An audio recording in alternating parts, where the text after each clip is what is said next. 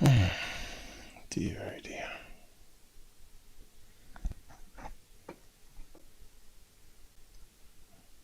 The Out There channel.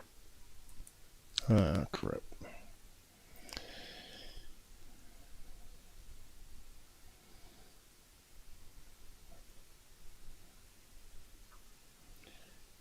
Glitch. The Out There channel. Please sub and share.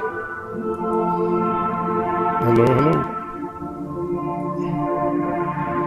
Searching for the truth. It's a bit better than last time.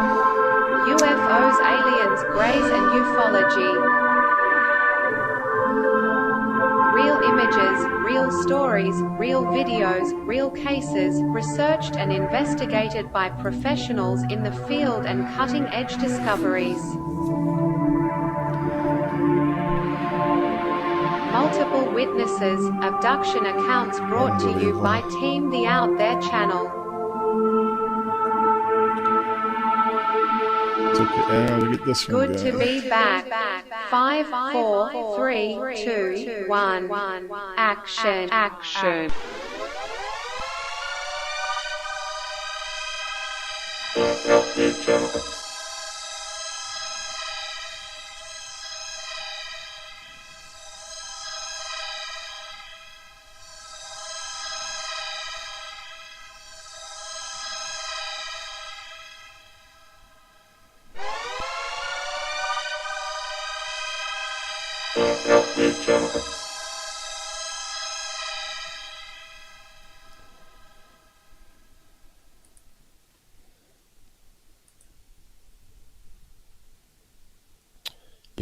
Yo. Yeah, so everything's running smoothly. But I haven't got Jitsi up and running, but you can see we got GPU on the list now. And it's using it. You can see the CPU is not so busy at the moment, but it still peaks up there a bit. Let's see how it goes. I haven't checked the audio, but some new problems. How's it sounding on audio here? Clipping? Probably. Sounds like it to me.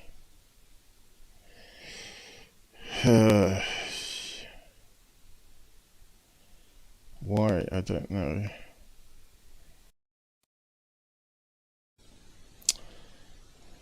I just reset the mixer again. Still clipping. Hello. Really bad. So what's Windows done to the audio?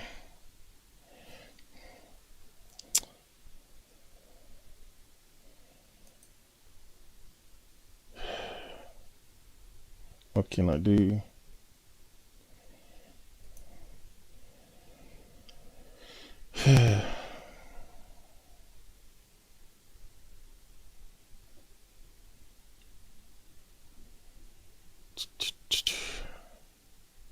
I don't know. Is it going too loud? No. Yeah.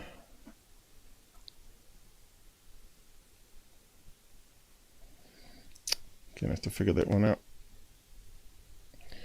Sorry guys, looks like it's a bust again. Let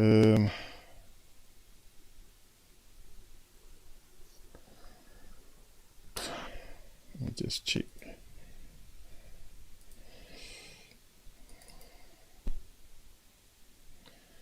CPU's calm at least. It's no good audio corrupting. I bet it's changed everything to studio quality.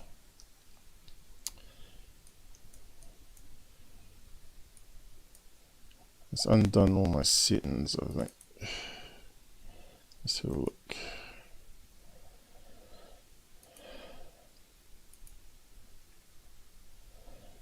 2-channel studio quality. It never works. What do I used to have it on?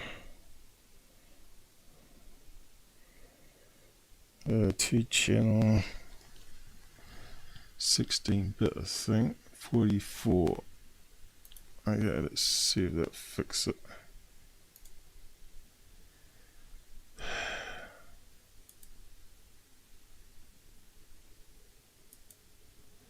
Testing. I think it might have fixed it. Let me just reset that.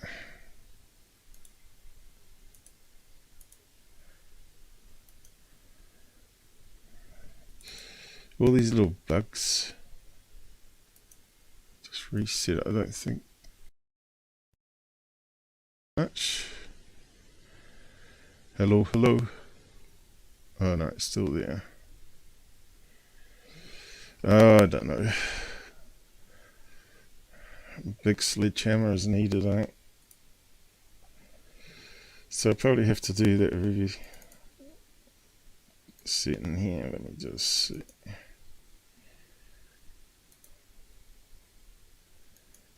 So I've done everything I had set up. Windows is a pile of crap with their updates. They should warn you. Well, they should be able to reapply all the same audio settings you had. That one's set correctly.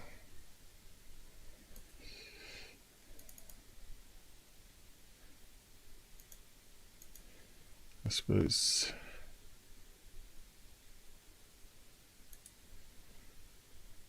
So I don't know if it's going to fix it, but it's worth a try.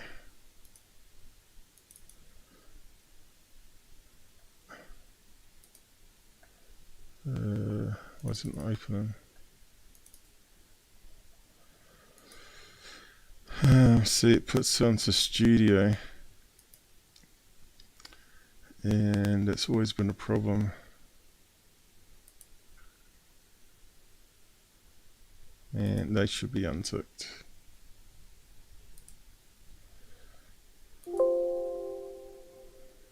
Device is being used.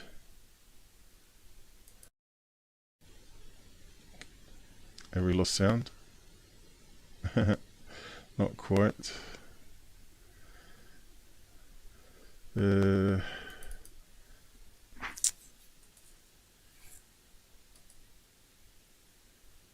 It's on studio as well.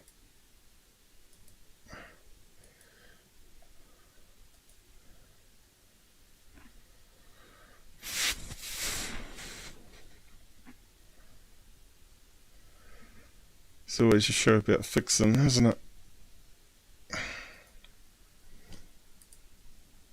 Most people wouldn't know.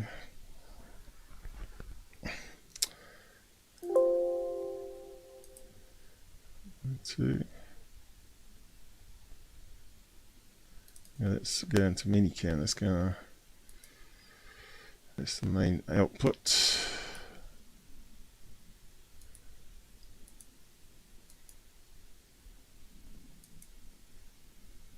I don't think anyone's watching anyway, but I don't care. I don't care.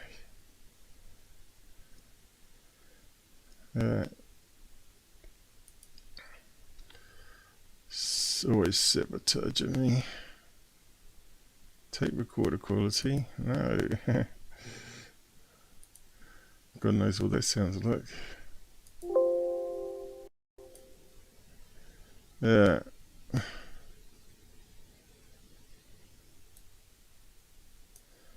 All these virtual cables that you need.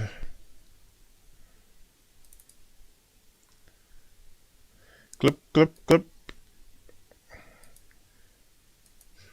Clippy, clippy, clip. Studio quality, you dumb craps. You should ask us when we do updates if we won't change any of that.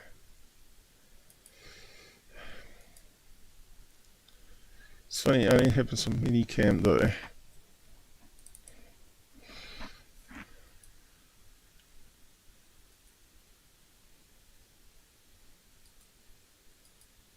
I don't think it's meant to be higher than 44.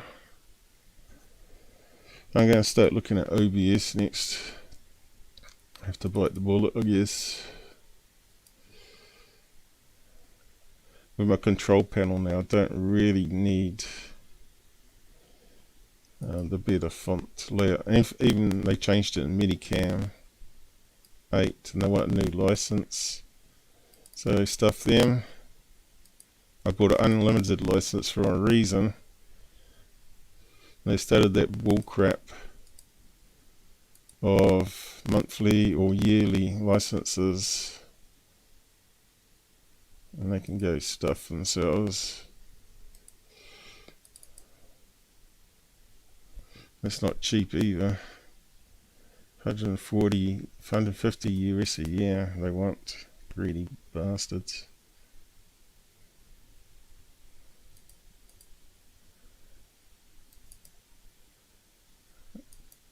What's this set to? DVD quality.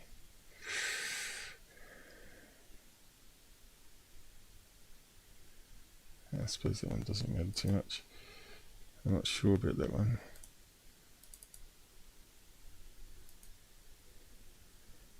Well, at least that's on 16. Ah. Yeah. Oh yeah, that should be on default. Playback. We've got to change all those. Have they changed? Sure have been. 16.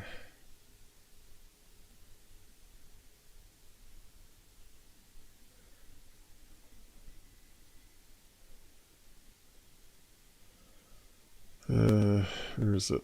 Up there. So where's 48? Can't do it.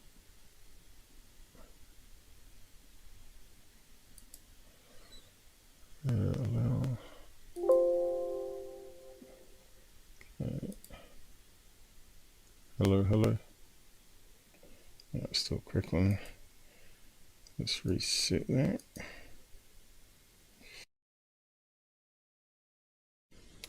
Yeah, got problems. Clicking sound.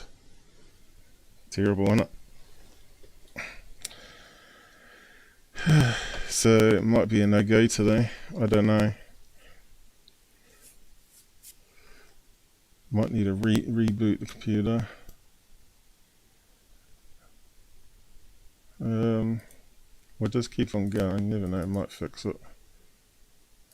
Change it back to what I normally have it to.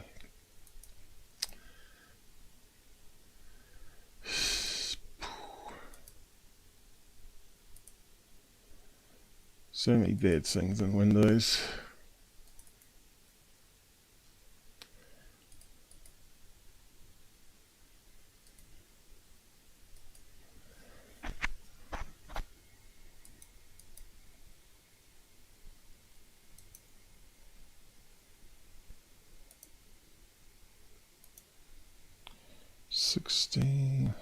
So if you got it's best to match your software to the driver frequencies and bitrate. Ours has to convert, and that's where it goes wrong. Because it's Microsoft.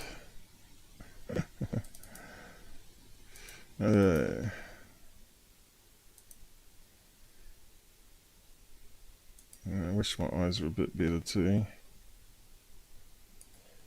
Is it still Krypton? Hello? Yeah. Okay.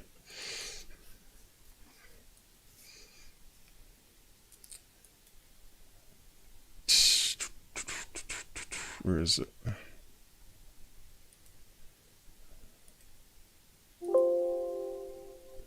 There's another. Oh. Did that do something? Ah, this sounds better. Hey, I did solve it. So it is the hi-fi input one. But I have to make sure these are the same, because that means all the mics are going to have the crackle. See, I'm so clever at this stuff. This is why I was paid the big bucks.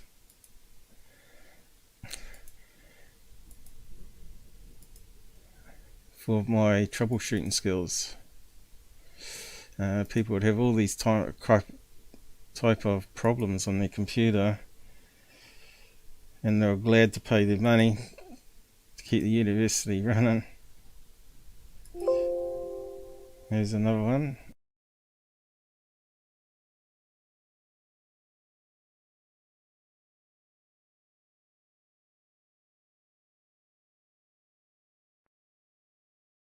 Yeah, that one killed off Minicam because that's the output to it. Had to reset the mixer. Yeah, what have we got here? Virtual. See, that's changed the name there. That shouldn't be called speakers. Why do they do that? Yeah, tell you what, I'm going to get a punch bag and I'm going to stick one side Bill Gates' face and the other side Goofon's. I wonder how much they cost. Virtual cable out, I think.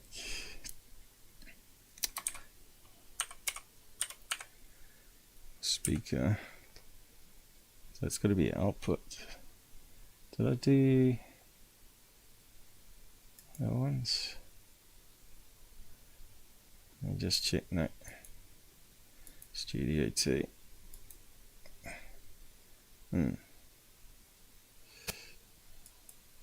Unassume it so I can tick it.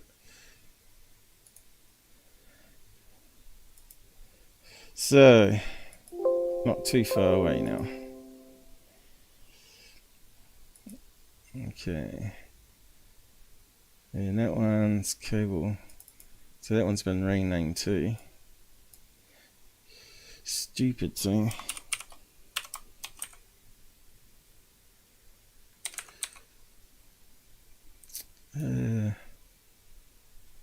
But I've got a feeling it's going to mess up. It's going to mess up something. Like Jitsi. So I'm going to have to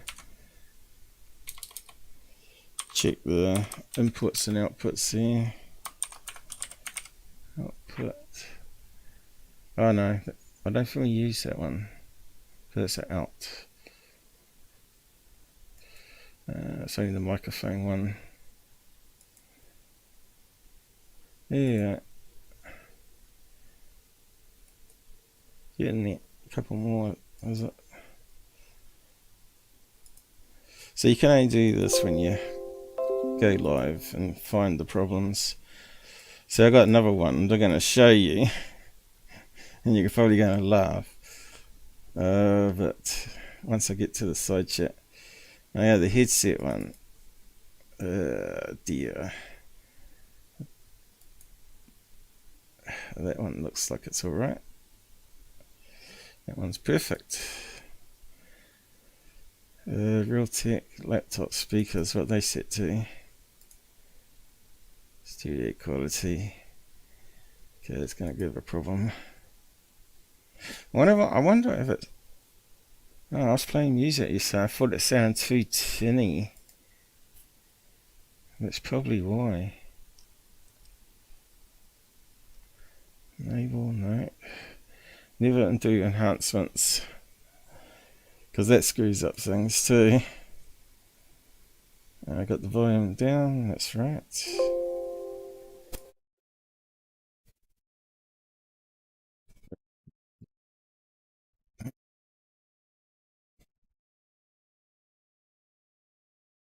Okay, I think we're in business. We need to play some videos. What have I got here? third crap on the moon.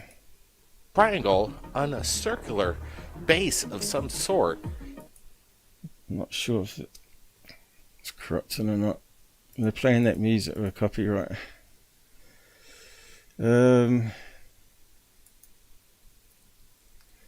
It's probably something I haven't done.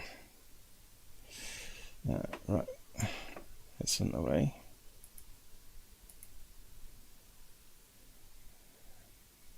What have we got here? Blank page. Yeah. Yeah, just play that one. It's got some music on it. My music, so it's copyright free. I can't hear anything. Why?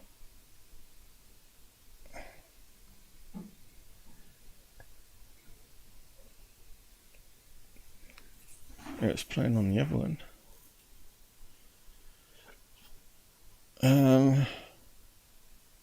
It's not muted. Maybe I didn't have any music on that one. Let's see. There must be one here.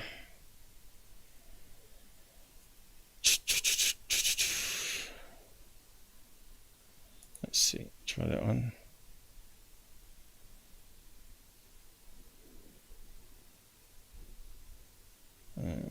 Can't hear anything.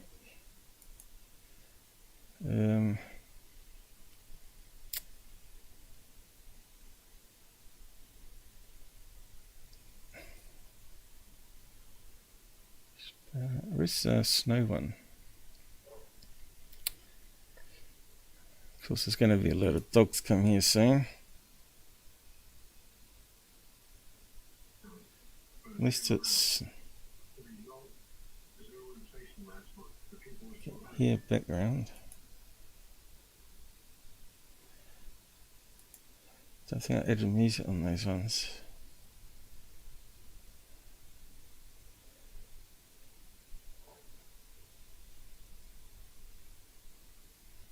Where's the snow one? Nice to see some.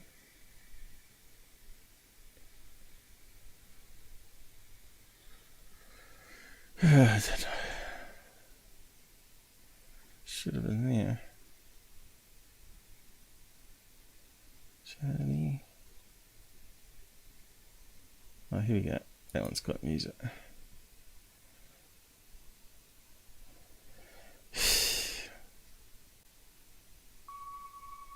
Aha. Now let's have a listen. This is my hypnosis music. Well, relaxing music I made. Can't hear any clicking. It's looking good, isn't it?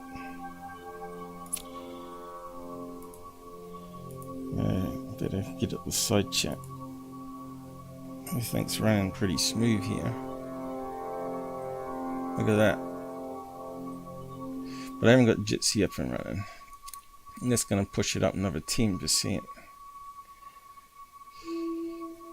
Definitely using GPU now though. There's a glitch.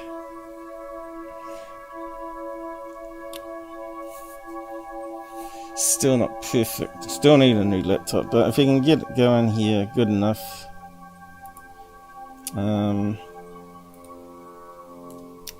this is the funny bit. Look at it stuffed up my HiLiter. And it almost looks blurry to me. Looks like it's got lots of changes that happened.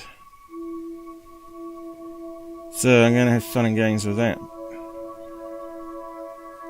Got to scale it back down. I think everything's blue instead of yellow as well. It's blue chicken. So yeah, it stuffed up my logo.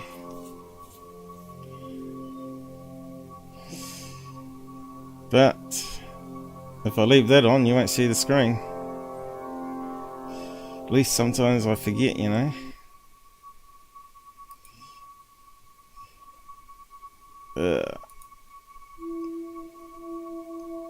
Anyway, sounds like it's alright. Good enough at that stage without the side chat running. But it's not perfect still. It's had every update under the sun. It's like a old car. It's got a new engine in it, pretty much. Alright, so we got a bit of laugh at goof on stuff, but I'm gonna be looking at other stuff. Oh, it glitched. Even though it should be using the CPU.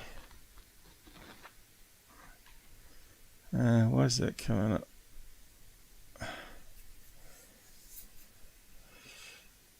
It's kind of weird.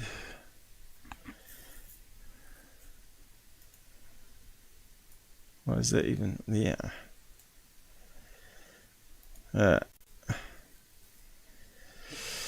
So, I just need to type up the side bits. It's good enough to run now. Yeah, I don't know what happened. What happened to the system? But I think it had to do with Windows. Doing a sneaky update. Certainly messed up all my drivers anyway. I can probably mute myself now. I'm doing a self audio check here, but it's annoying when you're talking that you hear yourself talk back. I suppose you know about that, Blue Chicken, since you're now doing live streams. So, Happy New Year, guys. Well, I wish I could be happy. I put a little smiley face on my picture. I'm not really happy, but that's the way it goes. Look how big this is. So at least I'm sort of working with the visually impaired. These people that have the really, really tiny fonts, who have these massive, big pixel screens, right? The massive resolution they can go, but they don't upscale their fonts, so you can't read what they got on the screen. Cambian's one of those. A lot of people do it. I don't know how he sees it himself, because he's got bad eyes too. But people should be aware, you know. Not everybody's got the same eyes. The problem is, in the last month, my eyes got worse. The left one, the cataracts, is now making double letters on the screen. And I can see better if I close my left eye. Maybe I should wear an eye patch. They never... 3 years trying to get an operation now on it. It's just crazy.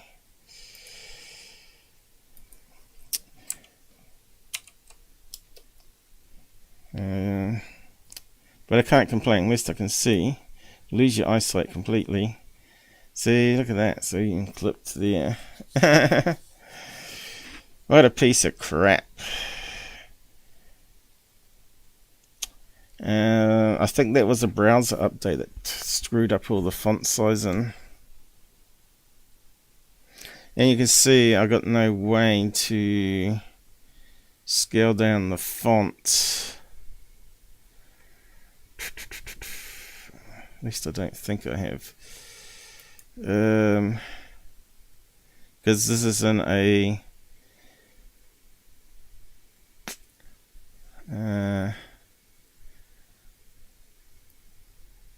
I don't think it has an option to scale the font down from here.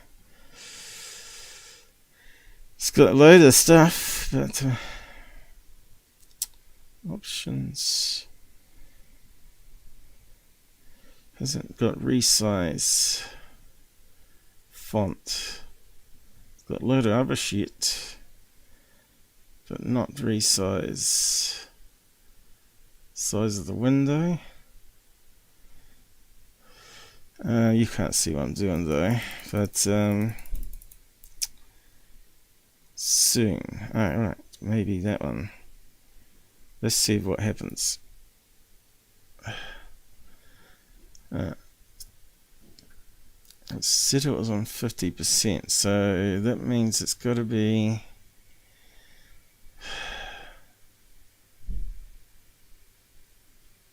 So you can zoom it. Normal. Can't see a thing now. So it's not the size of the font then. Control negative. Okay, let's see if that works. Changes it on the window but not actually on the screen.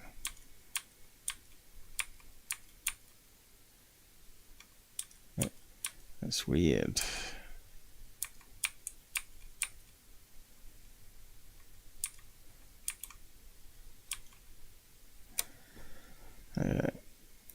Let's see that again. No, so it's not the size of the font on the browser. So it's got to be something on...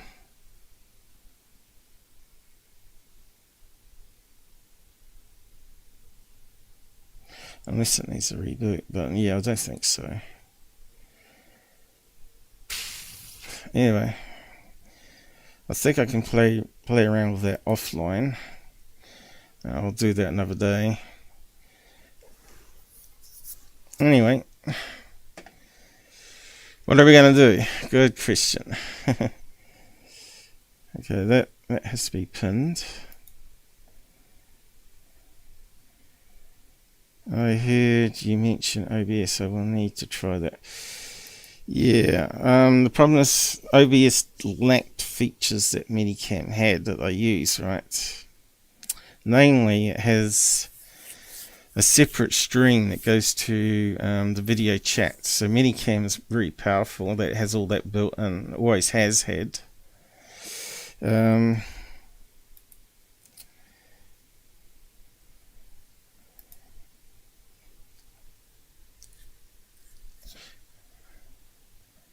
we go. So yeah, you can see how big what you said. At least it hasn't clipped it though. But it's not too bad. It could be worse. Takes up the whole screen. You can probably see my live stream and read it from the other side of the room.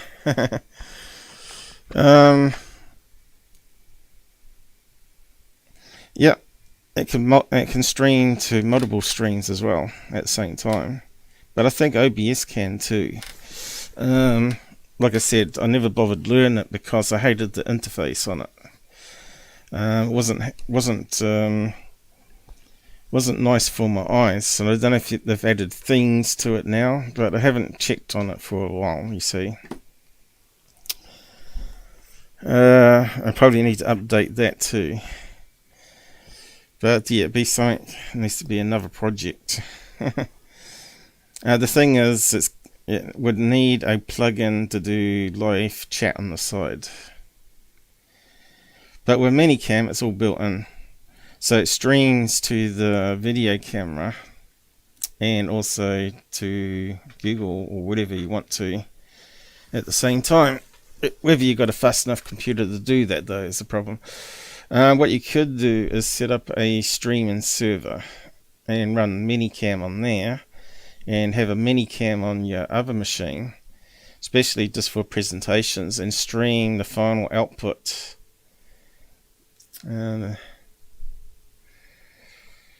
Let's see. You could send the output to RSTP and the other machine picks it up over your LAN and then sends it on to Google. I think it'd be a lot faster. That'd probably be the way to do it.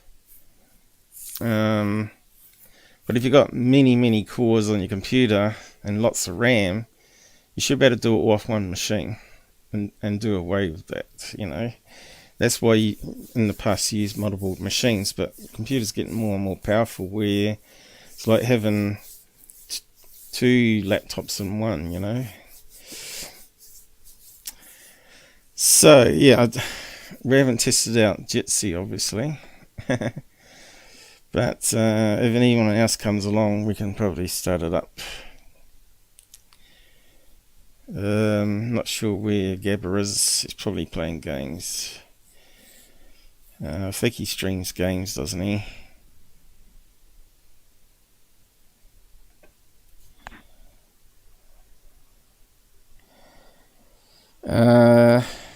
You have to set up the resolution you want to stream at.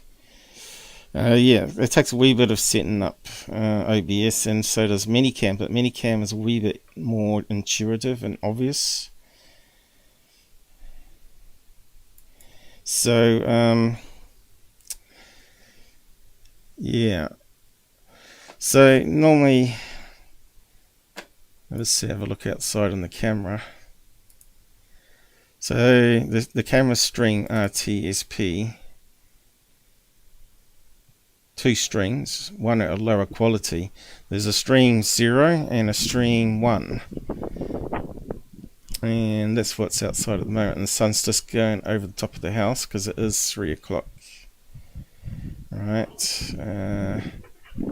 I thought I changed all the times to PMs, but it looks like it's changed that one back. I don't know, I'll give up.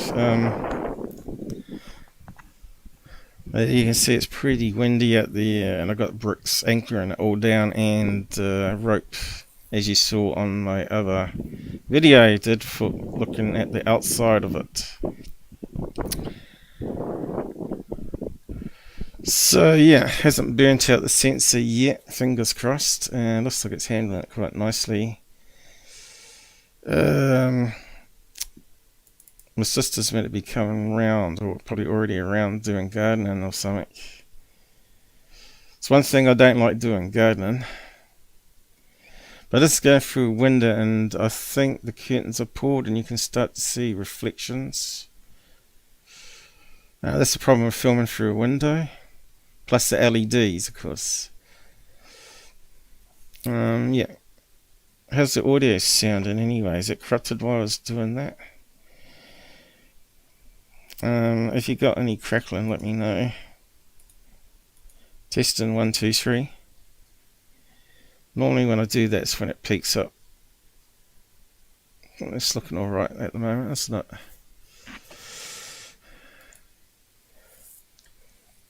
I won't do house front. But I have actually got all the cameras set up via these, and I just double click it. So if someone rings the doorbell, I just double click on, there's another one of a front door, and I can see who it is. But the problem is, the camera lens is so good that if people don't step back, they get their head chopped off. And if they're tall, especially, a lot of people are normally shorter, or really short, like 5 foot. You don't see them if you adjust it for the higher people. And there's no way to zoom back the quality. You normally have to place the camera further back, wouldn't you?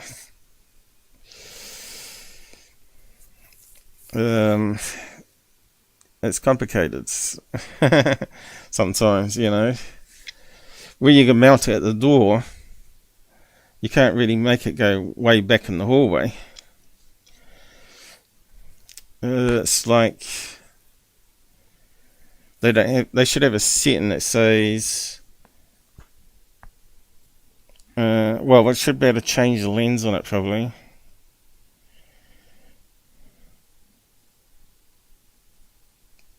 To have more height, or change the graphics to fix that.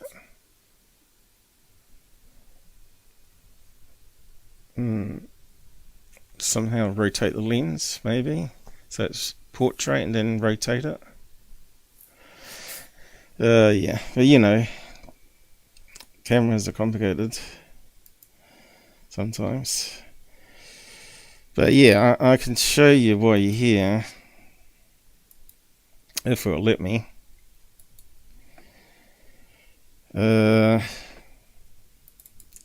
See if Internet Explorer runs, but it uses a lot of CPU.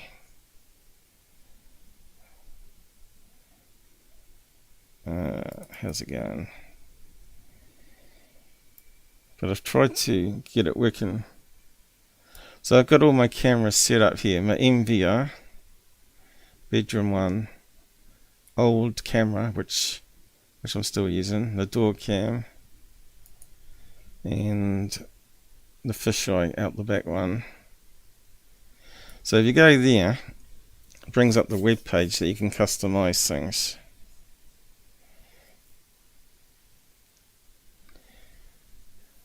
How do you get rid of this one? Do I want it Microsoft Edge? If I wanted Microsoft Edge, I would be using it. How do I get rid of that stupid message? There. Ask me later. Never ask me. Alright, so this is running off the camera. It's got his own web server on there. Okay, and the firmware. That's why it needs a CPU. And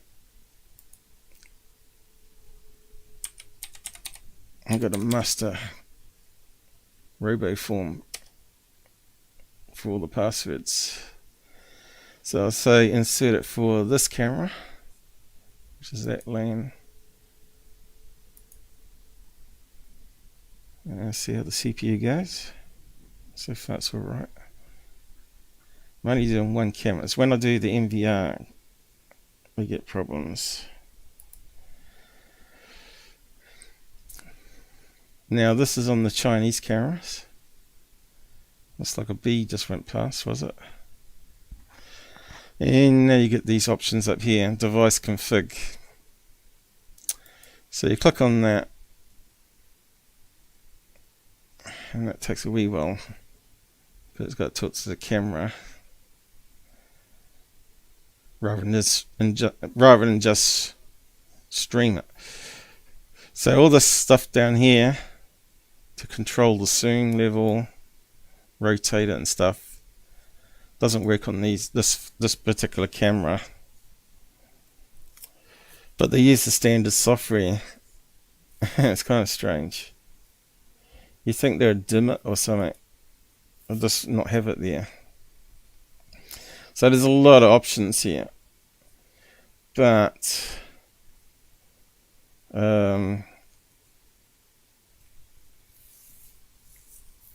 initially setting up the network on a fixed IP address is the most tricky.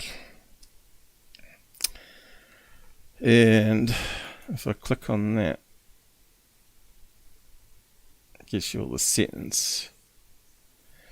By default it's set on DHCP, where the router supplies it. But that means unless the router has an option to reserve that IP address that it gives, you could do it that way. It's always going to have a different IP number, so it's better to turn that off and give it a LAN IP address that you reserved outside the DHCP server on the router. So you exclude a whole block of numbers. So generally I set the DHCP to be 100 to 200 range, and that gives me all the ones below 100 to use on PCs, and the ones over 200, the last digit we're talking about here, to be other routers, printers and that sort of stuff, and cameras you can do as well. But yeah, I got a wee bit messy. I started using cameras below 100. But anyway, that's how you do that one. So we don't want to change that. It's already set up. But if you go to camera parameters, this is where you can adjust it for your long exposure settings. Now, not all cameras come with this Chinese firmware, or I think it's called XMI brand,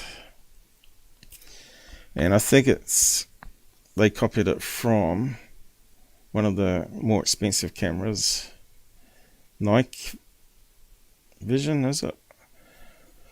But anyway, you can see there's a few options here. We can mirror it, image, flip it, anti-flicker, IO swap, and no red face exposure. Generally leave all that alone, apart from flip or mirror, depending how I've mounted the camera. It's got channel up here. That's because they use the same software on MVRs. So channel just means what camera, and since we're accessing the camera, we've only got one channel. But it could easily have two channels on it if it had two CPUs in it. I've lost my chat window here. How did you create a shortcut on VLC? I just got hold of the VLC icon, dragged it, made a copy that way, and then I went into properties, renamed what I'm going to call the shortcut, and at the end of it I put all the parameters, the command lines for the RSTP, which I can't show you because it's got passwords and stuff in it. But yeah, I did paste a text file with the link that you paste in there, I think, on the previous show, didn't I? So yeah, so I set it up to exposure to be automatic, but I changed the range to 0.1 to 80 milliseconds. And I've set it to full color, but the other options are star IR, which is like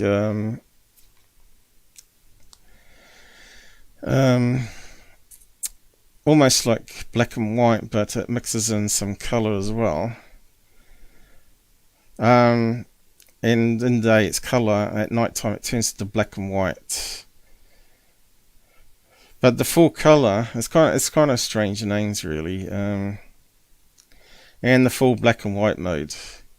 I think that generally the star IR or that one gets better exposure. It picks up all the bugs though, and the full color one doesn't, unless the bug flies right close to the lens. But if you stick it on those ones up high, you'll see just like a highway of bugs. Well, you do in New Zealand. I've shown it on my previous live shows, my new sky watching shows. So I set the white balance to be outdoors because it's outside. But you can leave it on automatic. It should be able to work it out. AE reference, I'm not sure what all this stands for, but I think 50 is default. Now the image style is important here. It's like a theme, a preset of contrast and brightness, pretty much. And style 3 is less brightness, and style 1 is more brightness, and style 2 is more brightness.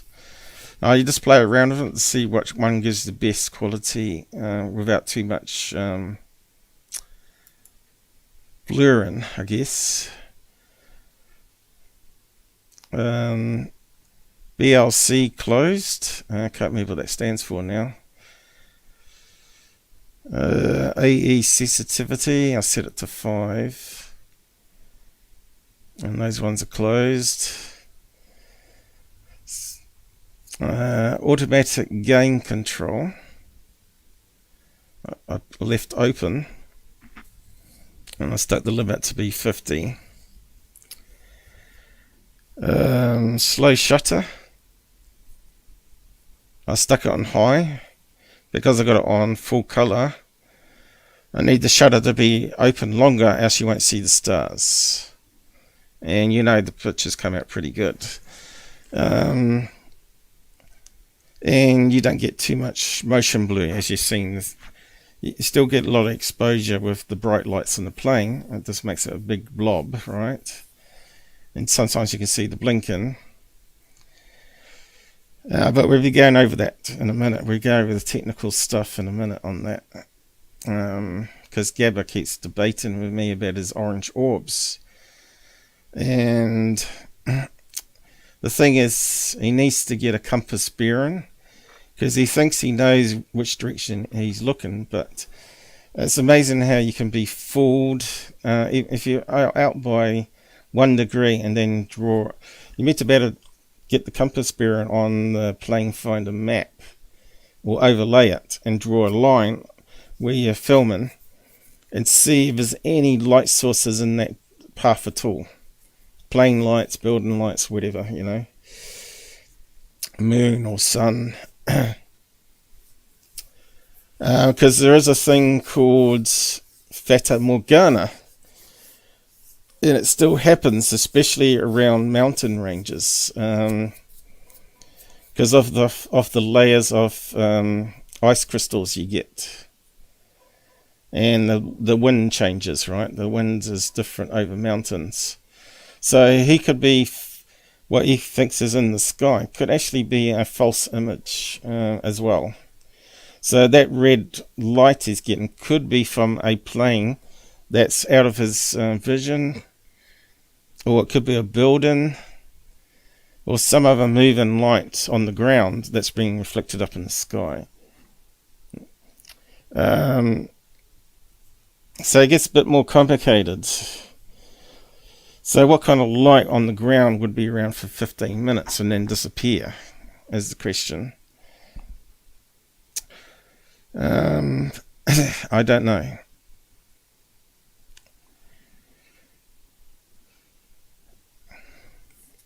Okay, so we got daylight NT level.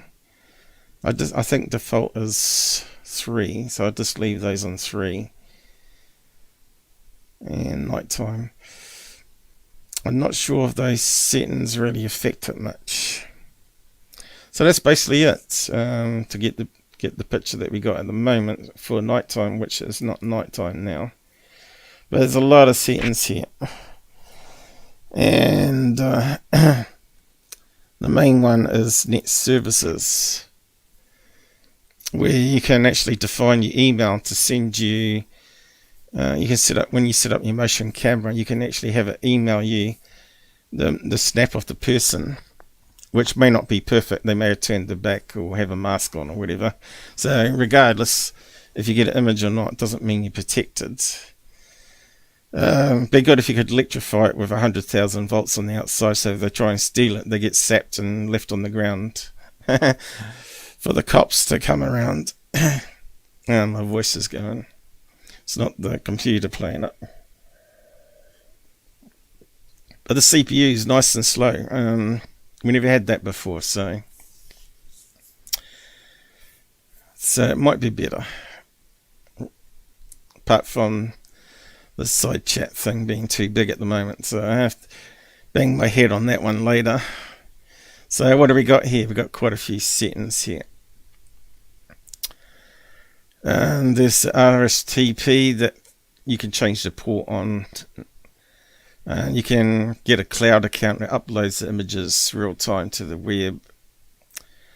App push, so it can send alerts to mobile apps. And FTP server, you can upload it to a LAN FTP server if you want to set up it. Or a distant one. FTP is like an old system before cloud come around. And the name one, okay, this one here is what sets the time, keeps it in sync all the time. And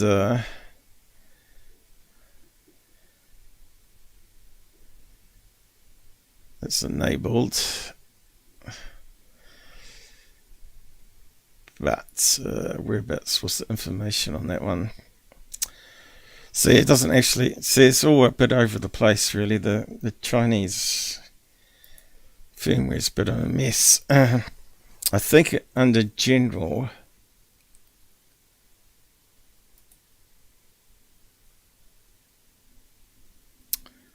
is where you get the real time thing. So it's in two places, which is messy.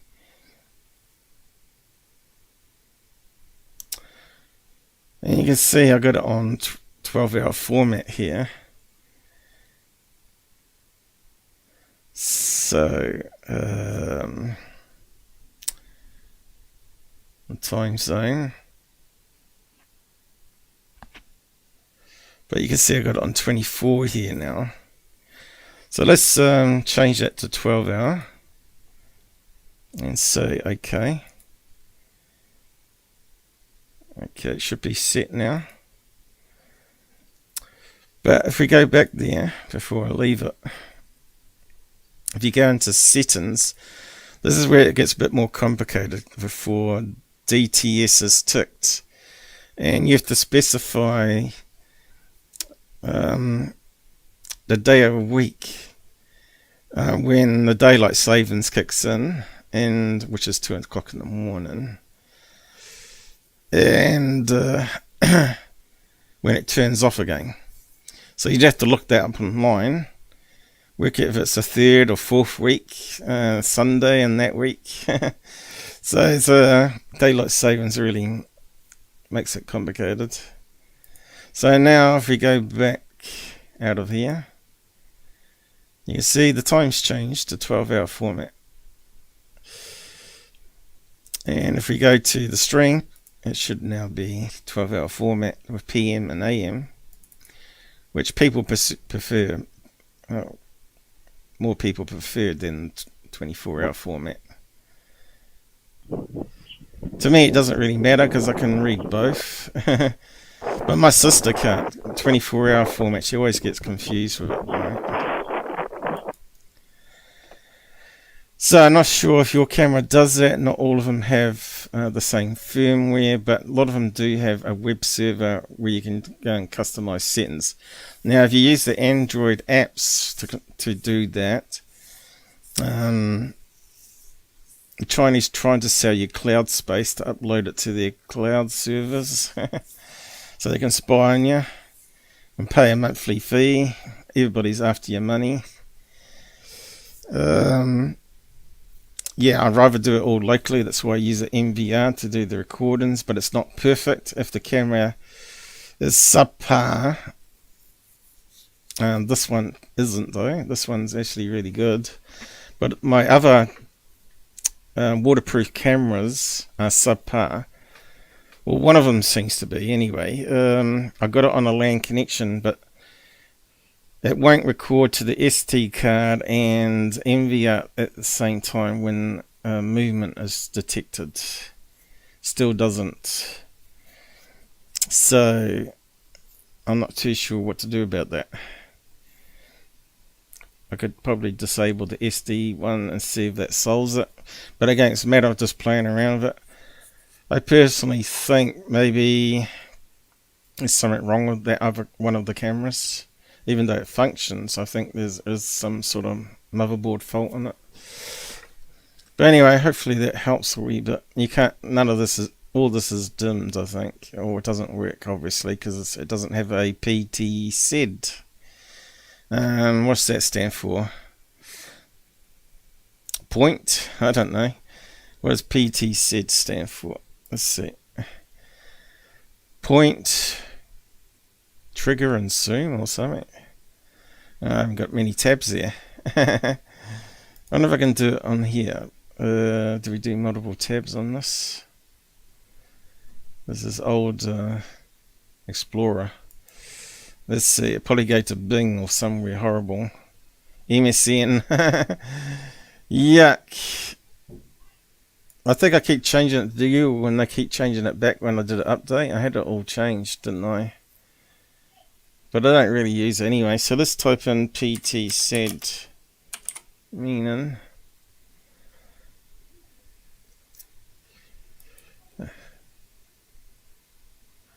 Pan, tilt, and sing. Okay, there you go. Fairly obvious, really, isn't it? So, yeah, sounds like my sister's here now, and they've got all their dogs here. And she's got 4 dogs. Charlie likes to see them, but after an hour, he's had enough of them. You know, Charlie old cries. You know, you say my sister's dog's coming, he's looking out the window and crying to see them. And after an hour, he growls and wants them away because he's like an old man now. He likes to see them, but for a short period only. Anyway, yeah, I'll just drag that back. So when next time I open it, it's on the other window. Might actually be running faster on that window, actually. Because I think that window uses my video card properly. The NVIDIA one better on the second screen than it does on the main laptop, which uses Intel. But yeah, 18 Wells, you joined us. Do you want to come on voice? Or has Bruce C. all told you off? How's the audio been sounding anyway, guys? Any clicking? Let me know. I think it's been alright. Generally, the video can click if I zoom, but that's always done that, I think. But unfortunately, we discovered this new fault here. Well, we did have a fault at the beginning. Found some more changes that Windows did to our drivers that made it all crackle. So I've managed to solve that, I think. And I didn't need to reboot after all. No, this is the problem we got now. We got a massive text highlighter. And has it lost some words at the end? I think it has. So if you do too much on a sentence now, we're not going to be able to read it. My old camera had that. The new ones are higher res 2 can do RT. Yeah, you got to pay normally a more premium price for those cameras that do RT-SP. But yeah, if you've got software that can only be day or night mode, then that's very limited. You want to be able to customize. Some even allow you to do the RGB. So, you know, as you know, when there's less moonlight in your night video, full color ones, that tends to go more purple red. You can actually then adjust that with the RGB ranges and turn down some of the red. But as you can see, if the sun's shining up at it in the morning, let's see if I can bring it up. Oh, yeah, I've got to remember to undo that now because it takes up half the screen. There's Dad. He likes to eat, yes. He eats a lot. He eats twice as much as I do. I don't know how he does it because it would make me really, really sick. But he loves his food. So I got that genetics, unfortunately. So you can see these are normally bright yellow bricks here. But you can see it's got a lot of red when it gets a wee bit dark. When it hasn't got much light. And yeah, it would be good to be able to customize that. But this firmware doesn't have RGB settings for it. So, yeah. And you can see the bay window is a different camera make altogether, but it uses the same firmware. But it's made in China still. And you can see these are close to what the color brick should be. But it's going through a window where light's reflecting off a white layer, a rubber layer behind the curtain back at the window. And you can see now the sun's right overhead. And I think I set that on style 2 to make it a wee bit brighter as well, because when it gets to a really dark day, it's really hard to see through the window because the window is tinted as well. But what I need to do is open up this camera and pull off the LED board, because we don't want any LEDs with the Sony sensor, because it's so sensitive. It can get the moonlight and the stars even through a tinted window good enough to be able to see something happening in the yard, but the LEDs reflect off the window back at the camera and you end up with that funny pattern that goes around it outside. I'm not sure if I can bring up an image of one. I should have taken a snapshot to show you what happens when it reflects off the window. But as you can see, the firmware didn't have a tick option to turn LEDs off completely. In fact, normally the LEDs are two parts. There's the white LEDs, which is for the Color NightVision. That basically it's like shining a torch at the intruder, so you get a nice image of them. And then you got the red ones. They glow red because the infrared, right? As you know, the infrared given off is heat, so that does have a sort of a red tint to the LEDs. So, but yeah, you can see it runs smoothly. You know what complicated setup we've got here, right? I know everybody uses like StreamYards now and add all that into the StreamYards configuration, and they charge you like $30 a month. Me, I can't afford that. I got to do it on the cheap, and I got to use my noggin to be able to do things like that.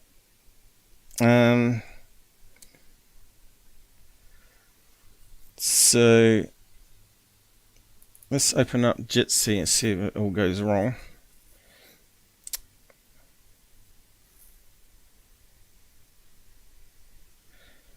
I fixed this up too, and now we've got volume control, so that's good. There's a thing here, although how do we change that? Infinity, not that one.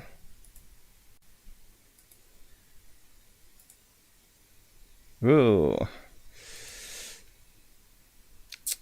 that's why you need at least one person on. Look at that, that's pretty cool though. Infinity and beyond. Look at the weird mouth on the alien as it goes down. Beep beep dip dip dip dip dip. I could do a music video like that. That's pretty cool though. Yeah, how did I get it back to the one I had before though? Not that one. Oh, not that one. Now I'm stuffed. It used to be able to turn it off, right? But now if you go up here, there's this little side window. Pops in and out. You can click it, and I think it works on other people's as well. Then I can click on those 3 dots up there. And normally it gives you the options. Oh, there you go. But my one doesn't have many options, but other people would have volume control and stuff, right? So yeah, if 18 wheels drop on, we can probably show you. Or Gabber, if he's out there. There we go. It doesn't like being in full screen, right? Yeah, you can see it starts doing strange stuff. But if you go back to a little tiny one, that solves the problem, because you got all this here. I don't know, it's kind of weird, isn't it? And look, the mouse work, you can see the mouse working. So this is what's going out to the video chat side thing, and also to Google. So it's a good way in checking. It gives you a little mini window using Jitsi like this to check to see how the cursor's working and things are working. And if I highlight things, right, you can see it doesn't show up on my screen here, but it shows up in the mini window because it's a layer that Minicam adds on. So that's going out to everybody. So I don't see it here, but I'd see it on the stream going out to the cameras. Yeah, pan, tilt, and zoom. Actually, I don't actually see that written down on the screen here. I might have to reduce the thing again.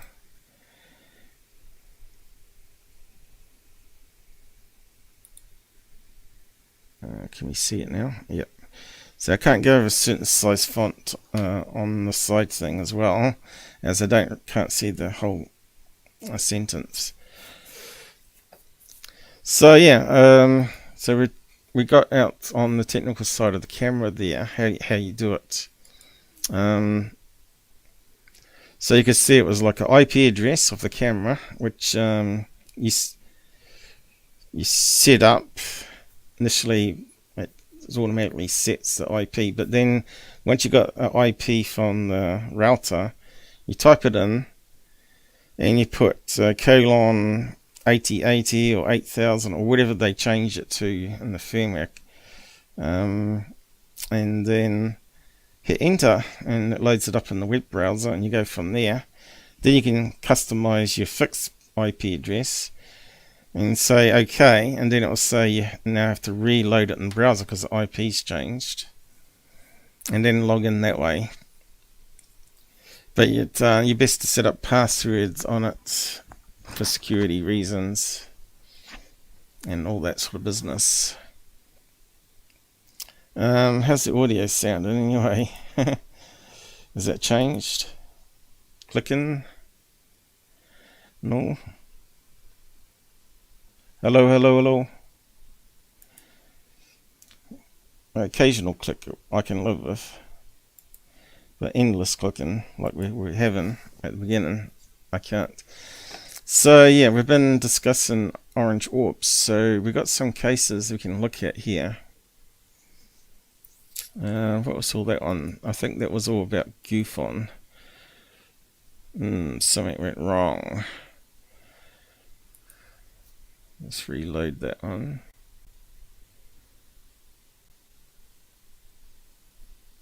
What happened there? Oh, that one's dead. Close that one. It's probably something I had there that I deleted. 3-ring circuit. So yeah, I'm just going to cover that at the end, the new stuff. So I'll leave that at the end because people may not be interested in that. But yeah, I did something funny over the New Year's. Or actually on New Year's I was coding it in the video editor.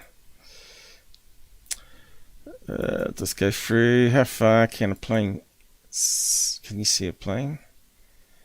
Inverse square law. Laser pointers. Lights on the plane. How far you can see strobe lights. I think that one was. And various UFO stories here, which we might just go over. Orange Orb. UQ Science unlocks secrets of the Min lights. So we go over those ones now. Yes. As you know, this was really meant to be a test run. As well as doing a UFO show. We sort of took 15 minutes to fix the audio. Well, a new audio problem.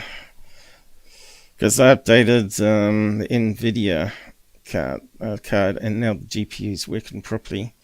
And I bet if we look at it, you can see it peaking all the time now. I didn't used to have that one up there, the GeForce one, right? But you can see the CPU is taking some of the load off the CPU, which is good, which we need. Now, it still might click occasionally when I do the sync, because it does use a wee bit of CPU initially. But yeah, I'm not sure why it went wrong in the first place, but it is what it is, and it's not like you can undo what you don't know changed. It could have been a driver change, driver update, something that was done without your permission. General thing that happens with Windows, right? Alright, so let's have a look at this thing here. How far can you see from a plane?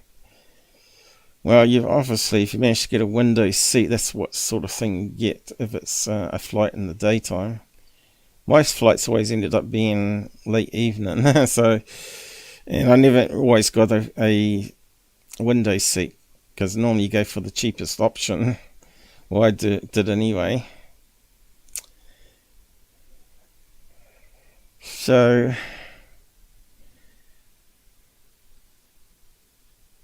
just making sure the zoom's working. Maybe that was causing a problem before. The strange thing is it's not working still. Looks like the browser still takes over control of the cursor key when it shouldn't be. So I can't zoom in. See, the horizontal wheel should actually be my zoom, and the top one should be up and down. But despite I put an add-on to try and stop that, it's still not working. And now I've lost the scroll. And I thought I had that fixed yesterday. I can only do that, but I can't change the zoom level now, you see. So that's a problem that's now happened. Because of the browser, I think.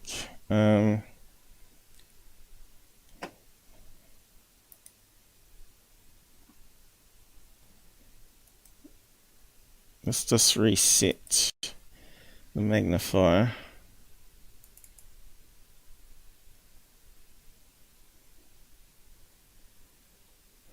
Again, I think that's to do with security. No, it won't let me zoom out a wee bit. And that's a new problem that's coming with the updates. I thought I had it solved. But it's messing around with the mouse software. And I'm not sure if there's a fix. I never found a real-time fix for it. Restore desktop icon there.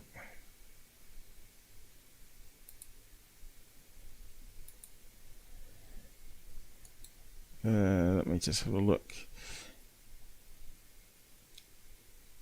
Disable. Yeah, that certainly disables it. Undisable. Yeah, no. So I don't know how to get around that problem. Something's taken over the mouse control. What though is the question? Was it because of Jitsi? Let me see. No.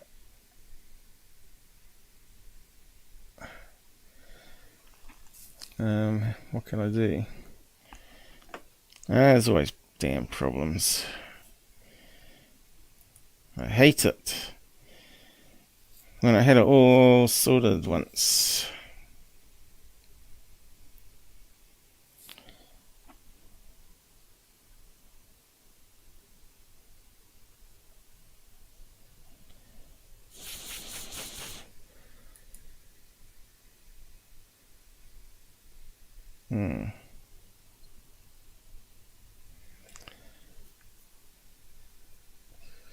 Let's see. No. Yeah, it's changing the size of the font, the icons still. Yes,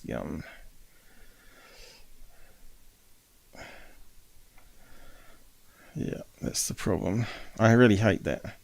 There's no option in Windows 10 to turn off that control key control. And I need it for my mouse zooming in and out. Yeah, it's just queued up a load of them.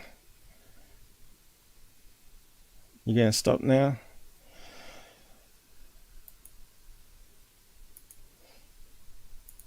It means something's taken over the mouse. Yep, it doesn't work. How can I fix it?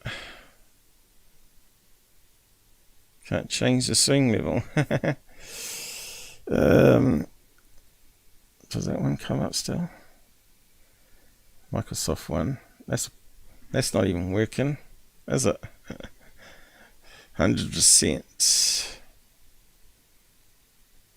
Now it's 200. Well, we have on 300, don't we? Well, that one's working at least. But that one's not.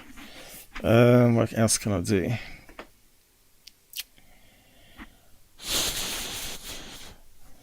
It's going to do my head in this stuff, because it was working at the beginning of the show.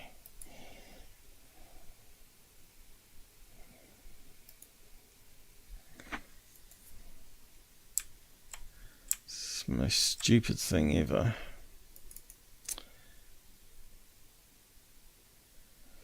Let's see. Is it run as administrator? Run as administrator. Where is it?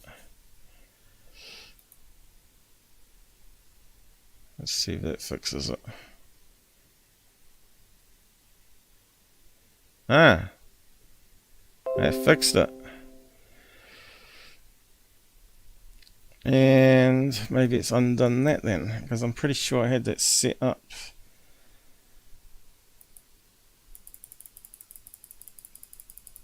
Run as administrator.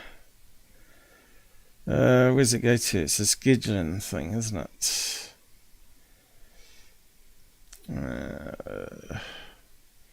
Can you even change it to run as administrator? Where's compatible mode?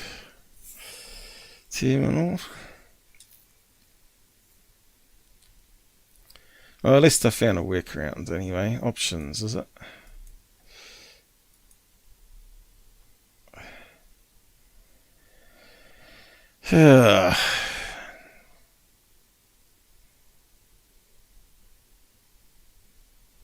Now, what's that? Now, that is so many new things to it. Previous versions. Security attributes.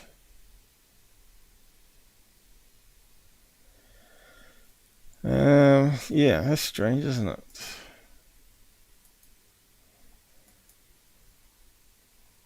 So, yeah, what's the program? General. Maybe I can go to the file and change that so it always runs as administrator. So I told you it'd be security stuff. Schedule out of glass brick. Cool, desktop. You think that would be running as administration task or system task? Anyway, we've got a workaround. Just click on that icon. We've run. But it's strange, it hasn't got it in the tab.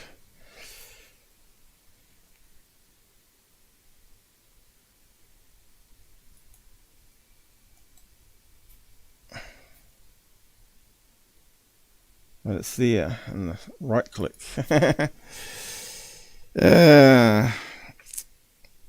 Sorry, just getting home. Okay. I can start up the side thing again. I shut it down. Just to see if that was causing it dropping out. So basically something with higher security overrides the mouse control. And I don't know what's doing that. That's something new. But as long as I can do that. and not get too much corruption sound. How's the sound going at the moment? Because I've been looking around. We'll get there. Just got a new set of problems to overcome and suss out. Like I said, I got a mine that people paid good money for to fix these type of problems and figure it out. But yeah, as you can see, I've figured out quite a lot of complex things here. And still the show's running. So yeah, what was I going to do? I forgot what I was going to do now. What was I going to talk about? Oh yeah, I was trying to zoom in and read that, wasn't I? You can see the browsers trying to fight me for the roller thing. We got the top one that goes up and down, but the thumbnail one should be just for me to use my magnifier, and that they want to use that also in the browser. And there's no option to turn that off, which has been there for years. It's typical of these companies like Google and stuff that make it. You've probably wondered how high planes can fly, but at some point you might also wonder how far you can see from a plane when you're tens of thousands of feet up in the air. Well, obviously, unlike the ground, you can see a further distance, right? You can see to the edge of the horizon. Now, if you're on the ground, sometimes you can't do that because you've got trees and mountains in the way. What is that on the picture there? Is that mountains or clouds? It's a really strange looking cloud, isn't it? It's a really strange cloud formation, that one. Kind of almost looks like trees. So I'm not sure. Is it trees or clouds? Because of the colour, you see. Looks like the sun's setting. Yeah, it's got to be clouds in it. But anyway, you'd think you better see some mountains or something. Gives you some reference points. But anyway, if someone was on the ground here, they would see your plane. Down there, right? It's not the best of pictures. So that means you would see downwards the same thing, right? You might not be able to see the person, but you might be able to see the house that they're standing next to. So you got to always think of these things. So if a plane can see your house on the ground, then you should be able to see them. And if they got the lights on, you should be able to see them at night time. But as we go through the information, we'll learn that the strobe lights you only see up to a certain distance. So we'll just go over that, and that means cameras as well. Cameras might double the distance, but you still won't be able to see the flashing. So while the exact distance you can see from the plane is impossible to calculate, we will assume that the Earth was perfectly spherical with a smooth surface. We can deduce that you can see between 200 and 250 miles from a passenger plane at cruising altitude. So there is a bit of mathematics that you can plug in, trigonometry and all that. Fairly clear, you can calculate how far you can see from any height using this following formula. So I guess the 1.2 would be the curvature of the Earth, right? I'm not sure if they tell us, do they? What the constant is. Visible distance, height above sea level. So at 30,000 feet you can see 211 miles, 35, 228, 40 to 44 miles. But that's not going straight down. That's looking horizontally, right? This formula uses trigonometry to calculate visible distance. It calculates the distance from the server to the line at which Earth's surface and the sky appear to meet the horizon. Actually, the visible distance will be lower than this estimate for several reasons. Factors determine how far you can see from a plane. Shape of Earth. Above the equator assumes a uniformly sphere Earth. In actuality, the Earth is not perfectly spherical since it bulges near the equator, and the bulge is not even either. Further distortions are caused by uneven distribution of Earth's continents. As a result, how far you can see into the horizon also depends on which direction you're looking from. If you face east or west, the horizon will look much further away than if you look north and south. Well, that's quite interesting. The measurable model above also assumes a smooth Earth with no surface distortions. This assumption also inaccurate, since the Earth's surface contains mountains and valleys and give the Earth a rough surface. For example, 10,000 foot tall mountain may be visible above the horizon edge when seen from 30,000 feet altitude. But when you're on the ground, you don't see the mountain, obviously, because it goes around the bend of the Earth, right? Unless you're a flat earther and you believe in the garbage that you are told. Behavior of light. Light does not always travel linearly, especially at large distances. As we know about Fata Morgana and mirages, atmospheric light refraction can reduce or increase the visible distance from a plane. So that would also apply looking downwards as well, right? Distortion caused by the atmosphere and ice particles in the air. Refraction occurs when denser cold air forms above less dense air. Usually occurs over oceans, since the warm water currents keep the surface temperature high. When light passes from warm air to cold air, it gets slightly bent. The slight bending of light rays is known as atmospheric refraction and increases a light ray's distance when reaching the eye. Atmospheric refraction makes light appear to curve over the horizon, which could permit you to see slightly further than the horizon, especially if you see a tall object. So we're seeing that with boats on the water that are over the horizon, but appear to be like ghost ships and islands, of course, and lighthouses and oil rigs and container ships. Atmospheric conditions like clouds and thunderstorms also affect visibility. If a plane is flying over clouds, it's almost impossible to calculate visual distance.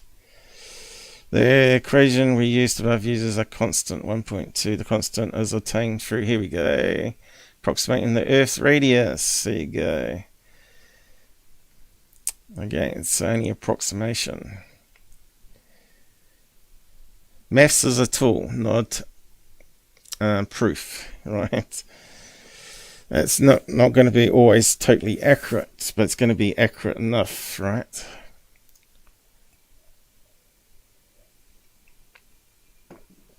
Okay, so I'm not sure if it goes on a fair bit, as you can see.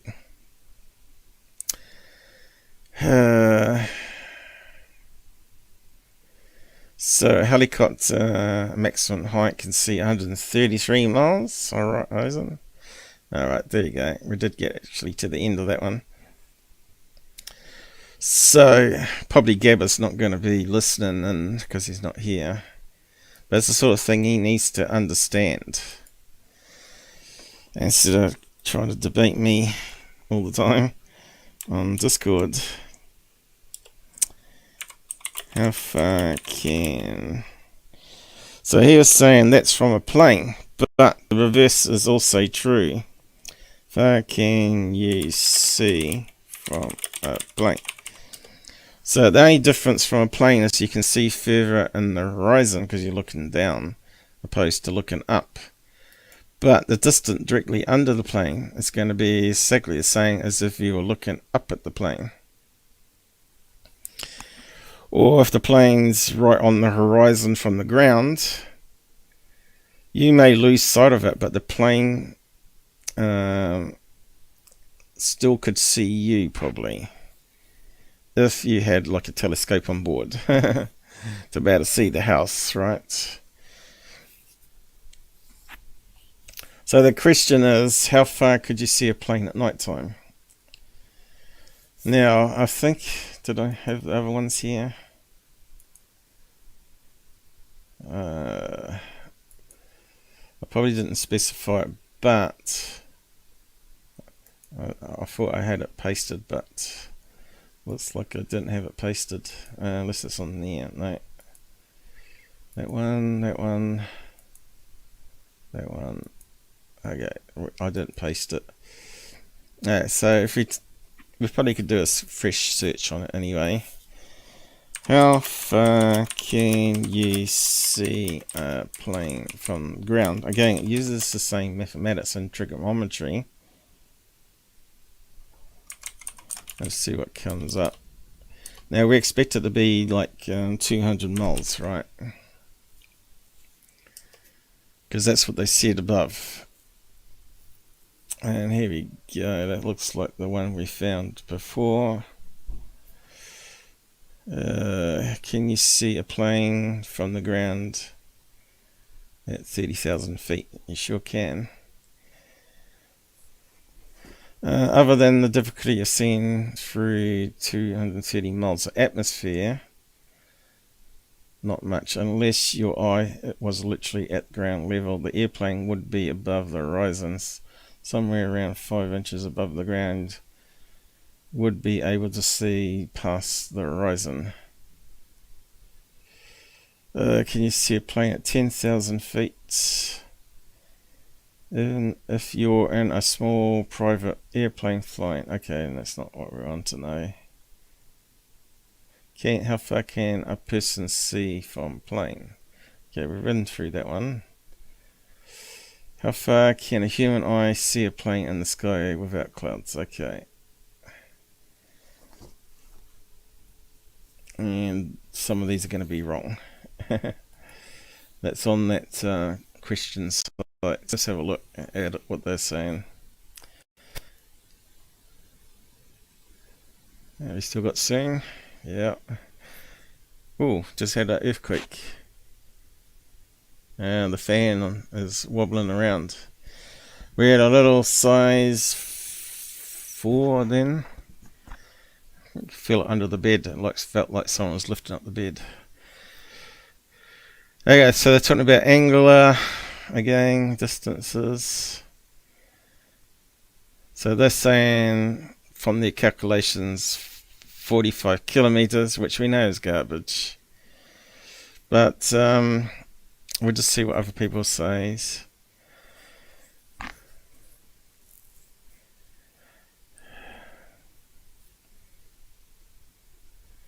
Airplanes are big. Yep.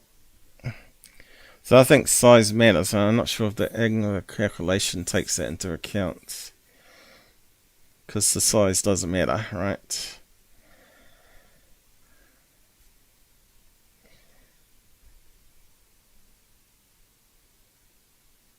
What's that one? By 7 and about 3,000 feet altitude, see many small general aviation craft. Okay, you can see the houses, but you can't see the people. And what's 3,000 feet in miles then?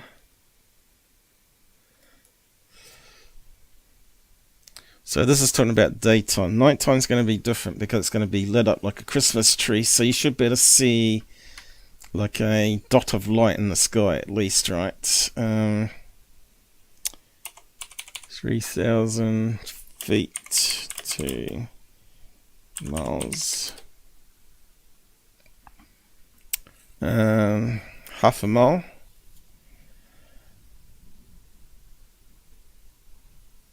Doesn't sound much. Was it 3,000? Was 30,000, wasn't it? See, many small general aviation craft. I can see better if I close my left eye though.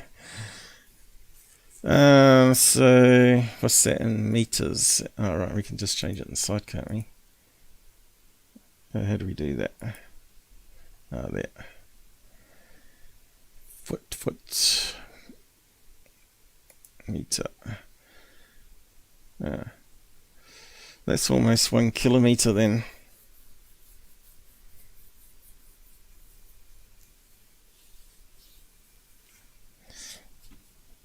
So what would be miles? 200.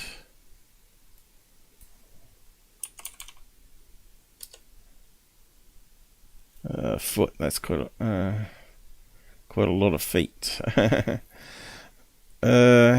Divided by 3. So that'd be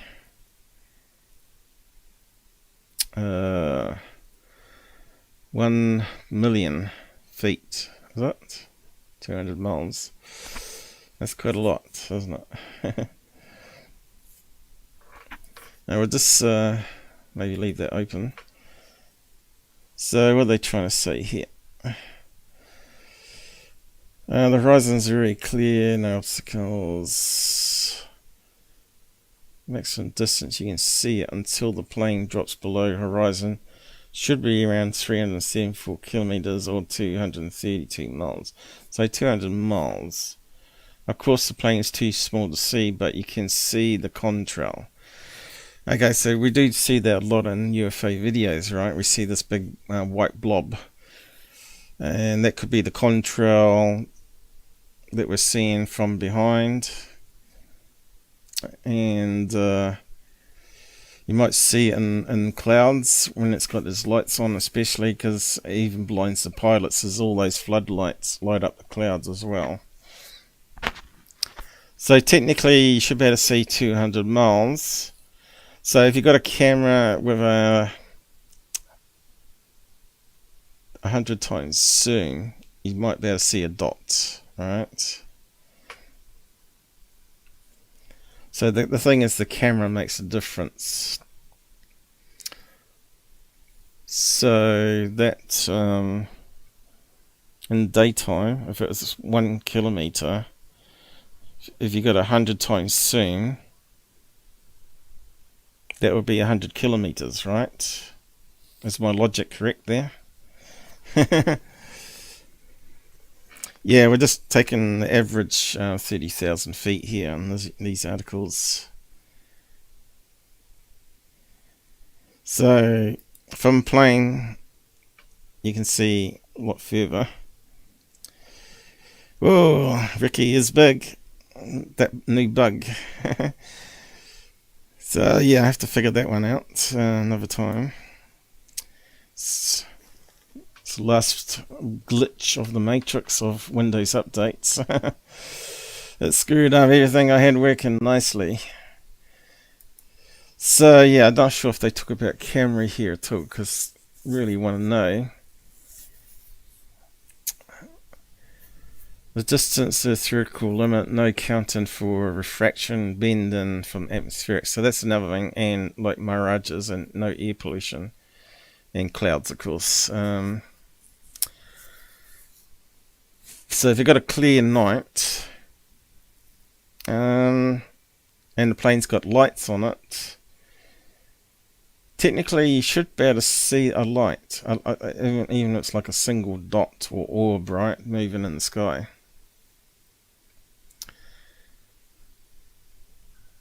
Now, on my security camera that's out the window here, which I was just doing earlier, talking about how you customize it, there was definitely a plane at higher than 30,000 feet that I could see. I think it was at 38. And it was just like just a bright blob moving in the sky, but I could see the contrail on the night vision, which the green screen ones don't seem to show up, but my one does for some reason. Maybe it's that sensitive. But the moonlight reflects off. I guess it depends on the orientation of the moon and the way which way the plane's moving. The light from the moon reflects off the vapor trail left from the plane, which is generally heat, I guess. Oh, I guess it's heat because it's mixing in a bit of IR. So the Color NightVision's mixing in some IR as well as normal light, and it's joining it all together. So we must be seeing the heat, not the actual light in this case. So we see the small sort of contour. I did have a video of it in past lives where I showed you it moving through the sky. I'm pretty sure it did. I have to see if I can find it again. If I had more time instead of fixing computers all the time, trying to keep a live show going, I would be a bit more prepared to show you what I captured. Now it went it went over top of a cloud because it was higher than the cloud, and you can see the plane disappear, and then it popped out the other side, but we couldn't see the cloud because the cloud wasn't emitting any heat and it wasn't reflecting any of the moon, but there was a thin layer of cloud there, enough to block out the light from the plane. It was a really good capture. But I was just going through footage. I didn't actually have that in real time with the app. So that's why I'm trying to explain it to skywatchers, that if you can see a plane in nighttime and hear the engines, then it's got to be within 20k of where you are. And if it's further away, you don't hear the engines. That's something else I probably have to type in there about engine noise. There's so much stuff you need to experiment with and just document, but you need to be able to look at the app and work out on the map what the distance away the plane is to be able to document it. You know what I mean? When you bring up flight radar, you get the map of the ground around you, and you get the flight path of the plane going across here, and you're standing down here, so you should be able to measure it on the map itself, the distance away from you, that you can then hear the engines. I don't think there's any site that's actually got a chart. I don't even know if MUFON's got a chart of that sort of stuff, because that would be really handy, right? What are other people saying here? Okay, they're applying again the formula, but a slightly different one here. It's 2RH. I guess that's the 1.2 constant business, is it? How far does the human eye see from a window seat on the plane? So we've been through that one before. How far a pilot can see another aircraft? Well, does he answer that one? Is there any replies to that? Comment. More. No.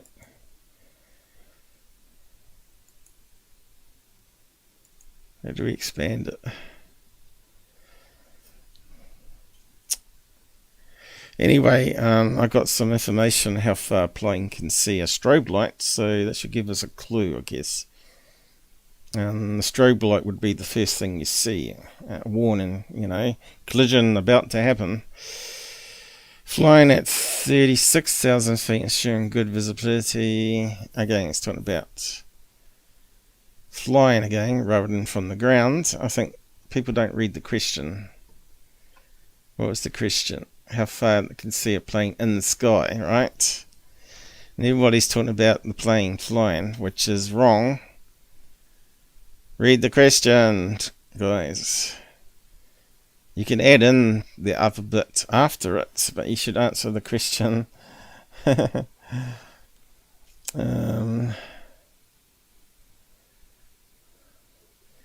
far up in the sky can you see? Okay, let's talk about galaxies here. Andromeda is definitely far, far away, about 2.5 million light years, in fact.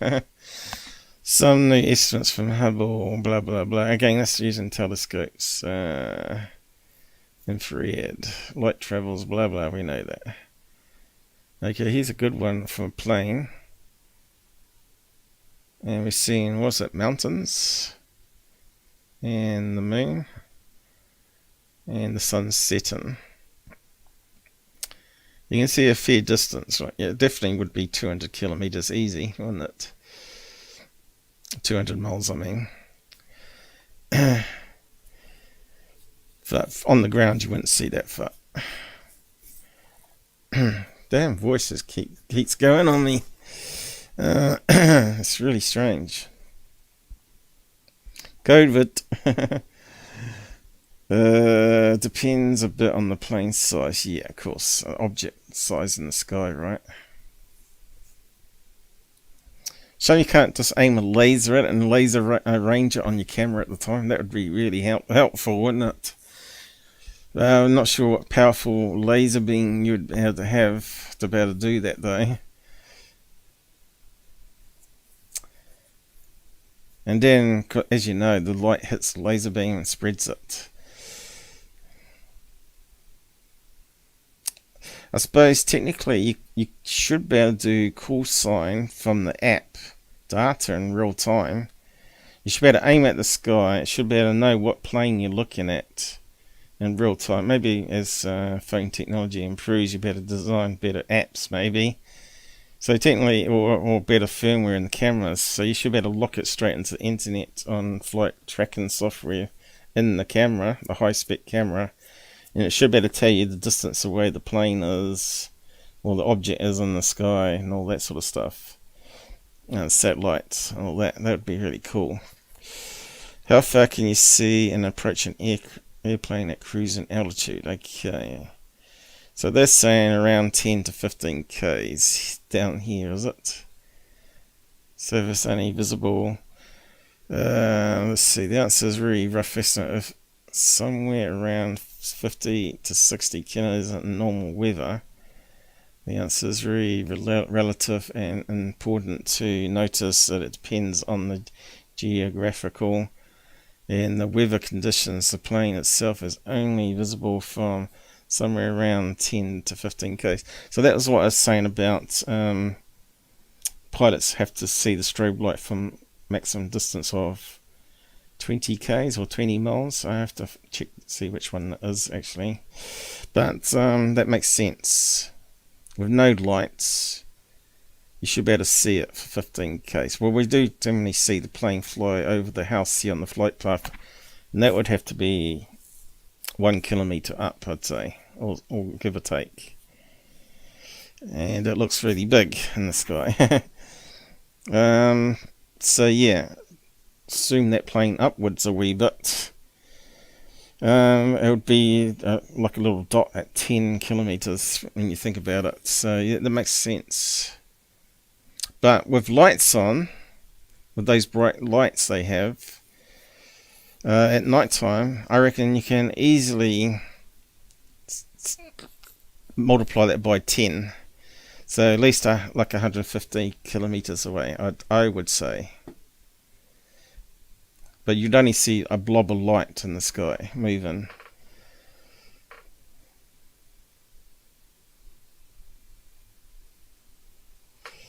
So everybody's coming up this 200 kilometers, which is again the wrong answer.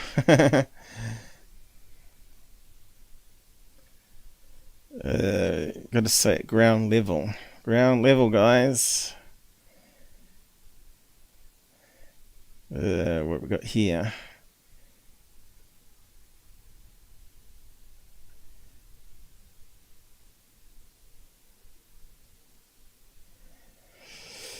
Yeah. So when you see the SpaceX rocket launch, you see the big contrail for sure, right? But you don't actually see the craft on the tip of it. It's the same with contrails in the sky. You see the contrail, but you'd be very lucky to see that pinpoint dot, even in daytime, of that plane without those strobe floodlights on it. The wing bright white ones, you know. Not talking about the strobe light itself. In fact, on night vision camera, if it's on a green screen, you're not going to see any color, right? And it's going to blend in the white with the red one anyway. Wherever you see it pulsing is another thing, right? And if you have a color night vision, then you might see a tinge of red blinking on and off if you're lucky. But I think as the distance increases, it's less likely, because you've got this thing called inverse square law, right? Where, I don't know if it's got a picture here, that the light gets scattered with distance. And so if it's a little bright dot here, time it gets to your eyes here, it's increased in size, but the intensity, oh, earthquake, oh, that's a big one. It's getting bigger. We always used to get the big quakes around Christmas, November, Christmas period, right? So that means if we're getting quakes like this now, then there's going to be some other quakes around the Ring of Fire. Japan, South America. Yeah, actually I might just bring that up and just check. Quake. Pretty sure it was a quake, but sometimes you're just not sure whether you knocked the bed or not. Quake, New Zealand. Let's just check. Earthquakes, Christchurch. We want to real time, week and above. Okay, what have we got going at the moment? 1257. So it might be an aftershock. Magnitude 3. That's not in Christchurch though. And that's all the quakes we have every day, guys. Pretty much every day, all up and down the country. There's a few in Christchurch here. There's a mine, what they call a minor fault line, just 1 kilometre up the road from us here. And the major one runs right down the side here of the Alps, which is due to be a size 9 in that period, where they calculated it to be roughly around about it's overdue. And time all the energy gets to Christchurch here on the other side, from that distance here to that distance, it's going to reduce it by 2. So it's still going to be a 7. It's going to be a good shake. Magnitude 3s. We don't get out of bed unless it's 7 anyway. Even then, I'll probably decide to stay in bed this time, because last time I had all sorts of things thrown at me and broken things on the ground with bare feet. This was really painful. You had to be careful where you walked. Now I've got torches everywhere, and even a bottle of water in the bedroom, just in case I can't open the door or whatever. You got to be prepared for these things. Is that it? Oh, okay, let's have a look. Could have been a small one close to us, unnoticed, you see. What time is that? Just now. That was it, 4:34. That was 6 minutes ago. That's right. Magnitude 3. But it's only 5 kilometers, so when it's shallow, you feel it more. It has more energy in it. And that was right close to where I was, up here somewhere. Little circle there. Unnoticed, 2.5, unnoticed. Well, I noticed it. Layers. There was another one before then. Let's see, Christchurch. Maybe I said it felt like an earthquake then. It depends if their sensors detected it, right? This is the problem in America. You have to have lots of sensors everywhere to be able to detect them. Yeah, there was another one earlier, wasn't it? About half an hour, but I'm not seeing it listed here.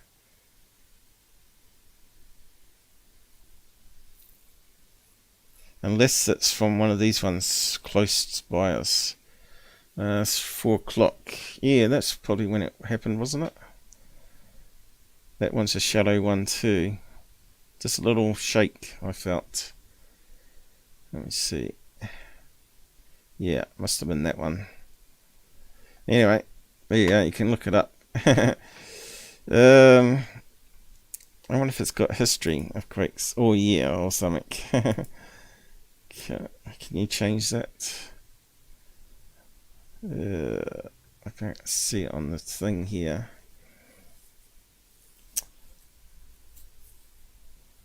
From last 30. I'd like to know what the stats are. Data type. What we got here. See what happens when you have an earthquake? It changes what you're doing. Earthquake search. Volcano, tsunami, landslides. We get a lot of those in New Zealand if it rains. Especially going up to Kaikoura, which is a historical events forecast. Where's some stats? Here we go. Oh, there we go.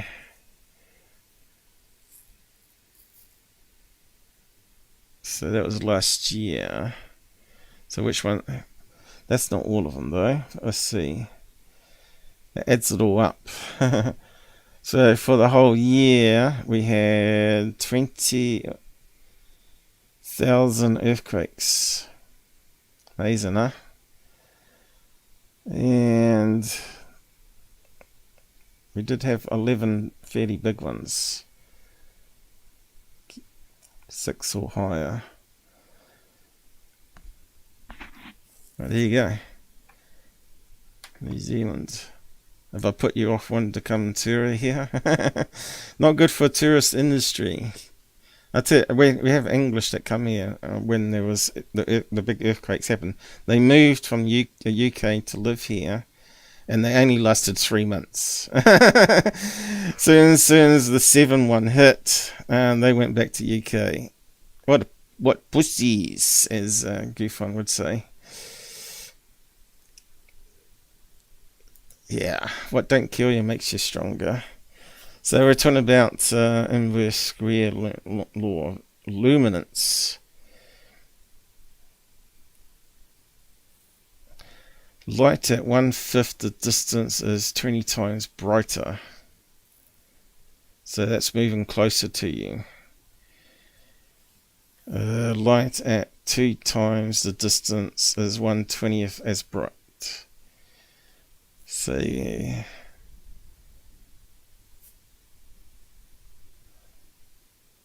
So that's, I think they mean to say it's dimmer, right?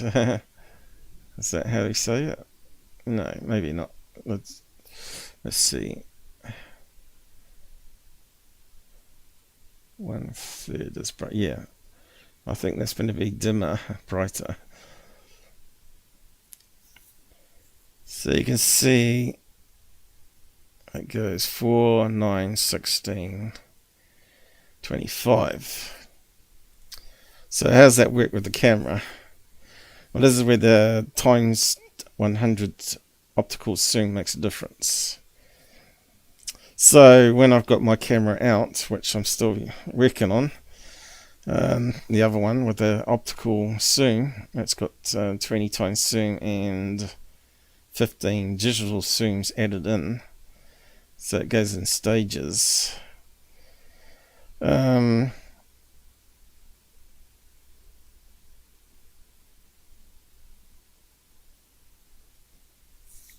That means that it's like very dim. Time you zoom in, it should be bigger and brighter, because you're tunneling the light coming from that source through the telephoto. So that's what I'm saying. You should be able to see a plane, which I'm pretty sure I can confirm with my own night vision camera. A plane at 150 kilometers. So what was that? 150 kilometers maximum, probably. That would probably be, give or take the atmospheric conditions. Kilometers. 150 there. So that's quite a lot of feet. Almost 500,000 feet. It's quite a distance, isn't it?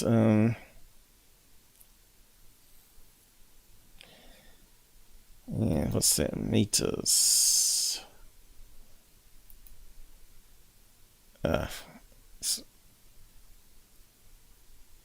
Went the wrong way, didn't we? Let's do it. Let's do it properly. 150 kilometers. Damn eyes playing up here. Kilometers, where is it? Why can't I see it? There it is. And of course, metric. This is why we use metric, because it always keeps it nice and simple. So it works out 150,000 meters, which you'd expect, because kilo then drops off 1,000, right? I don't know why Americans have so much trouble with it, really. So easy. And they talk about yards, right? And that's, yeah, that's just horrible. And feet, that's just yuck as well.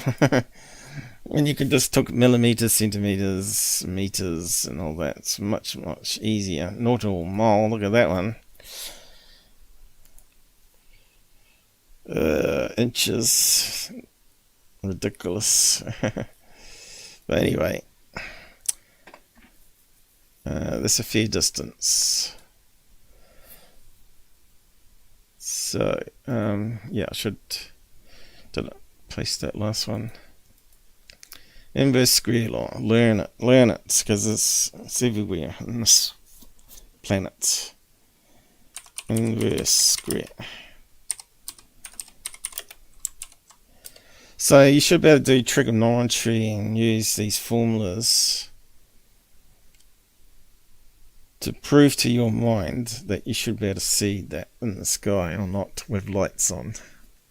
You won't see the plane because it'll be a little dot, but you'll be able to see the light because with this formula here where the light scatters, it's not going to be as bright, but you're still going to see it, right? Mind you, those lights are pretty bright, so it'll be brighter than the star still. So let's just close that down. No one's going to come in the side chat, I guess. I'll just close it down. If you want to come in the side chat, let me know. I'm just checking out the Zoom thing, see if it's dropped out. Because I don't know what causes it. And I still haven't managed to figure that one out. As you can see, it's still working. Hey, laser hazards to aviation.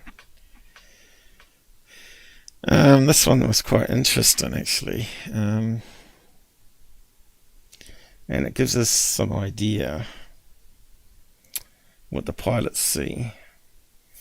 Secondary hazard is the potential for... So really, I don't think there's been any eye damage from lasers. Why there's such a ban on it. But here's an image that a pilot took. And that is 20 kilometers away. And you can see that laser will be in someone's hand, right?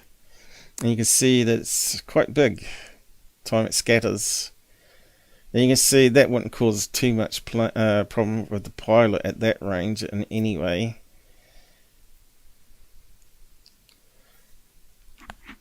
So the laser light actually can be even sharper and detailed than a strobe light.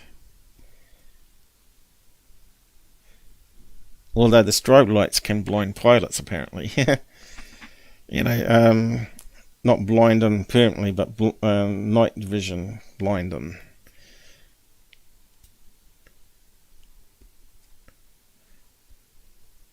So I suppose if they see a plane that comes close, right, The strobe lights can sort of temporarily blind them for a few seconds. 12 mils. And this is in Tokyo. Okay. So it's quite interesting. So a 5 milliwatt laser, a distraction at 2 miles away. And we're not even allowed 5 milliwatts in New Zealand. We only allowed 1 milliwatt. So that only drops, makes it useless, because that makes it useless for hunting, you see. I think they used to have 5 milliwatt laser sights on hunting rifles, and it gives you a good distance. But yeah, now it's dropped to 1 milliwatt, makes it useless. I think it only goes up to about 500 meters.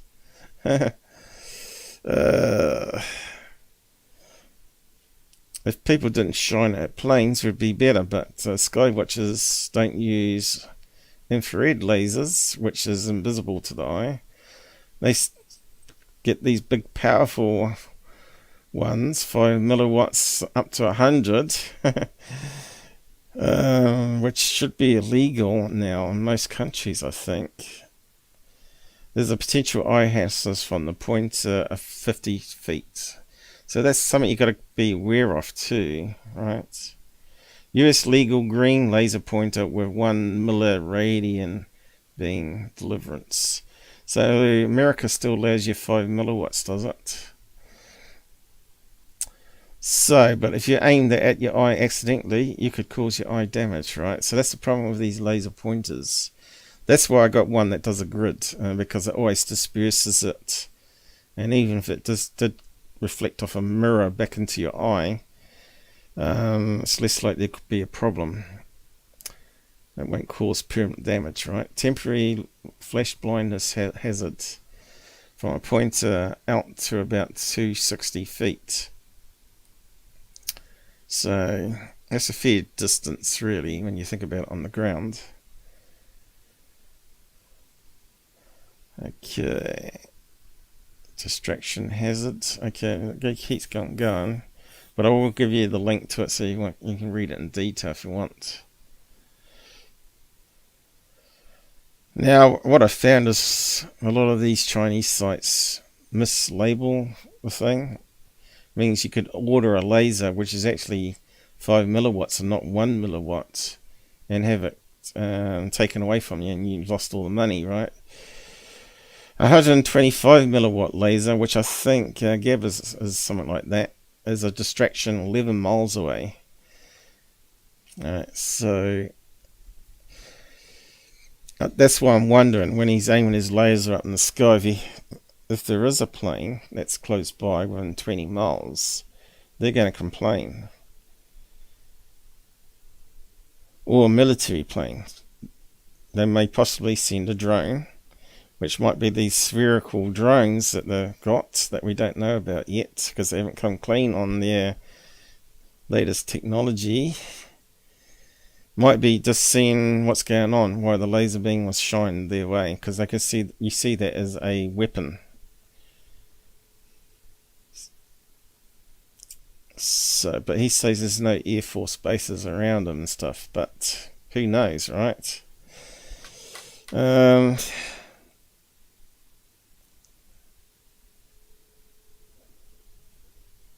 it's got a chart here. Okay, let's just have a look at it. Gonna have to zoom in a bit because I can't see it very well. 5 milliwatt. What's the top column say here? Maximum hazard 50 feet. 50 milliwatts. 164 feet. 125, 252 feet. So yeah, if you reflect that back at you, you could do permanent eye damage. 250 watts, 360 feet, 500 milliwatt. I don't think anyone in New Zealand would have one of those unless it's a government department. 520 feet. So I think with even a 50 milliwatt, you can actually start a fire with it. If you aim it at something really close, like a meter away, like paper, it will catch fire. Certainly 125 milliwatts should be able to do that, I think, if you can hold it steady enough.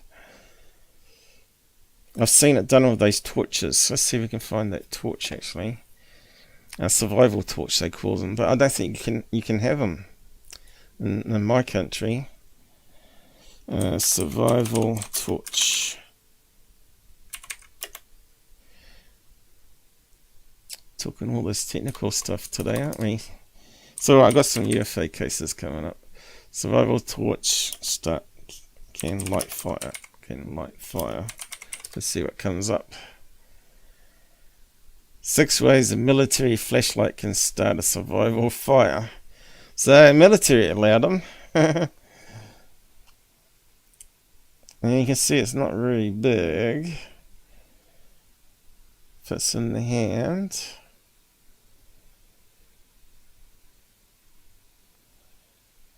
Can you start a LED flashlight? Let's see, emergency starter. Let's see what they got on that one. Large, small. Doesn't look very big. Is it a torch? A kind of funny colour. Only $25. Okay. Can we actually get it in New Zealand? I know I'm in New Zealand, you spies. This thing. Yeah. So it looks like they're starting a fire with it. How are they doing that?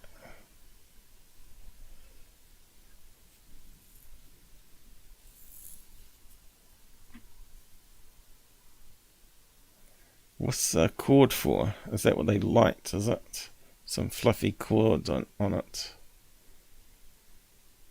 Is that the torch though? That looks like a flint start, but he's using a torch there. So it looks like 2 parts to it, is it? Let's have a look. 2 parts. No, it's a striker, isn't it? So, right, hours of continuous burn time. Yeah, I don't think that's what we're after.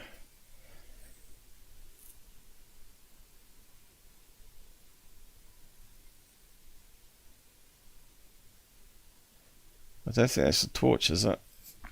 It has to be though. Just say torch there. What am I missing, guys? What am I missing? Is that the torch here? Looks like a striker, but maybe it is a torch. Let's see. We should be able to play the video, shouldn't we? Let's have a look. How does he do it? Alright. Striking, isn't he? Yeah. Yeah, that's another torch. I suppose they're calling it because it's on a stick. Stupid thing. Okay, we want maybe put in lead torch fire starter. Let's try something different. Although that looks like a really good tool to have if you're out in the bush, wouldn't it? Flashlight fire starter. Here we go. Are we allowed to play it though? It looks like there's a few designs. Here we go. That's what we want.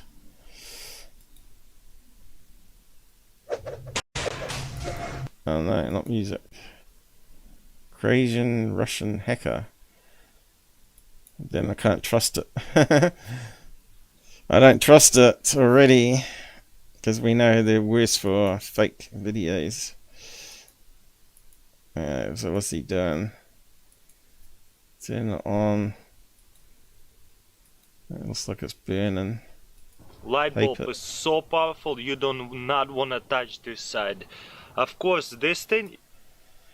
Do we trust him or not? Do we trust this guy? Flashlight right on it and instantly starting smoking. You see that? And boom, it's on fire. So that's a lead torch, if that's valid. Let's see, there must be some other ones we can look at. Flash torch, mini fire starter. So if it's that bright,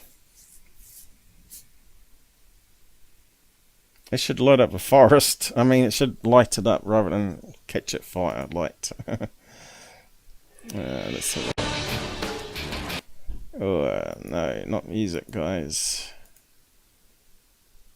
Oh, God, look at the crappy music on it. That was similar to what the Russian guy had, though, wasn't it?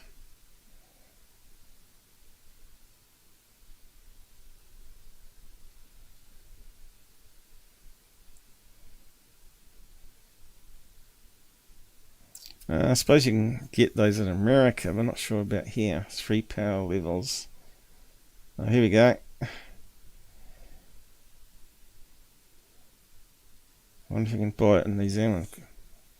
Mind you, there could be dangerous kids getting hold of that. They'd be burning down houses left, right and centre. Look at that, it's just melting plastic. Heating up water. Oh no, egg. You could heat up water too. I wonder how long the battery lasts doing that though. Could you solar charge it? That's just amazing. I like that one.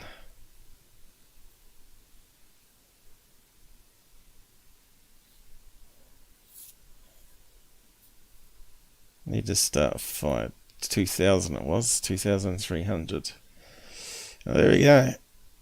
We found out about torches. 12 volt lead start fire. So it must be. What kind of batteries do they use? I didn't see anything about specs on it. Oh, my mouse went crazy then.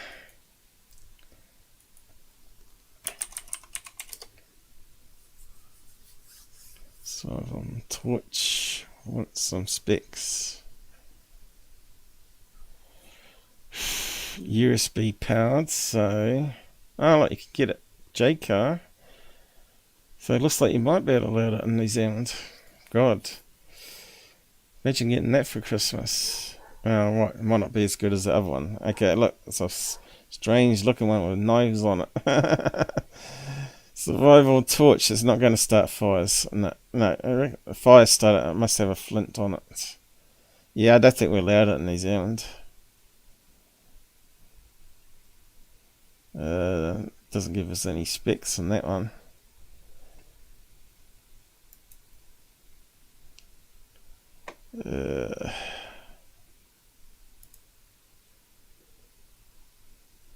Let's put in batteries. Let's see what it uses. Probably a gel 12 volt battery. A round one, maybe. I don't know. Who's got one? I probably should be looking down the side. Yeah, Gabber beast. Yeah, we're just talking about you. Your laser would blind you if it catches in the eye. We just read out the specs there. You had 1,000 milliwatt one, didn't you? I have 1,000. Yeah, but it said to start fire you need 2,300 looms. So 1,000 gets hot, but not hot enough to start a fire, maybe? I don't know. But at the moment we've got this problem, a new problem. We got like super blind text. Even I can read that from 10 feet away. 1 hour full charge. Yeah, but what kind of batteries? Yeah, well, what's that mean? Is that 12 volt lithium ion or what? That's what I'm trying to find out. I don't know if you could start it with 1,000. They're talking about 2,300 you need. But you would start burning down your whole forest around you, especially when it's really dry. Laptop batteries, but they're only like normal AA batteries. No, not AA batteries. If you open up one of those big long packs in a laptop, if you open it up, it will have 4 of those AA lithium batteries in it that holds 3 amps each or something. 3 amps, so when you combine it you get like 2 or 3 amps out of it at 16 volts. Yeah, you should crack open an old laptop battery and have a look inside. It's got these individual cells. So yeah, what's this got to do with UFOs? Well, people do use them when they're on UFO hunts.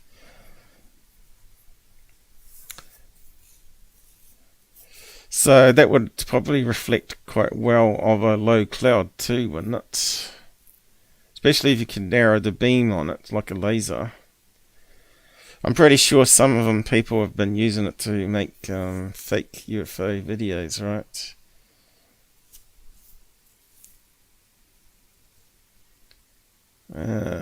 Got here. So let's see whether it starts fire. The answer is yes. Yeah, they're just aiming at the egg and frying it.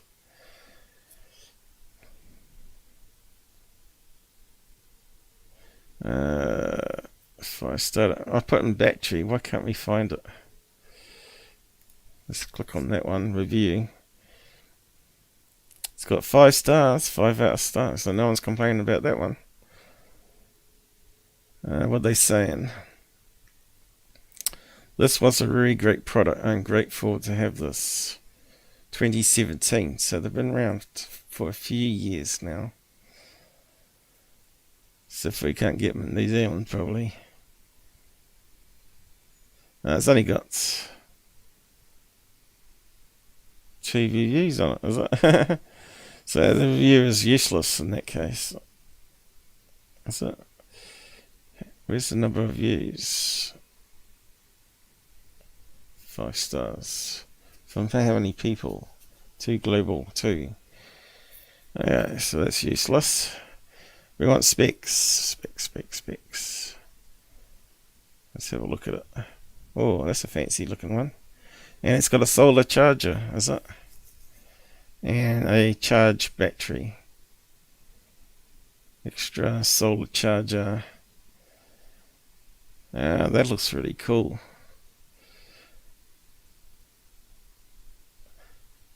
So why have they got the top of it like that, with the curves?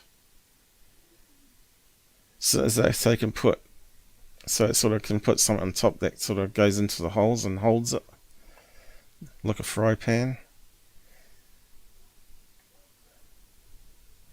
It looks like it, doesn't it? Yeah, there's so many designs now. Someone's got the solar thing built into the handlebar, looks like there. It's only $25 US too. That one's even clever. 8 and 1. But does it start fire? It doesn't say, does it?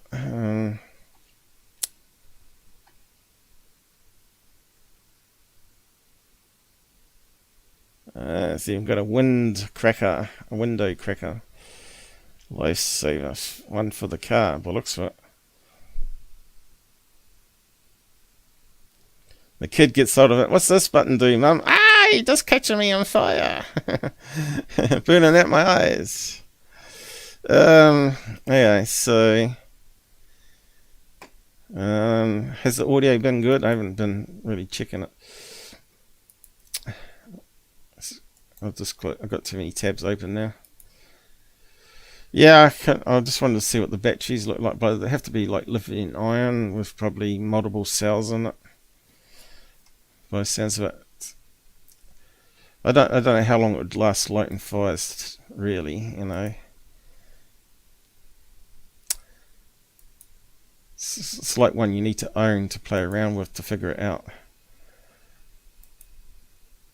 So what we're looking at. How far you can see from playing. I think I posted that one, didn't I? Close that one down. We're looking at hazard for your eye, dangerous distance. So you've got a 100 milliwatt one, so you can You can burn out your eyeballs at 250 feet probably. Or at least 200 feet anyway.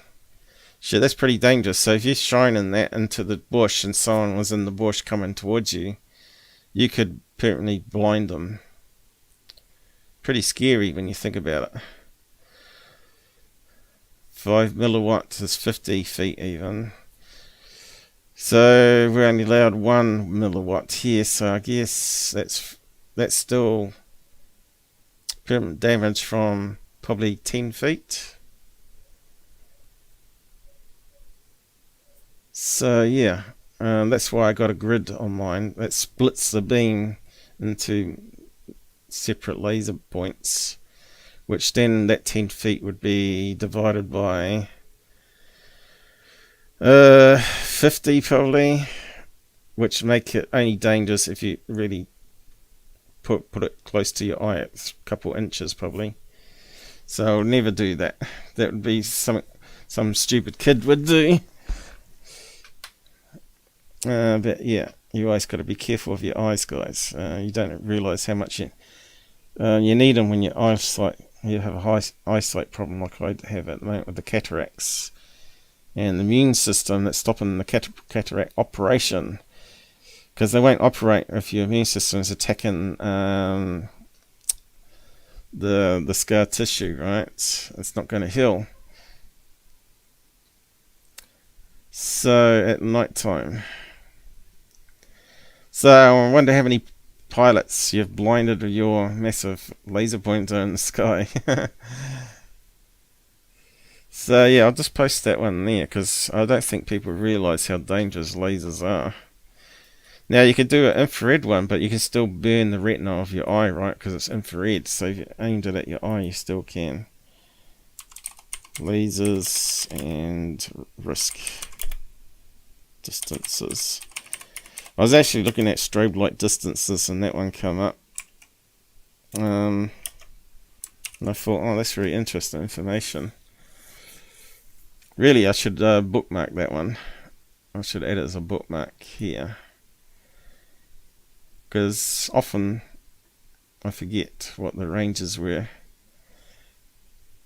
And you get a new newbie on that thinks they're okay because they're careful. Why is it not pasting in? It's because I got the font too dim. Stupid thing. I hate it when they do dim fonts like this. They don't realise how bad it for your eyes are. Okay, save it. See, it doesn't even say lasers there. You can't even read it. You have to read the header. But that's alright. We've got it saved now. So passenger guide to airplane lights. This one's got a lot of information. Gives you a lot of close-up taxi lights. Then it talks about the new LED lights they have on them. But it also talks about the strobe lights. Landing lights. Wing inspection lights. So that illuminates the wings.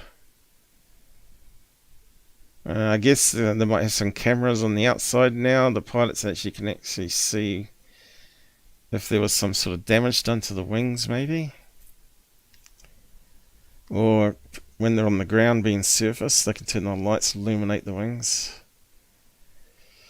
We've got the red one and the green one on each of the wingtips. These ones have got these little stabilizing things meant to reduce drag or something.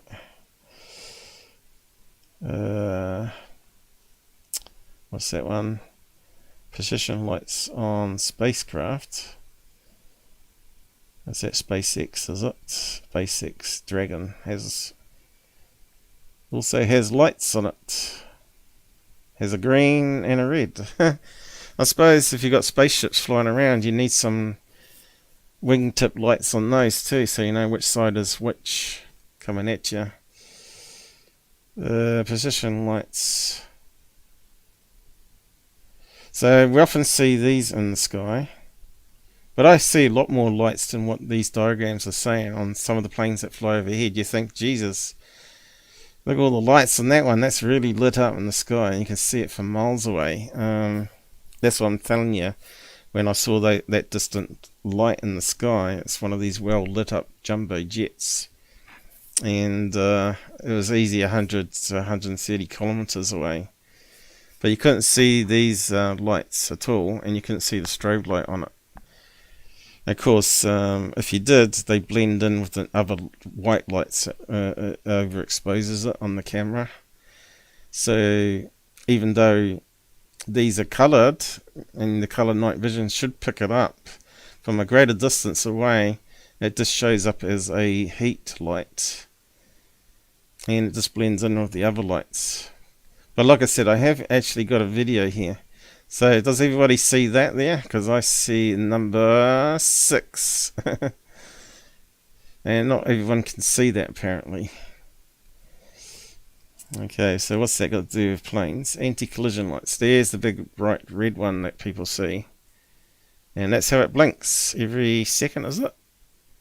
1 1000, 2 1000, 3 1000, 4 1000. That's roughly about a second. Yep. 767. So I think it says here somewhere how far away pilots can see that. I might have to do a search. It's in all the reading here somewhere, but it's 20 miles, I think.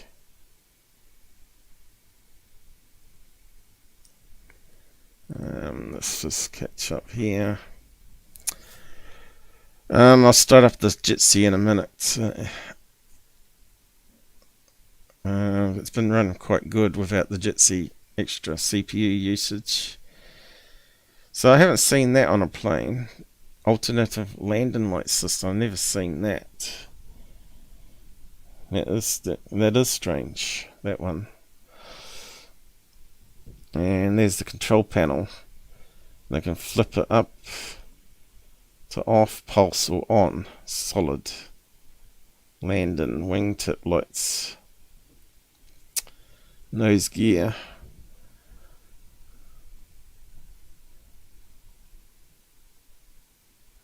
What's it say here? Benefits of pulsating lights. Increases aircraft visibility. Reduces ground collisions. Reduces possible of bird strikes. Increased life of incandescent bulbs. The system modulates bulbs, alternating filaments to run at lower temperatures. So it's got multiple filaments, turns on and off. Yeah, it's kind of clever, but LEDs obviously replaced all that. Logo lights.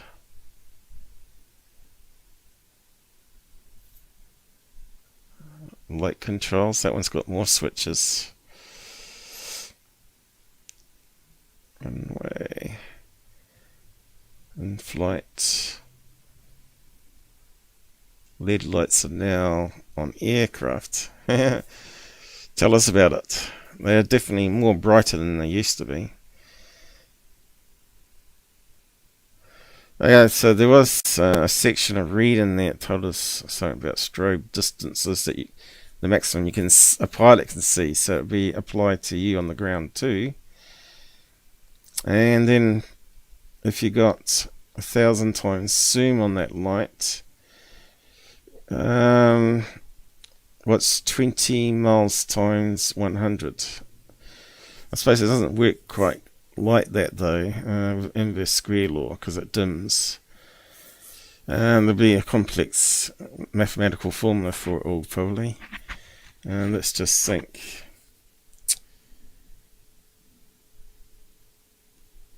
We looked at that chart before, the inverse square law. So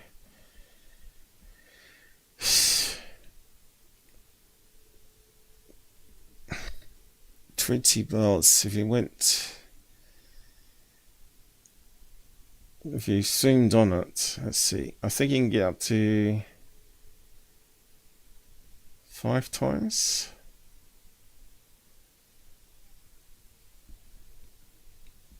Uh, 100 miles. You might be able to see the lights, and if you go beyond that, then you won't see the light, the strobe light, because it'll blend.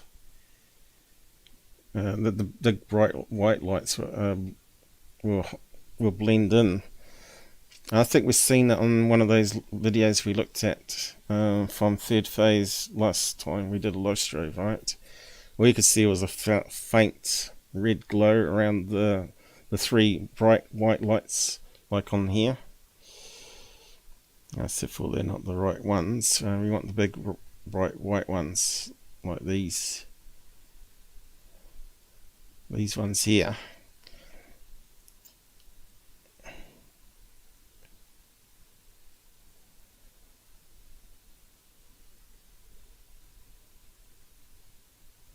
So how are you going to see that over those big bright white lights from 100 miles on a telephoto lens? You're not. It's going to blend in. There'll be a limit, inverse square law. Let's see. It does tell us underneath a photograph, I think. Whereabouts, I don't know. I think I remember reading it.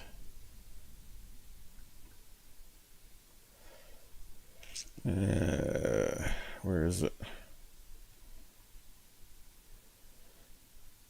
I think it was under a photo, that's why I didn't see it. Here we go, is that one? No. Okay, aircraft at 40,000 feet are easily seen from the ground thanks to anti-collision lights. Pilots can see the lights 20 miles away. Okay, so that's the maximum. They can see it and react. There's the earthquake again. Oh, a little tiny one, so it must have been another 2 happening. It must be the year of the quakes again. So 40,000 feet, we can see lights flash. Did I have the calculator open still? No, I probably closed it. 2 miles. So what's that work out? 40,000, only 7 miles. So on the ground you can see a plane's lights from 7 miles. So you've had a telephoto on that times 100. Although green screen one Gabber doesn't have that, but Nikon should be able to see that quite good. So what would that be? Times 100, make it 750. So it doesn't quite work that way with inverse square law. So that would be, let's see, 10 times dimmer. So if that's 40,000 feet, but then you got to work horizontal away from you as well. I suppose this is where all the trigonometry calculations come in, so you can actually work out the effective distance. MacWest is really good at that sort of stuff.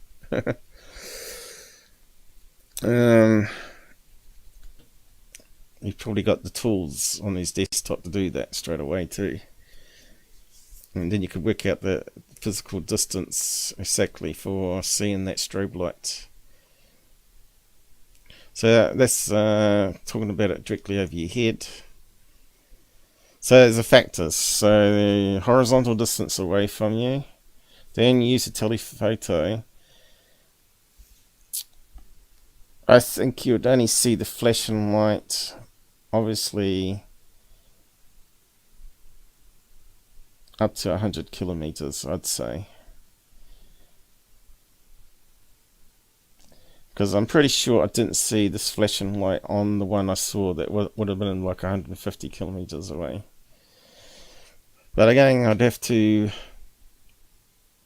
But that hasn't got a tele-optical zoom. So if you zoomed it in, if it had a zoom on it. I have to get my other camera out. And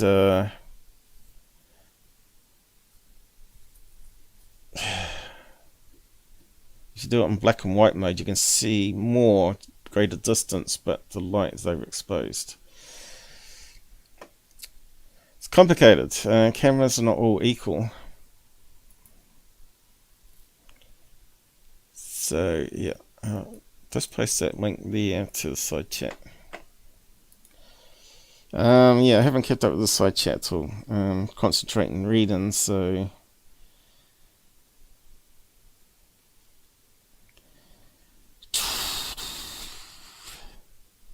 trying to figure out the science of all this, and also try and get examples right. Then we can sort of then exclude things from our list of things. Now, if he had a flashing orb over the garage only 300 feet away, that changes things, doesn't it? But there are some cases where it's a real UFO, and most of them are explained away, and we'll go over that as well.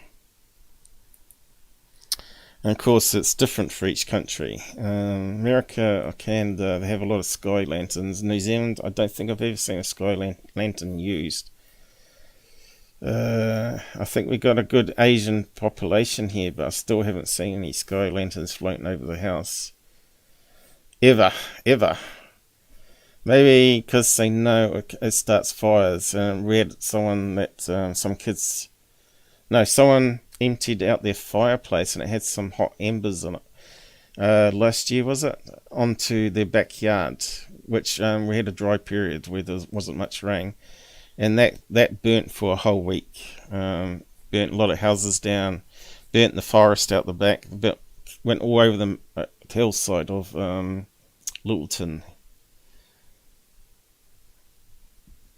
And then there was another one also started down south near Lake Tekapo, I think it was. But anyway, savvy. Plane lights, strobes, distance. So the minimum distance for pilots to see a strobe to be able to change direction is 2,000 meters, which is 2 kilometers. Because they're traveling so fast at each other, they've got little time to react, right?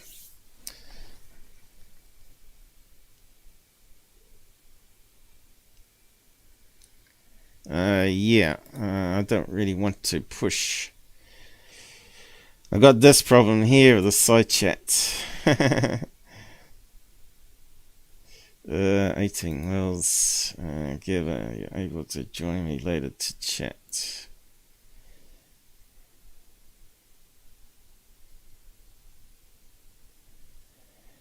What are you saying there, Gabber? Why are you guys so defiant on science? I don't understand. You so want to believe in orange orbs being something that you can't identify as being legit aliens. I use kilometers as well as meters, but you just joined late in the thing as usual.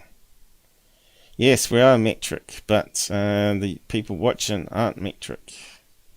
So that's why I do both. I do moles because most of the audience is from USA.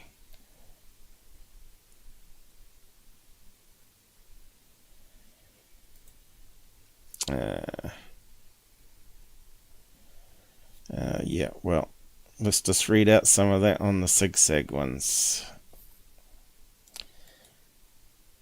From what I read, atmospherics causes the zigzags. From a UFO researcher with 35 years experience from Canada. I think he said atmospherics can cause things to really look strange. So I guess he's done some experiments with, the icy layers that form above mountains, especially in Canada, would be similar to Australia. You think Australia's hot, but also it can be very cold. Yeah. You got a lot of comments here. Okay. One, it's illegal.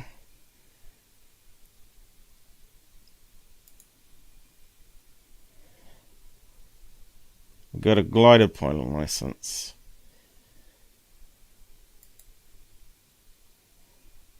Stop talking nonsense.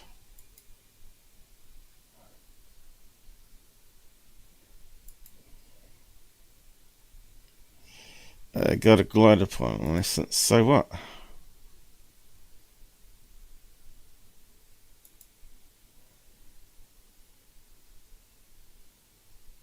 Yeah, I know that. But if you're aiming a laser at the sky and you don't know what it is, and it could be a small plane or something, you have potential of causing some problems, right? But I don't think there's any recorded reports of airline pilots getting damaged eyes, is there? I don't think I've heard of any.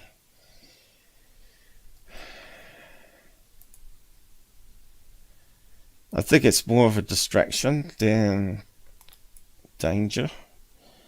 Has any pilots had eye damage on laser pointers? I don't think there's any recorded, because you've got a lot of atmosphere between, right? And it gets dispersed, I mean. So what's it say here? Case report of laser eye for industrial contact. Rare. Okay, so there might be a few. There have been no reports of different or permanent eye damage from laser point. I don't think people are that stupid, but there's always that person, isn't it? Can a laser pointer blind a pilot? Yes, probably, if it's long enough, I guess. A laser can cause temporary blindness, in some cases lasting eye damage. But how come none's been reported, though, in that case? I think this is propaganda. Has a plane ever crashed because of a laser pointer? No. Do laser pointers blind pilots? Another one.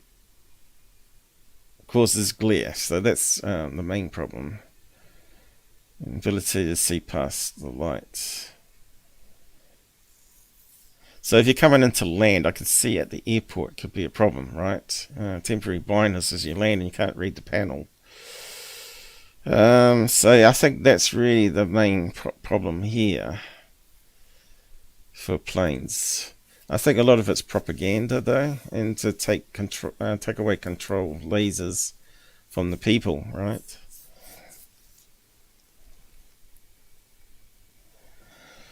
But if you've got it in your hand and it reflects off something back at your eye, you can actually cause eye damage, especially if it's 100 milliwatts.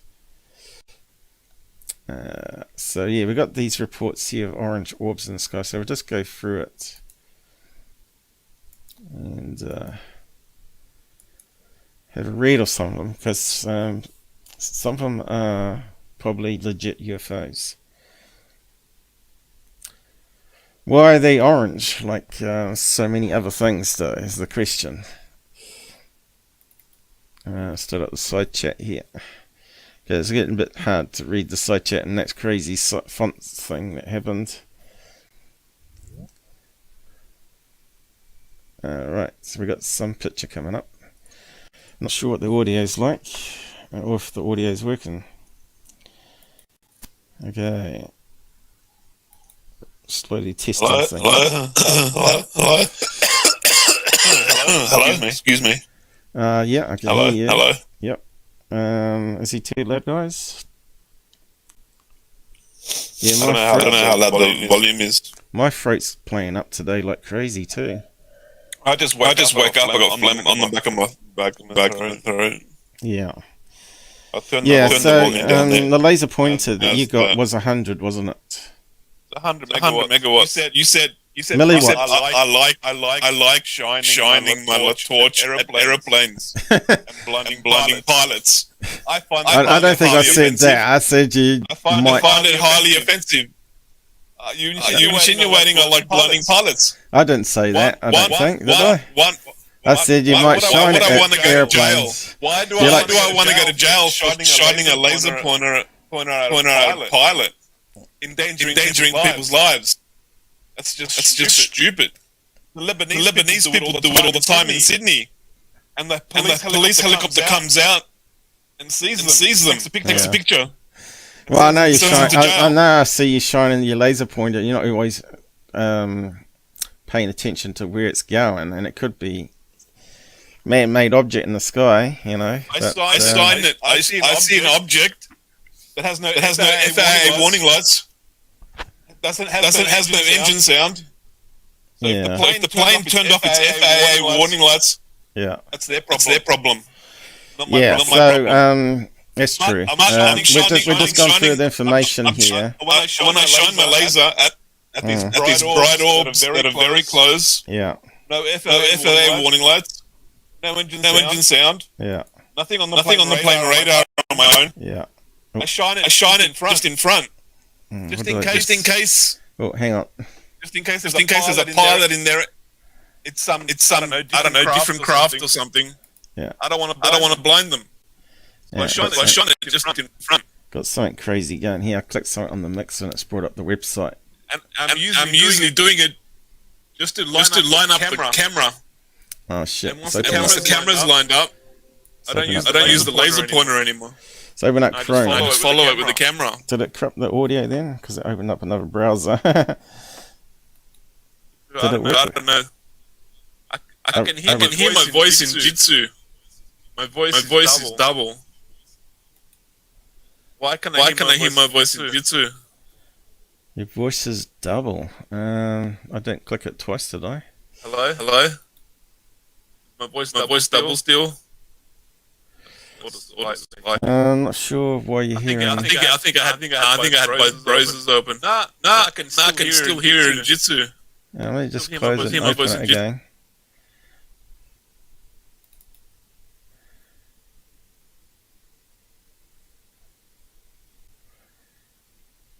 Okay.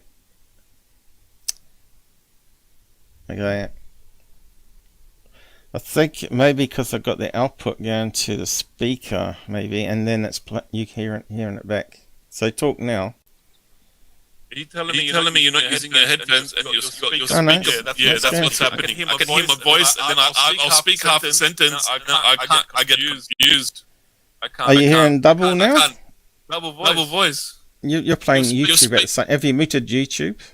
Yeah, I muted YouTube, but you got the speakers. You got your speakers coming out of the laptop, going back into the microphone.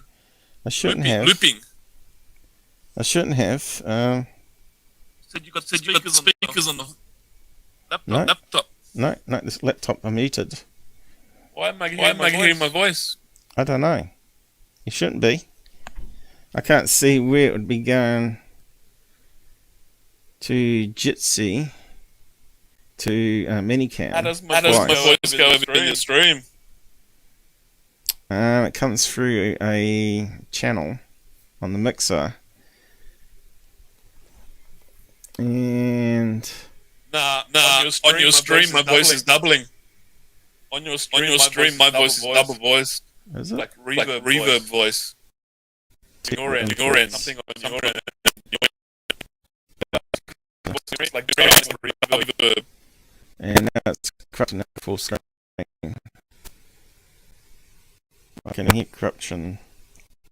Audio inputs and outputs. Your cables have cable.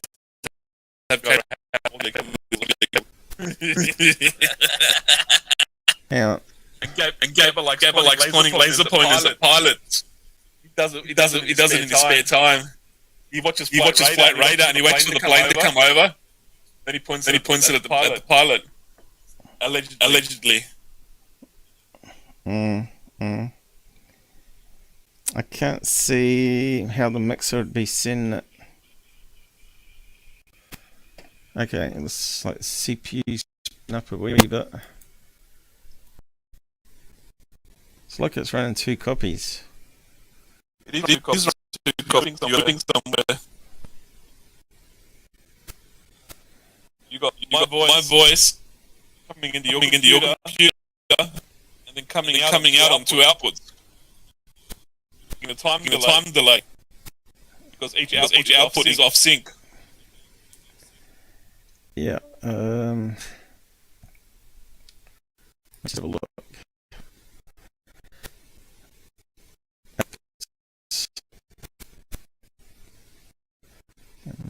I think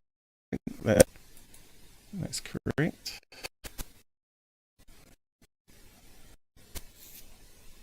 Right.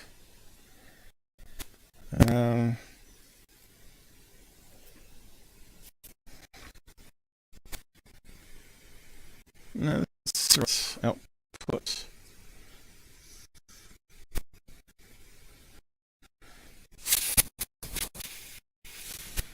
But it's all crackling now, which is really bad, isn't it?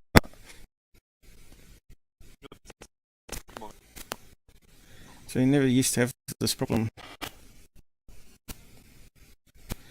It's got to be the GPU.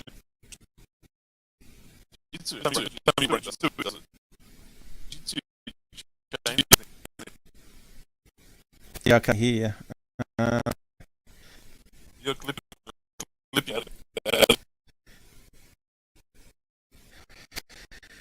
Yeah, microphone. B, that's correct. Yeah. Then send the output. Echo, Gabber is echoing. That's why if that means something's wrong with your audio. I was reverbing on your stream. That's why people say they can't hear me. When I hear my own voice, that makes me talk louder. So I gotta talk louder over. Okay, the mute works on that. That doesn't make any sense though. So what's Google's? What's Windows stuffed up now?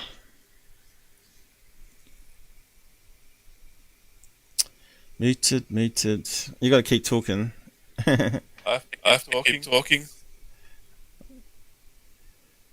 That's muted. You're saying atmospherics makes bright orange orbs zigzag everywhere.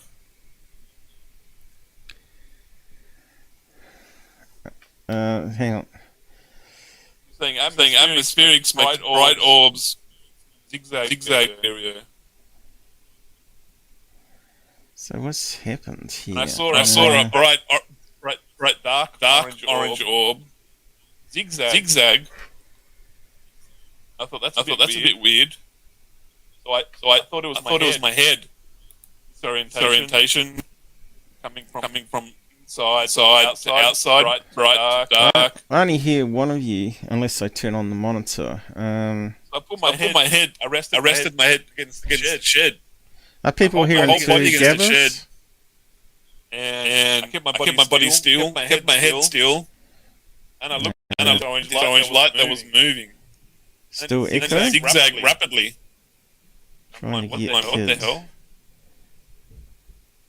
Why is it zigzagging for? And why is it a bright dark orange it's to do with a horizon? layer of ice crystals that are moving in the air, and it's reflecting the light enough for it to look like it's moving zigzaggy. How cold does it have to be for ice crystal? Well, I don't know. I don't know all the science behind it. 30 degrees Celsius.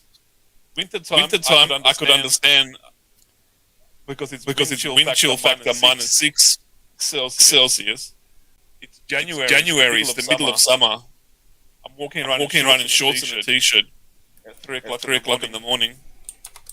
Ice crystals would show halo around the moon. So if there was ice crystals in the air, it would be a halo around the moon. It'd be like a rainbow halo. But in summertime, I never see halos. Summertime. Well, you do get that though. One night I was outside and I was looking up in the sky and I could see the star was moving around. I thought, shit, that's a UFO. Summer or winter? Summer or winter? A couple of years ago now. You've got to take a lot of factors into fact. It was a couple of years ago now, before my eyesight deteriorated. Weather conditions, summer or is it winter? Ice crystals form all winter. Summertime, the air is not hot enough. The ice crystals form. Unless it's like a thunderstorm that cools the air. Echo still, and I can't see how it still can be. echoing. I'm finding extremely difficult talking. I can't talk when I hear my voice. It's too much. Yeah, I don't know, guys. Just have a look there. I can't quite see what it's saying. I'm not saying it's not ice crystals because I wanted to be a UFO. I'm looking at the data scientifically. Weather data, temperature. Is it echoing now, guys?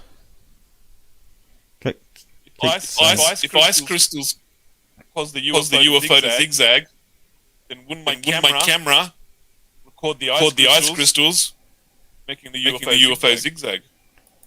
You got double echo now? Echo still? Am I echoing? Echo. I'm still echoing. I'm echoing all day long. To me, keep echoing. You're not echoing though, so I'm not sure. Gonna stop echo. Echo all day, all night. I love to echo. Still haven't only on I love to hear my voice. I'm very egotistical. Love to hear my voice. Love it. Can't see. That deep, manly Greek Australian. Oh, it makes the ladies melt. Especially American girls. American girls hear my voice. They're like, oh mate, that Aussie talker, mate. Oh yeah. My panties drop when that Aussie's talking. There's a voice, that deep, manly Aussie Greek accent voice. Hello there, Malaka. I think I love the guy's voice.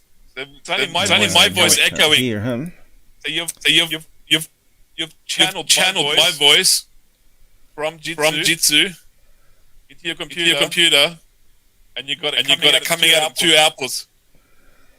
Yeah. You got to find one of those outputs and mute them because your computer is picking my voice in two separate audio lines. Two separate programs. My voice coming through. Let me just have two different programs. Scan to A2, both programs. Yeah, something's changed. Windows has changed something. Let me just see if I can figure it out. Never have updated. Yeah, I know, but still hasn't really fixed things, though, has it? Never again. Oh. Cable 2. Update. Gabber. Wheels. Cable A. Man. Like he's making me talk. Hear the echo. And all I hear is my echo voice. It's putting my head in. See. Can't stand my voice. I hate it. I don't like it. You have to get used to it. You know how some people they love their voice. It's what they talk all day. They talk shit all day. They got nothing to say. Just because they love to hear the sound of their own voice. I have to wait for my echo to stop. I have to wait for the echo to stop before I can talk. I can't talk when I hear my own voice talking. So what's? And I'm talking over the top of myself. And I think I'm being rude. Like, never talk over the top of yourself. I can't talk when the echo comes. I have to stop Is the I have to echo talk stopped now? slowly because I just can't do it. Got the echo Does still? my head in. Yes, it still echoes. So it can't be that then. Do you hear him still on the side chat? I can hear it. If I can hear it, they can hear it. It's echoing though. My God, what have you done? Oh, it's not. Where's he gone? Anyway, I got a dash to the toilet. I'm about to solve this problem. We had two major problems. 3 major problems and 2 I could fix.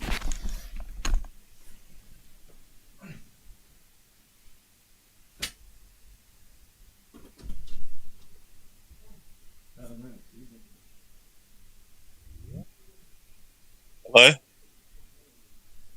that better? I'm not echoing. Oh my God! I'm not echoing! Praise the Lord, hallelujah. Can I get an amen? Wait a sec. Was that an echo? I don't know. Oh yeah, it's echoing. I couldn't even tell I was just... I could not tell I was listening to my own voice echoing. I thought it was magic. I thought someone did like voodoo. Like Haitian voodoo magic. You know, like with the drums. The voodoo drums and the chickens. And yeah, okay. Just gonna stop right there. I'm echoing. I closed Jitsi, started again. And like, I'm like half-second delay. Maybe you need to start. Okay, back. Let's see. I had to empty the bladder. Try restarting Jitsi. Maybe I did that before, but yeah, because all these virtual cables and stuff, it's really damn confusing on the mixer. You've got my voice going through a virtual cable, going twice through your computer. You have to mute one of those virtual cables. Yeah, That will stop the echo. There's a problem. You have two channels open. Audio channels. No, A4. Goes to minicam, that one goes to me. B2. Better. I can still hear the echo. Can you hear it now? I don't know, am I still echoing? Can you hear echo? The echo stopped. The echo stopped. I don't hear the echo. What did you mute? I've turned off a virtual switch called Banana 2. So something's changed in the mixer settings in that case. How's that sounding, guys? You had my voice coming through a second time through that virtual banana. That's what you've done. Yeah. I'm a sound engineer. I did 2 years of college, sound engineering. I know how these things work. Trust me. Sound engineer. Relax. Banana. I'm not sure why I had it enabled. That's the second channel, the second program. You had my voice coming through twice. So it sounds alright now, guys? I don't hear an echoing. The echo is gone. How about clipping? Any clipping sound? The CPU's getting up there a wee bit. I think it's going to corrupt when we play a video still. Is my voice echoing? Hello. Testing, testicles, 1, 2, 3. Testing, testicles, 1, 2, 3. I love it when the panties drop to the floor. Yeah, let's get the party started. Get the panties to the floor, panties to the floor. Fine now, they reckon. Yeah. Okay, we've had too much Gabber already. We can only take so much Gabber before our heads explode. I'm a rapper, penny dropper, to the extreme. Yeah, I rock the microphone like a vandal. So I need to save those settings this time. D4 damage with the ill behavior, Power to the people. The ill behavior with the ill behavior. That's why I invented mute buttons. God, there's always problems, isn't it? You had me running on 2 channels. You couldn't even find the 1 mute button. I'm just zooming in so it corrupts, because the CPU is pretty high still.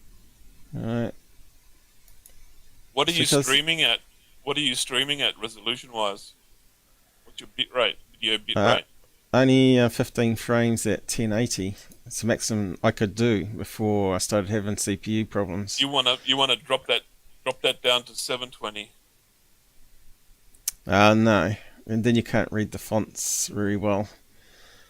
So Your computer's not handling the 1080p stream output. let me just Can you close lower the that bit? Can you lower the bit rate to like 3000 bit rate? What's your video bit rate of the stream output stream? Yeah. So I See, think when streamers have this problem, what they do is they lower the bit rate. Usually, it's like 6,000. They'll lower it to 3,000, 4,000. yeah, I don't want to lower. That's what you can lower the frames and it changes. I could lower it to 10 frames a second. But That if you're would, still doing give it- 6,000 bit rate, it's streaming output is too much for your computer to handle. Yeah. So you need to lower the bit rate. I don't know. I use Streamlabs OBS so I can do lower bit rates, customize everything. Like, Well, according to this, Brave's only sitting around about 5% CPU and peaking to 10, and Minicam seems to be between 5 and 10 as well. So it doesn't make any sense where all the CPU's going.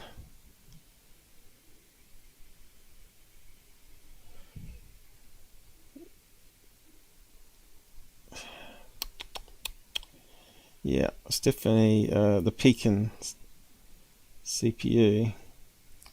It's hardly anything happening. It's kind of strange. What does it sound like at the moment? Sounds right, my end good. Gabber. He stopped talking or we've lost him. I think your brain's to another dimension. Place close attention. He's just playing the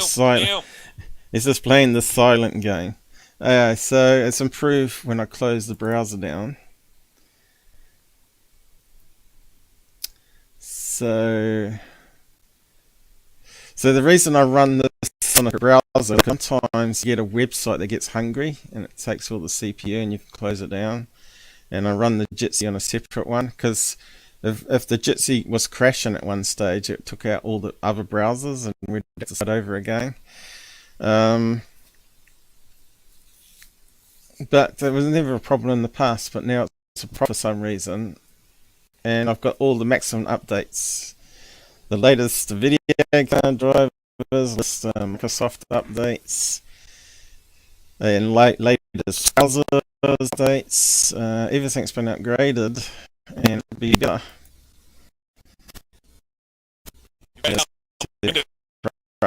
Using CPU, you haven't got buffer or anything like with that.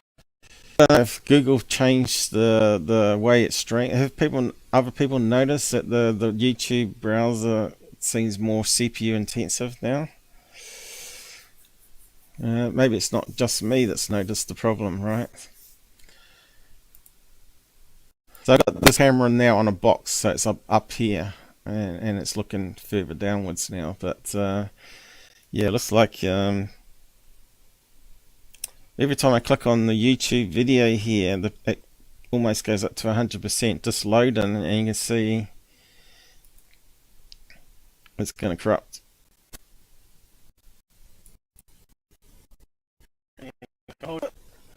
Yeah, definitely corrupting.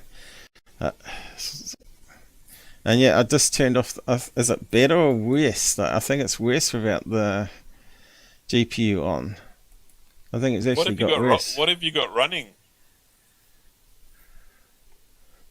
Like you got a browser on and you're streaming. You got a streaming program, obviously. Your Jitsu. That's all. That's all. That's it. And your computer's dying. That makes no sense. Yeah. And nothing in your processors is hogging your CPU. Not at the moment. It's hanging around a bit. You haven't got some sneaky Microsoft process that they sneakily installed on the update that just hogs all your processing power. More than likely. Okay, got it turned on now. Again. You're not downloading anything, uploading anything. No, that shouldn't be a problem because we can do. Should be able to do like 10 4K streams, and we got that much bandwidth. But yeah. Yesterday I had torrents uploading at full speed. I had 2 games running. I had like 3 browsers open with 10 tabs on each, and I was streaming live on YouTube, and it wasn't a problem. Yeah. I don't know. YouTube seems sluggish to me. Every time I click on YouTube, anything is like slow motion. Yeah. Yeah, I can't see, at the moment the CPU's good and there's no crackling from what I can hear. So restart the browser up again, then we have problems.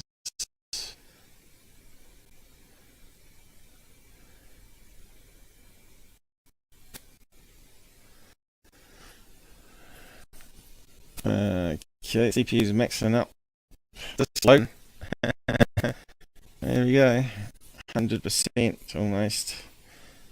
Alright, so let's start that. It's still loading.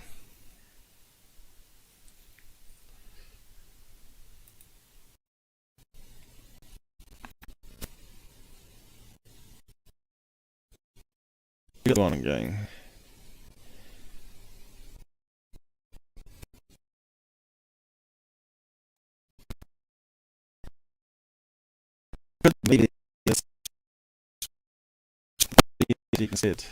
Which is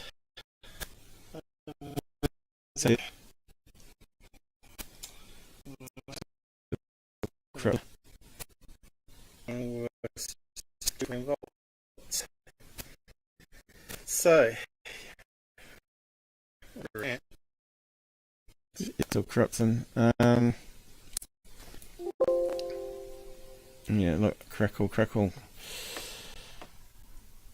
Yeah, I don't know how to solve it. You need to reinstall Windows from fresh. Something's destroyed it. You need to reinstall everything from fresh start. That would be a big job. That would be a big, horrendous, scary job. Because it's totally clipping. You got to back everything up to a drive and just reinstall from fresh. It's your only option. Otherwise, you won't be able to live stream anymore. It's going to continue audio clipping. There might be some settings. I think Windows update corrupted it, so now your CPU usage is no, I think something's happened on Jitsi. I think there's been several changes, and something changed on Jitsi, where it's using more CPU. Try not using Jitsi and just reroute the audio through Discord, and try using Discord to do your guests' voices, and see if that's the problem. You gotta annihilate things. Turn Jitsi off and try another program. Yeah, that's another reason why I use Portable, because once you get it working on a Portable, you don't do an update on it, but you can do update on the other ones that don't work anymore, and it's vice versa. So it allows you to separate the problem out, or not cause a problem. Oh yeah, let's just see if I can force it on a separate GPU. It's kind of weird. I still think it's a driver problem on this particular laptop to do with the video not working the way it should be. And the other solution is maybe go to OBS, but that might make it even worse. But then again, it doesn't have the same output as I was talking to Blue Chicken about splitting the stream out. So options, it's not on that one.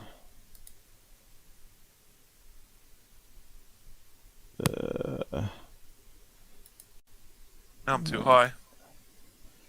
I was too high. Went too high? When my head gets cut off. I zoomed in. Yeah. On my program. Zoom out a bit.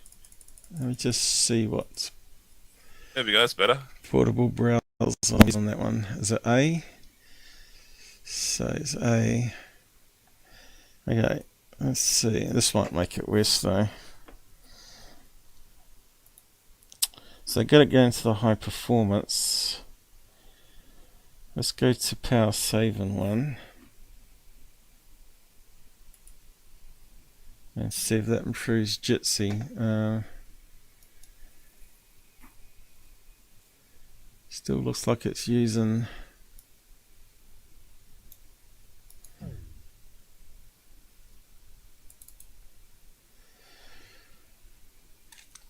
a laptop with 2 GPUs. You think you'd be able to solve the problem, wouldn't you? Okay, so is it any better? Well, it's not you, it's echoing, it's me. No, the clipping. We got rid of the echo, now it's the clipping.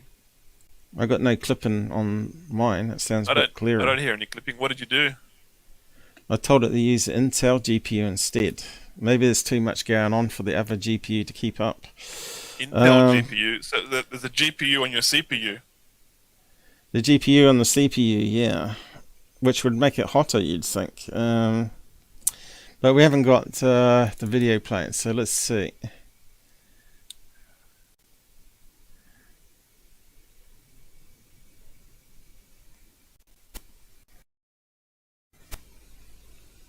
GPU with GPU. So you got a GPU on your CPU, you got a chip on your laptop. No, it's going to 100%. No, Yeah. no, you're clipping. It's going to 100%. Oh, God. God.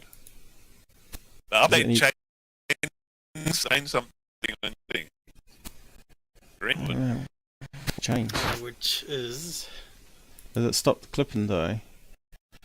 Windows Update rearranged all your settings. You said it changed all the names. It changed something in the settings. Put it back deep. And now you don't know.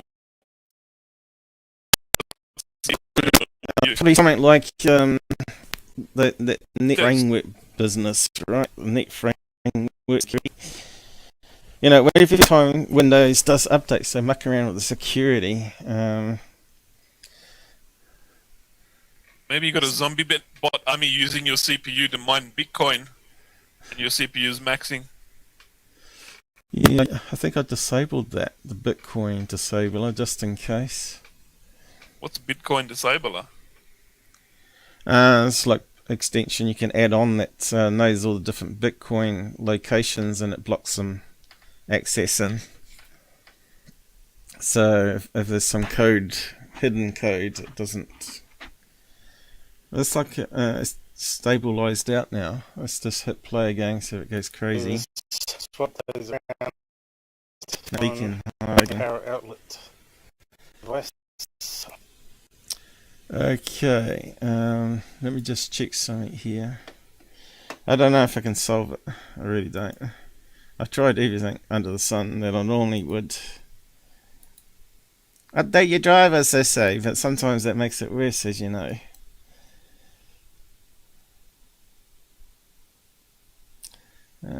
C drive, portable. I still think it's a conflict way they do the drivers on these laptops between NVIDIA and Intel.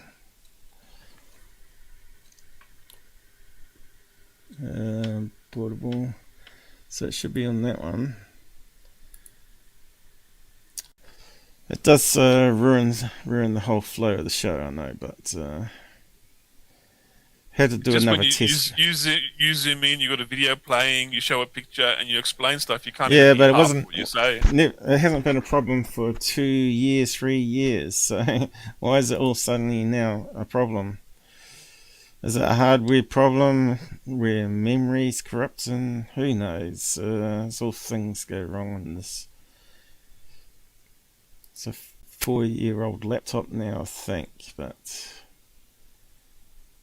let's just have a look.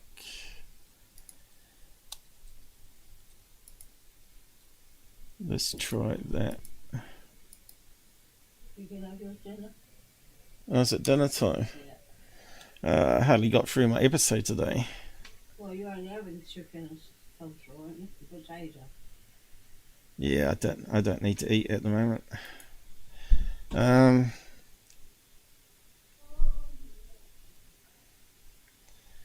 Let's see. Are you still there? Yeah, I'm still here. Force Jitsi onto the Intel one now. And let's see if that's improved it. Does seem lower in CPU at the moment. Of 9 volts. It's not crackling. It's working. Modify that. So I'm going to Something to do with NVIDIA. Are you still there, Gabber? Connectors. What did you do? I told this browser here and this browser here to be on Intel GPU instead of NVIDIA. I've got one of these here. I think it's still... Is that the settings you had last time? Decoy PD. I told it to let Windows... Well, it didn't have... Yeah, so when I move mouse and that thing pops up. And connected to a... It's only if I move the mouse. USB-C cable. USB cable. That's the best we're going to get. But you can move the mouse all the time. Yeah, it's got to be... Still got to be graphic driver problem, isn't it?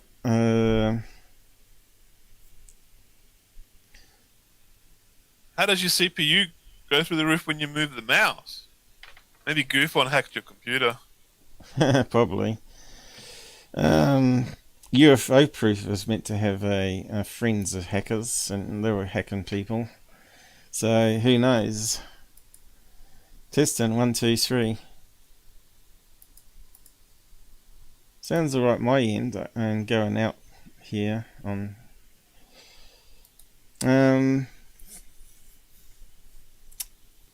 Let's see. Maybe I need to somehow force the mouse on the Intel one too. Maybe the Intel one works properly, but not the NVIDIA. Which I won't be surprised.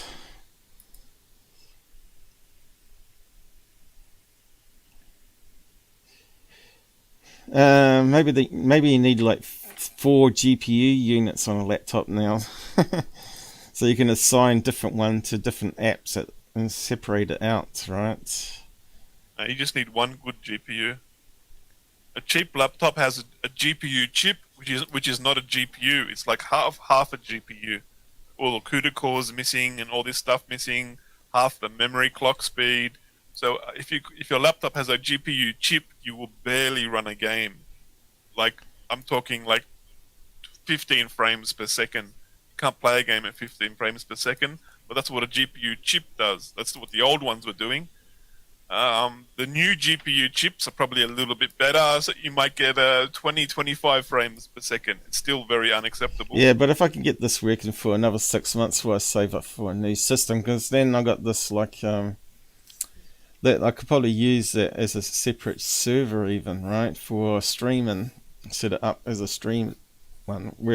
How I put it on the table, I don't know. Having 2 laptops. That means I'd have 3 screens then. Yeah, I suppose it could be done. But anyway, if we can keep this going for another 6 months, I'll be able to save up and get a $5,000 laptop, and we should be able to be cooking then. You don't need a $5,000 laptop. You could get away with a $2,000 laptop. It would do.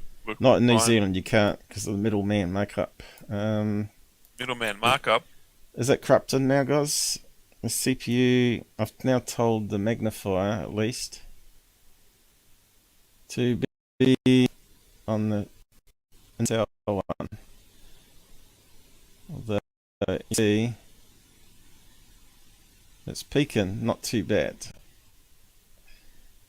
Okay, so but we ain't got the video playing. Okay, so normally play the video. A 5-volt PD. Is it better? Like it's peaking at 90% CPU at the moment.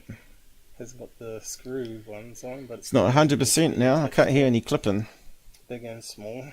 So I bought various versions. And that stopped the clipping too, isn't it? Meter voltage test. That's a bit better.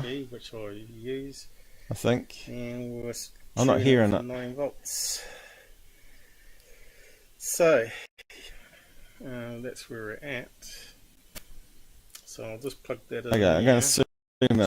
Dots. There we go. You can see the CPU and the GPU. 31% GPU. Okay. So the other decoy didn't work. So that's not too bad. Hold on. Now it's corrupting. Let's see what I got hold of here. 100%. Crap. So I've got another one that uses USB and another cable. So what else could it be? The mixer itself. Plug. And That's a just possibility. and And have one of these clear clamp together wires. You just hold down it, it'll focus, and it makes the hole bigger. Just grabs hold of the wire. No screws needed, and I just simply flip the it's red. still clipping though as I'm moving the mouse on the other screen though, isn't As you it? can see on one of Yeah, the it's outputs peaking at there. 100% still. So it goes to the plug. And I've got an adapter here that makes a DC Uh, male to a female. And yeah, it doesn't want it on the other to the screen, 9 but it's not as bad. device. I have to put edge on there. Let me just see. I just have to add it to the list. That's lovely. Let's see if we solve that one. So no 9-volt batteries needed. I cut the quarter off there with a bit of plastic for the cables to come through. Good. That easy. Okay, let's have a look. The 9-volt battery. Where about So edge, now I have it Luke? on 9 volts DC. Edge. And I've got the fan going here. Program And files. if I can hold it up to it. I'll tell it what GPU to see if that solves it. See, it's just hitting orange.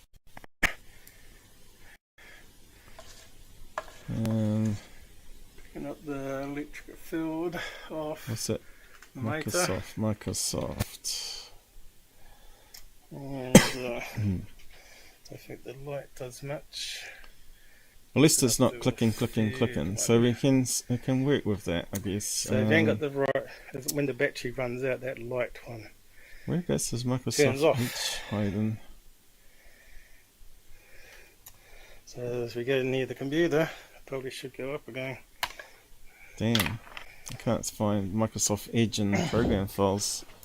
Let me just go back up. I'm using this horrible Sony camera that overexposes things, as you can see. But you can see it's not really much EMF given off. So there you go, using a PD decoy, Where's Edge 5 hiding? volt PD 3 power adapter that allows up to 5 amps, and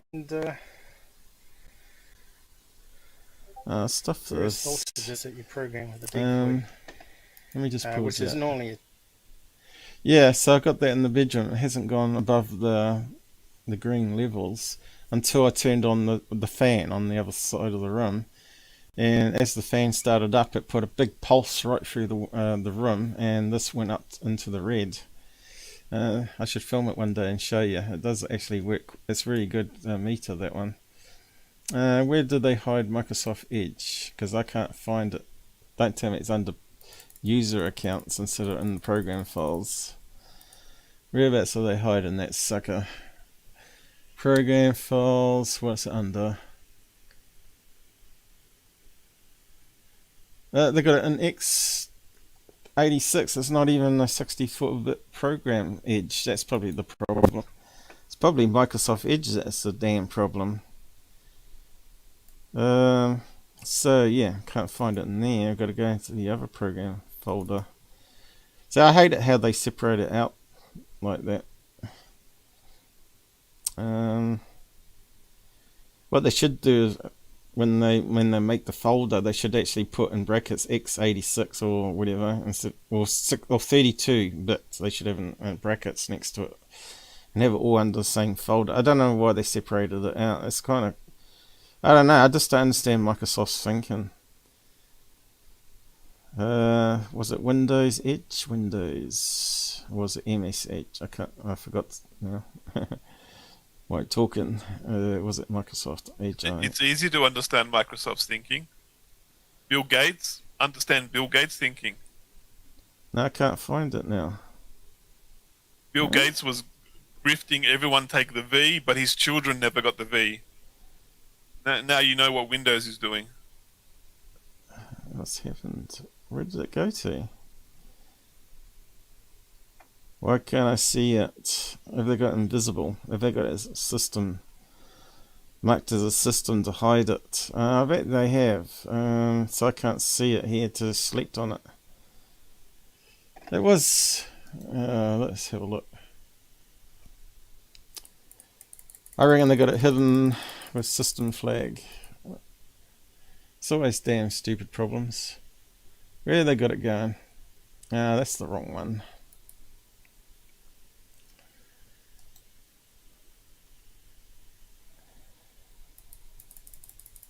I can see why people get frustrated when it all goes wrong. Get a shotgun out and shoot Microsoft laptop. Where they got it hidden? That's where I'm looking, guys, and it's hidden. Right, it's under a thing called Microsoft. I don't even see the Microsoft. Don't think Microsoft / Edge. Let me see. I don't see it. I don't see it.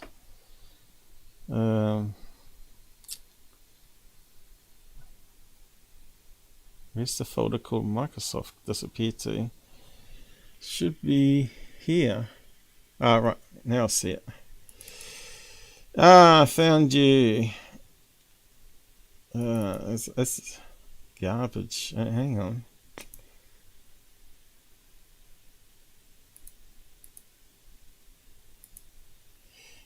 Just take out the updater. I reckon the updaters happened on it.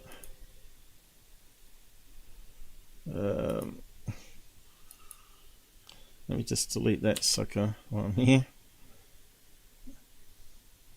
Apparently if you rename the folder called Edge Update, it doesn't update it anymore, and that's what I want, just to be on the safe side. Alright, so let's tell it now to be on the other core. I should show you what I'm doing so you can see what I'm doing to try and troubleshoot it, but anyway. Power savings. Try that one first. Alright, so is it better? That's a good question. Let's zoom in. That may have reduced it. No, still getting up there to 100 when I was zooming. Now let's play the video. Is it better? Go back again. Normally that should be red though, shouldn't it? Hey, that sounds alright. Red is positive. Might end. So what I need to do is swap these around. That's made it worse. A power out device. It's made it worse. 9 volts. So maybe Edge needs to be on the other GPU. Let's force it back to high performance. Okay, now what's it doing? I think off hardware acceleration on your browser. That's not too bad. You turn off hardware acceleration on your browser. Because your GPU is trying to stream. You can't have your GPU doing anything else except just streaming. You need to utilize your other resources. Well, I turned it off on this one, remember, and it didn't seem to help. It made it worse. And how about clipping now? Modify that. So I'm going to need to find one of my computer connectors. Yeah, happy New Year. Real happy. Good to see you, Tommy. Okay, it's just hanging just below 100% at the moment. Now it's going to clip, zooming in. You can tap down freeze. Makes it really easy, no soldering. Still 99%. And connected to a USB-C cable. That's kind of weird, isn't it? That's kind of weird. Maybe I should force this one onto the high performance one instead of the internal one, and the other one. Maybe it's just a matter of playing around. It shouldn't be high performance anything.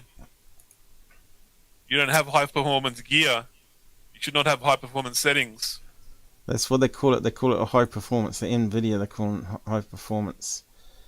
So Yeah, but your settings should not be high performance because you don't have the resources in your computer to run anything on high performance. Okay, cancel. That's the wrong one. Brave.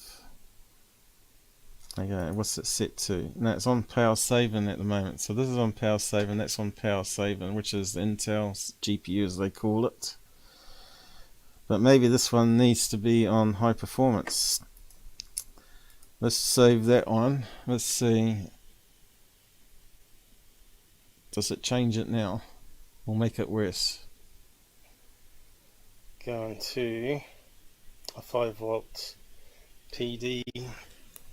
97%, 91, 94, And that's what. There's another one that 91, 73 suddenly dropped. another USB. It's funny how it varies while playing a video. It doesn't make any sense to me. 73 now up to 90. Meter a voltage tester. Now sitting on 83, 91 now. It's all over the place while playing a video. Is it corrupting? Up and down. Just under 100%. Yeah, there we go. For 9 volts. Just moving the mouse around. So yeah, I'm not sure if that made it any better. Yeah, so we'll just have to move on, I think. I think we got it roughly going alright. Good enough anyway.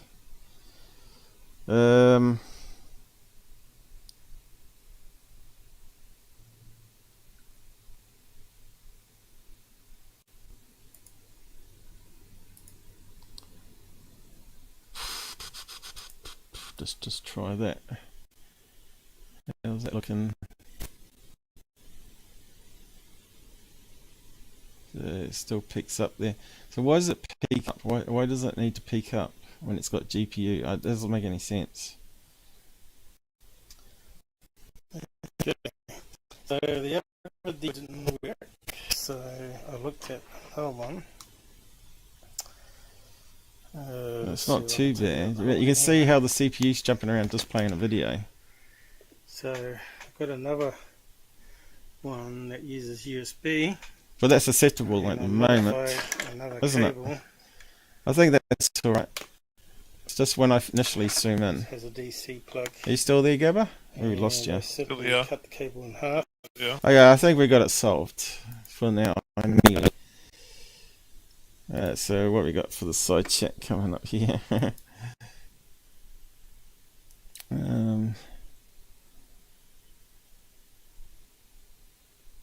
Let me just get that back up. There's not much more else I can do on this apart from I don't want to reinstall everything unless I've got another laptop, you know what I mean? It's always best to get a new machine, get that working, and then go back to the old one and see if you can redo it if it still need to have it done. But if you're not using it for streaming, maybe you can use it as a stream server. And that could take off quite a lot of load, I think, because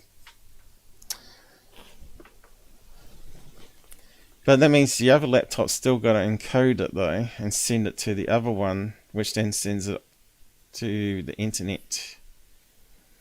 How much saving off a CPU would that cause, you know? If you get a faster laptop with more cores and more RAM, it shouldn't be a problem. You shouldn't need to use two machines unless you want to split it to multiple locations, which might be the next thing I should be doing, right? So I should be streaming it to Twitch and other ones at the same time. But I think you'd have to use like a third-party app like StreamYard to do it, or set up a server that does it. And that takes a load off your main PC then. To be a computer scientist, it's a sucky life. Trying to figure out this stuff. So what were we getting up to? All right, the UFO sightings. Probably wasted a good hour trying to figure out this thing. Well, I've already done 3 hours. It doesn't feel like it, guys. 4 hours, is it? Who cares? Of course, the font's small now for some reason.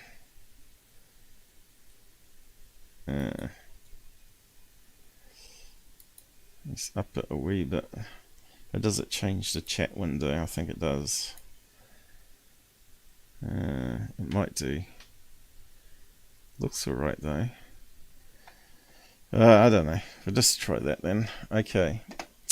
So, Fire in the Sky, the Orange UFO Mystery.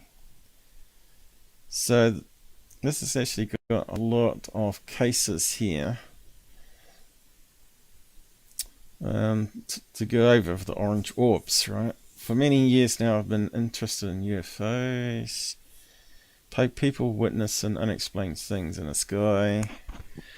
Some truth to it all. All these witnesses really viewing something unknown from this world, or maybe even another. The sightings that occur vary in description: black triangles, silver discs, cigar-shaped objects, bright lights.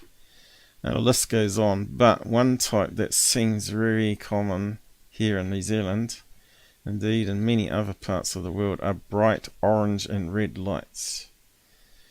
Many people describe the orange/red lights as fiery balls, orbs. Fire in the sky, moving in various ways and directions. At first glance you would be led to believe that these are merely Chinese lanterns. But I haven't seen any Chinese lanterns in New Zealand, but I haven't seen any red orbs either. But on further inspection, becomes obvious that many are not. But I think there's a lot of sightings around, is it White Island, where they have the big volcano? So it just makes me wonder if it's these, like, some of what they're seeing up there might be these plasma balls that the volcano spits out. We're seeing what they call them, fire bombs or something in Mexico, where it spits out and they fly up in the air, and it looks like a UFO, and then they fly off very many miles and then cool down and disintegrate, I guess. Moving in various ways. Where do we get to? Inspection becomes 2012 has seen a spike in these type of UFO. I aim to find out what is going on. And Gabber. I have personally viewed these objects myself and can't offer an explanation as to what they were. There are some things I do know though. New Zealand has a lot of coastline, yep, and these objects seem to turn up around these regions. And of course we're on a major fault line too. A big earthquake fault underground, right?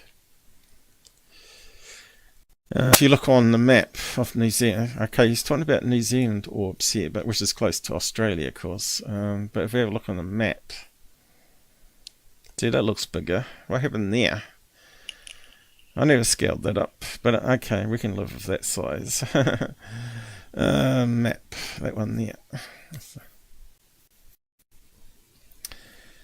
Okay, so if we go to slide, where they're at and what's under the oceans. How's the CPU going? Because I know Google downloads a lot of stuff. Okay, almost got up to 100% there doing that. Layers. And up to 100%. Now it's dropping again. So I'm not sure. Seems almost related to data being downloaded, doesn't it? When it peaks up. So I wonder if it's changed something to do with my land driver. Where it slowed it down maybe. In chunks it's sending. So New Zealand's surrounded by a fault line. Runs under the sea. And why we get lots of earthquakes down here. So that's the edge of the plate tectonics, I guess. Goes around here. Still hasn't loaded down that bit. Goes around here, then bends around to Gabber. Then it comes up to the top of Queensland. So it still misses it. I'm not sure what that bit is there. Looks like some sort of trench. So it goes up around here, around this island here, whatever that is. Is that Norfolk Island? What's that one? Isn't it? There you go. New Caledonia. Coral Sea. Fiji. And they get a lot of songs there. Okay, so that's a big fault line. You can see it's big. And it goes up Indonesia, Philippines. Look at this. Splits off around here. But mostly it comes around here. Goes up here to Japan. As you know, they get big tsunami and that thing shakes. Goes right around to, is it Alaska? What's that one up there? Greenland or something? Where's the label? Give me labels. What is that place?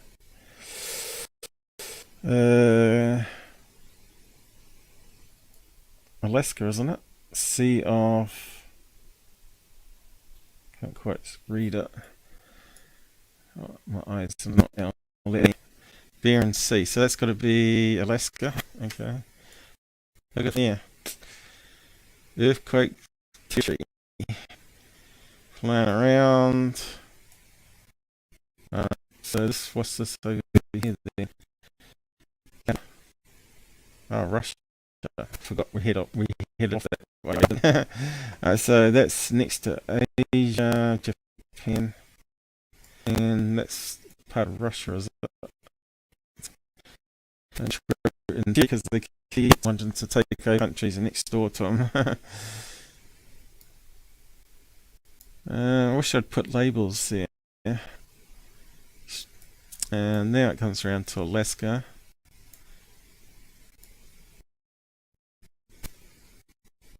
So that's where they go mining from. Down Nome, or whatever it's called. What's down here? Learning Educations. Fox Islands. Look at that trench there. And you got one layer sliding underneath another one. It's just something to happen, isn't it? Look how it must be. Gulf of Alaska. Where is some dish from? Nome, is it? The gold mine from? There you go. Is it? No. Yeah, it's a good idea. Where is it? Why can't we see it? Alaska goes right around. This way. See all these programs on TV, but they never show you a map. You need to know where they really are. So it's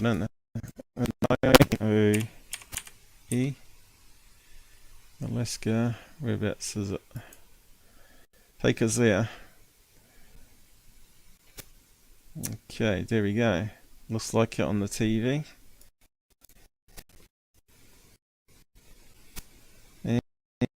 And it's there. And all these waters here. Let's go back out. So why is the map looking different to what we had before?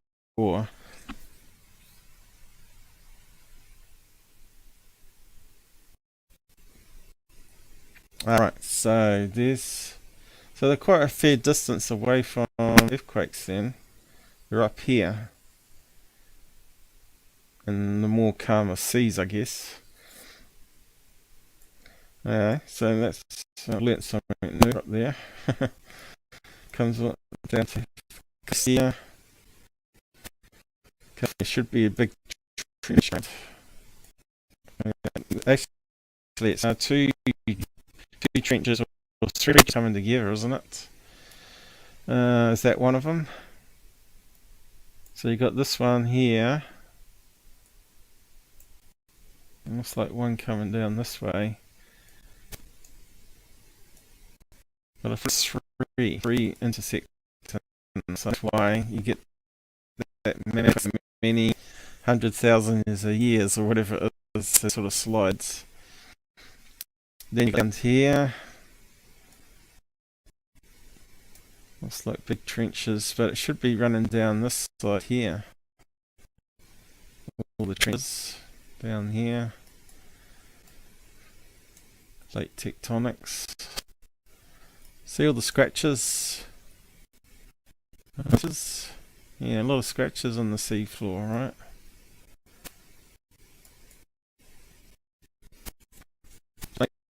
Down there because 98% of the sea's explored.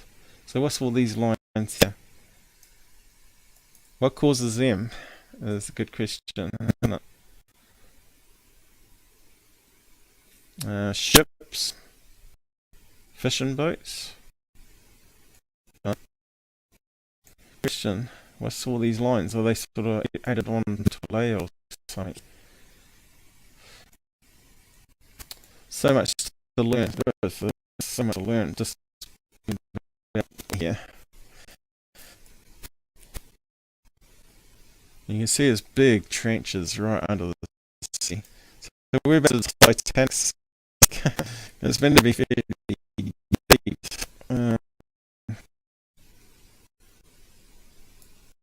So from New Zealand all the way around to there, then what happens to it? Comes down here, goes around.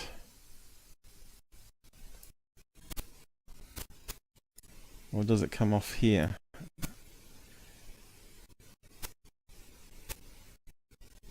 Comes down here, then where does it go? Must be some of these lines here. It's a wee bit confusing. Maybe they haven't got all the data. But anyway, if you type in the Ring of Fire, let's see how they draw it. It might be just a horseshoe shape, is it? Ring of Fire.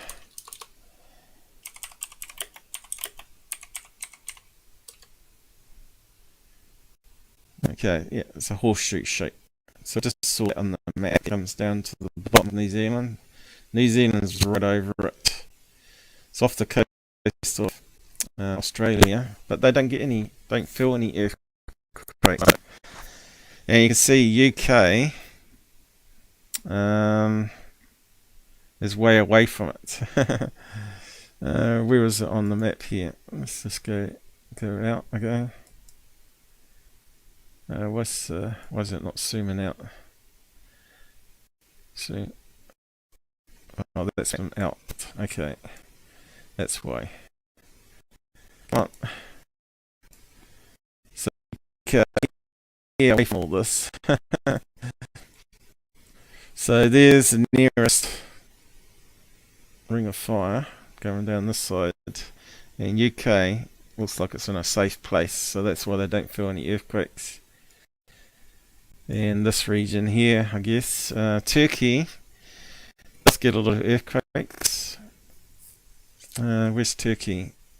Over here somewhere, wasn't it? India, Turkey. What can I see? Turkey, Afghanistan, India, Thailand, Indonesia. So there's all the Ring of Fire. Pakistan, Iran, Mongolia. What can I see? Turkey. Is it there? No, that's China. Where's Turkey? They do get earthquakes there. They haven't. Are you still there, Gabber? Yeah, I'm here. Oh, you're corrupting. Am I corrupting now? Yeah, really badly. Your computer's disintegrated. It's not a No, computer anymore. I Computer's need to disintegrated. reset the mixer. Maybe it's corrupts the mixer. How about now? Are you corrupted now? I'm gone sending to outer space. No, it's working good. Find another place. So the mixer was corrupting again. But it might be because when it peaks 100, it somehow stuffs up the mixer. Maybe I shouldn't have updated the mixer. That's why I hate banana. I updated the mixer, the potato it's called. It's called Potato. voicemeter. I don't use potato. I use banana. So yeah, Happy New Year to you, Tommy. If you're still there, I don't know. Look what it's done too. At least we can see your picture now, though. When it's bigger, we can actually see what people look like. Yeah.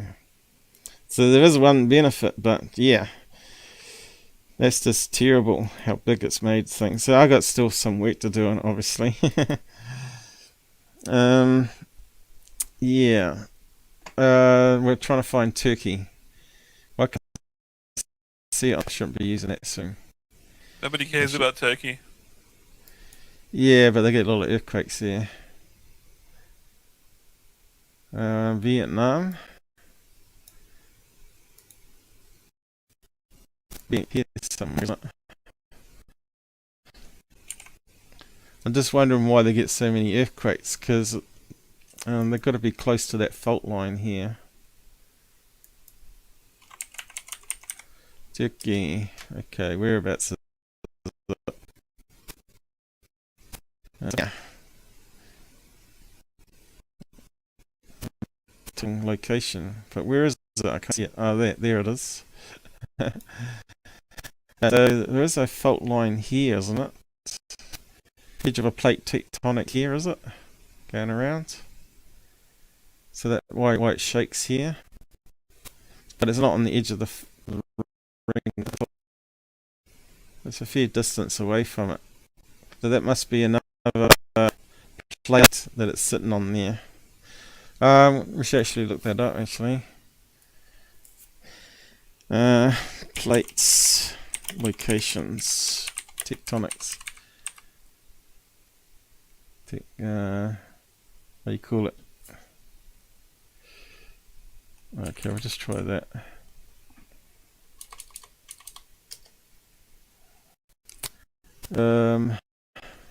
Is that a map there? So let's all the plates. I think there's 5 of them, isn't there? Why is it not coming up? The images.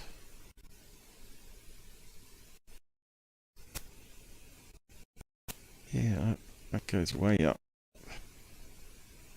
CPU. It's got to be something else that controls that.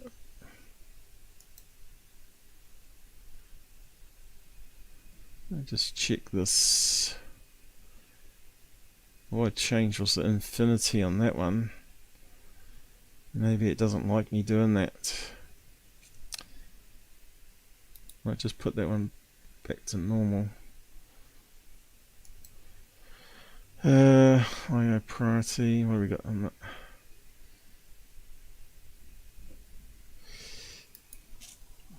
I'm pretty sure that's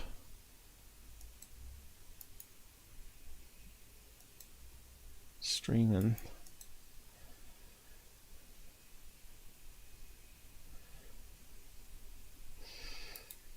Don't know, I have to play around a bit more. Probably discover eventually what's going on. Oh, here we go. We got a diagram. Let's have a look at plate tectonics. So Australia, well, Ring of Fire. Look at this one. So that follows that horseshoe, doesn't it? Then it breaks off Descr plate. And there's a little tiny plate in between. I thought there was one off the coast of California here, so maybe when they're talking about 3 plates, they're talking about those ones there, probably. 1, 2, 3. Although there's a 4th one there and another one over here.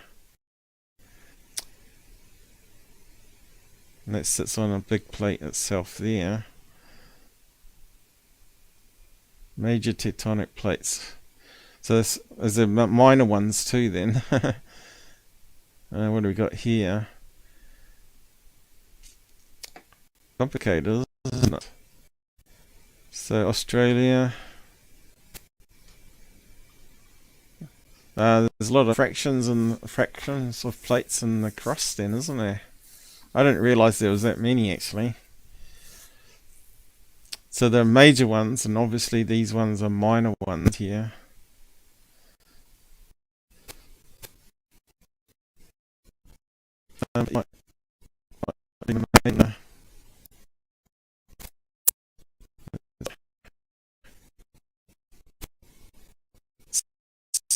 Where do I get 5 from? Let's have a look at that one. So, one that runs on the edge of New Zealand, Australia, goes around. And here's one for Turkey there. Wasn't it? Turkey, Spain. Arabian plate. Indian plate. Africa's got a big one. And you can see here, European one is big, and that's got UK in it. So that one may move less, maybe. I don't know. Maybe that's why they don't get earthquakes. And there's the one going around here. So there's a little tiny plate here, straight off the edge of coast of California, is it? 1, 2, 3. So they've got 3. Mexico, California, right? So they're the 3 intersecting ones. And then you got the minor ones also. So should learn the stuff in school, I suppose. But you can see the world's going to be constantly moving all the time. You still there, Gabber? I'm still here. It's not corrupting, I don't think. But we're getting up to 100% again, but no whatsoever apart from closing the browser down. Yeah, it's got to be something to do with the internet resources, I think. Memory. What's changed though? It's a mystery, it really is. So I was before. Many people describe the orange red as fiery balls or orbs in the sky. I think we read all that. There are some things I do know. New Zealand has a lot of coastline. These objects seem to turn up around these regions. Particular region of interest is Auckland North Shore, which has been a hotspot during 2012. Now, I worked with a guy that claimed to have seen a mothership. I thought he was a bit nuts, but he was a clever guy to do with computers. He was running his own company as a computer consultant contractor. But he told me this story, which I've repeated a few times already, that he woke up at 3 a.m. one night and he lived up in Auckland that overlooked the Auckland Bridge in the bay, which I guess is North Shore, which is what they're talking about here. And he saw this great big huge mothership in the sky, just floating, just hanging there. So he woke up the family. He said, "Quick, come and look at this." So the wife and the kids were awake. Look, he woke up the kids to come and see this, because I suppose he wanted people to see what he was seeing. And sure enough, it was there. And he used the Auckland Bridge as a ruler to how big this object in the sky was. And he said it was literally 5 kilometers wide. That's a big mothership. So, but what he said was, coming from the sea and from the coastlines, was all these white orbs going up underneath it, like Independence Day, going into the mothership. Like dozens of them coming from all around the countryside. And I think this was just before the Korakora Lights incidents back in 1978, I think he said. So whether it's related, I don't know. So back then, I was sort of interested in UFOs, but not a fanatic on UFOs, or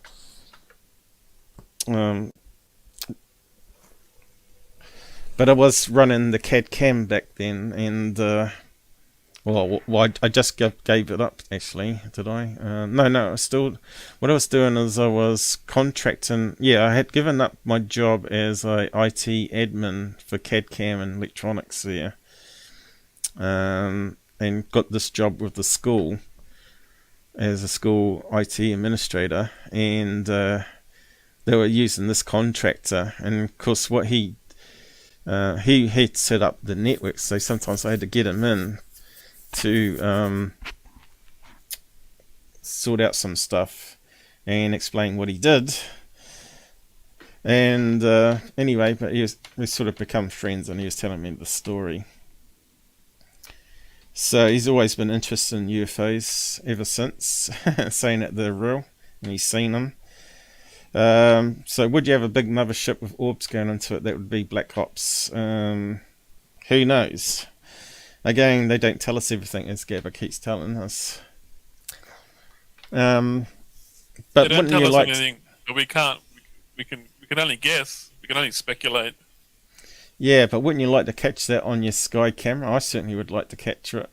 But maybe we do have them fly overhead. You'd have the CIA coming to your house, deleting everything in your house. Yeah, but they could be flying over your house silently, and you're sleeping. It's being recorded on the security system, and it gets deleted eventually, right? So it could be happening when we're not looking at the skies or looking at the cameras, right? But then you think it doesn't make sense to be. Well, it doesn't make Black Ops military experimental projects over houses. Doesn't make any sense. This was out to sea, he said. This is why they have Area 51. They got testing grounds to test their weapons and experimental stuff. They do it out in the middle of the desert, in the middle of the nowhere. They're not going to fly it over someone's house. Unless it's been tested and they're flying it and then something goes wrong with it, right? But anyway, if that happened, if it goes over someone's house, it's probably not us. It's somebody else. Could be Russian, could be Chinese, or it could be something else. Who knows? But military just don't fly their black projects because they don't want someone taking a picture, posting it online, so then China goes, "Oh, look, we can see what their new technology is. We know what they are doing." You know, like that's why they got the desert in the middle of nowhere. And they test all day long. They test all day long, all night long, all weather conditions. They sit there testing. No one's there. Yeah. And if you walk over the border, they'll shoot you. They're allowed to shoot you if you go over military base. Unless you're a legal alien. I've only got one watching now anyway. Biden, he allowed all the millions of illegal aliens to come across. Yeah, I think it's got too late for UK. Come and ruin America. Come and ruin America quicker than I can ruin it. He reckons the migrants can ruin America quicker than Biden can. Well, this is the time in America at the moment. It must be getting on late, is it? People have dropped off. But then again, my sick laptop, which we're going to have to put up with until I can get it in one. We'll just have to hang it together. So, yeah, what is the time? Simon Kelly.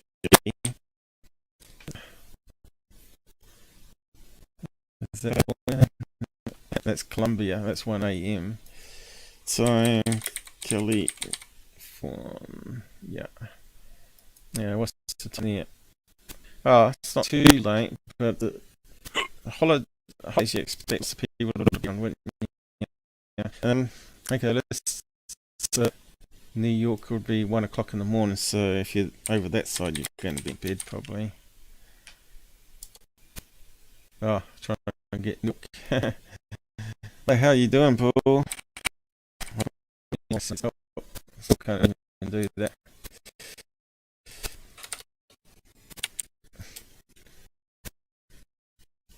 Yeah,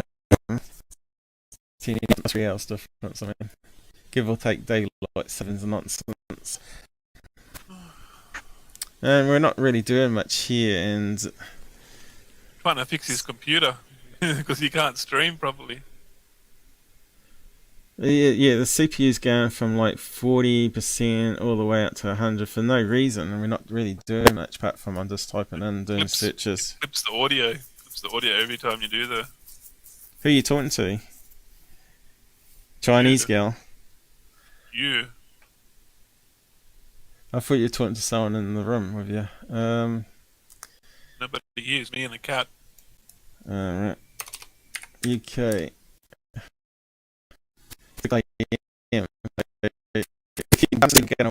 Join the stream saying, "Oh, you're still going?" Yeah.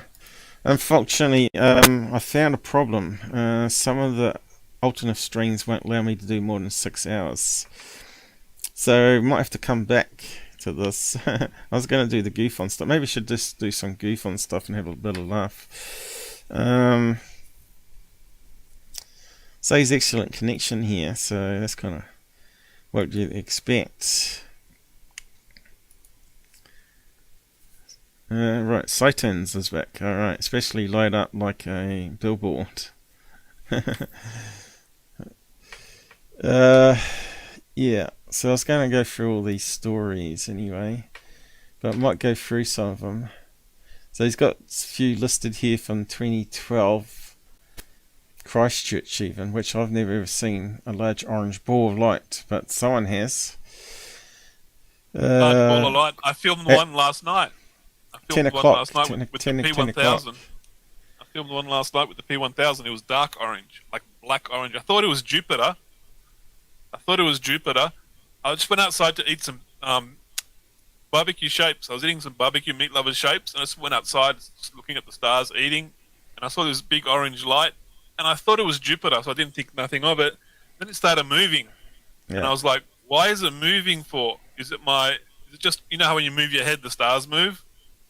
I'm like holding my head still, and it keeps moving when I hold my head still. So I'm like, do I have disorientation from going inside to outside, light to dark? So I leant my whole body up against the shed, and I put my head on the shed, so my body was perfectly still. And then it zigzagged, like up, down, left, right, and I was like, nah, that's moving. What is that? And I ran inside, grabbed the camera, put the P1000 on it, zoomed in on it, got like 10-20 seconds footage or something, and then the cloud went over the top of it. So now we can measure. Now we can measure how high it was because the clouds come over it. We can look at the weather app and go, the cloud on this day was, 6,000 feet, so it was 6,000 feet. Now we got a height measurement for it, but like it was different colors in the pictures. Let me look at the pictures. Some pictures of the video. I filmed it in 4K. So like I only got 10-20 seconds footage and the cloud came over. I actually grabbed my infrared camera, ran outside the front, ran up the road to the top of the hill and around the corner where I can see a little slot of the entire west horizon because I got a tree and the next door neighbor's house blocking me. Yeah. I went out there and went looking for it, but I couldn't find it after that. It left. So some of these orb lights have been identified though. So I'm just wondering if that one in Christchurch was a fireball. This one had this one. I got it on one of the stills. It's like red on the outside, and it's orange in the middle, and then it's green and blue on the top with a little bit of purple. It's like a also almost rainbow color, but it was like dark orange. And then in the beginning of the video, that could just be the cloud coming through.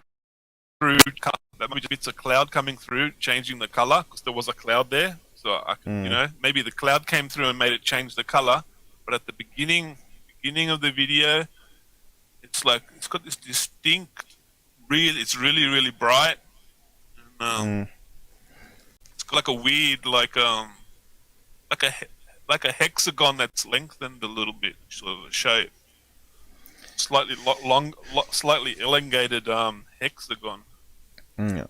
So there's a lot of sightings there in New Zealand of these orange balls. Quite a lot, as you can see. So I reckon some of them most of them can be explained away, for sure. The zigzag, I saw it zigzag like in half a second. It zigzagged up, down, left, right, right, left. And before it zigzagged, it was moving around. It wasn't sitting still. It was like moving around. I'm like, is that moving or not? I have to stabilize my head. I'm like, yeah, it is moving. And then it's a zigzag, ching, ching, ching, ching, ching, ching. And I'm just like, what the hell? That's not Jupiter. It like just zigzag, like, choo, choo, choo, choo, in half a second. So I just noticed where all these reports are. So Christchurch, we're on an extinct volcano, but Auckland's got active volcano. Here.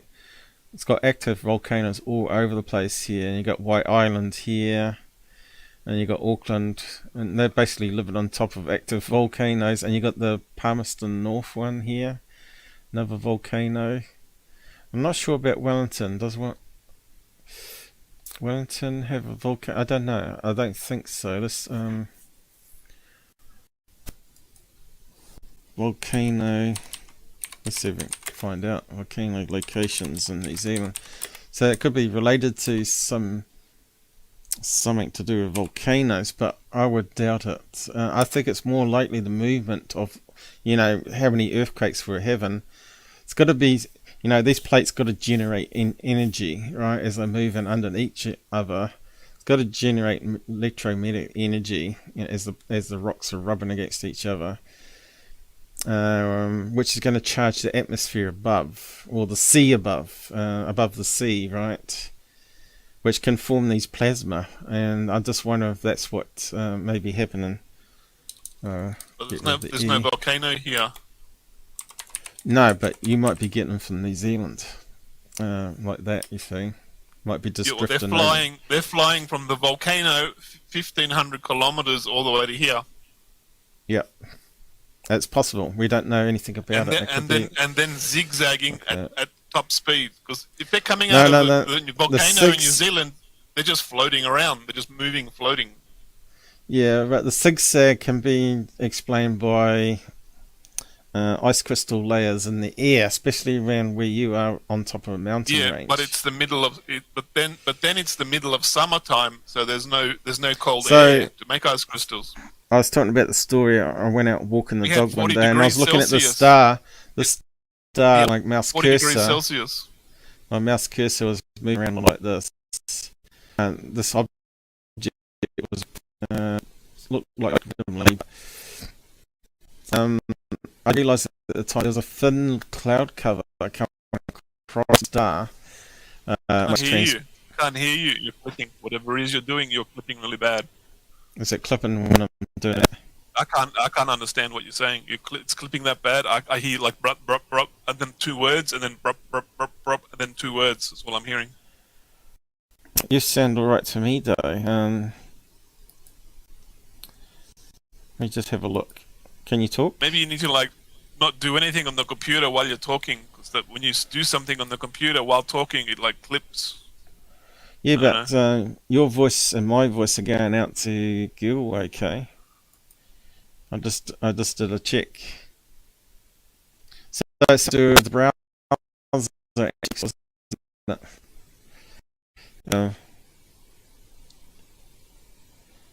It's using definitely a lot more CPU. So if I go like that, can you hear me now?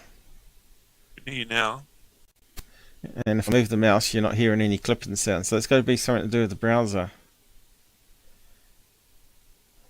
So yeah, so I saw the star like this, but it was moving. To me, it looked like a couple of feet each direction. I thought it was a UFO in the sky.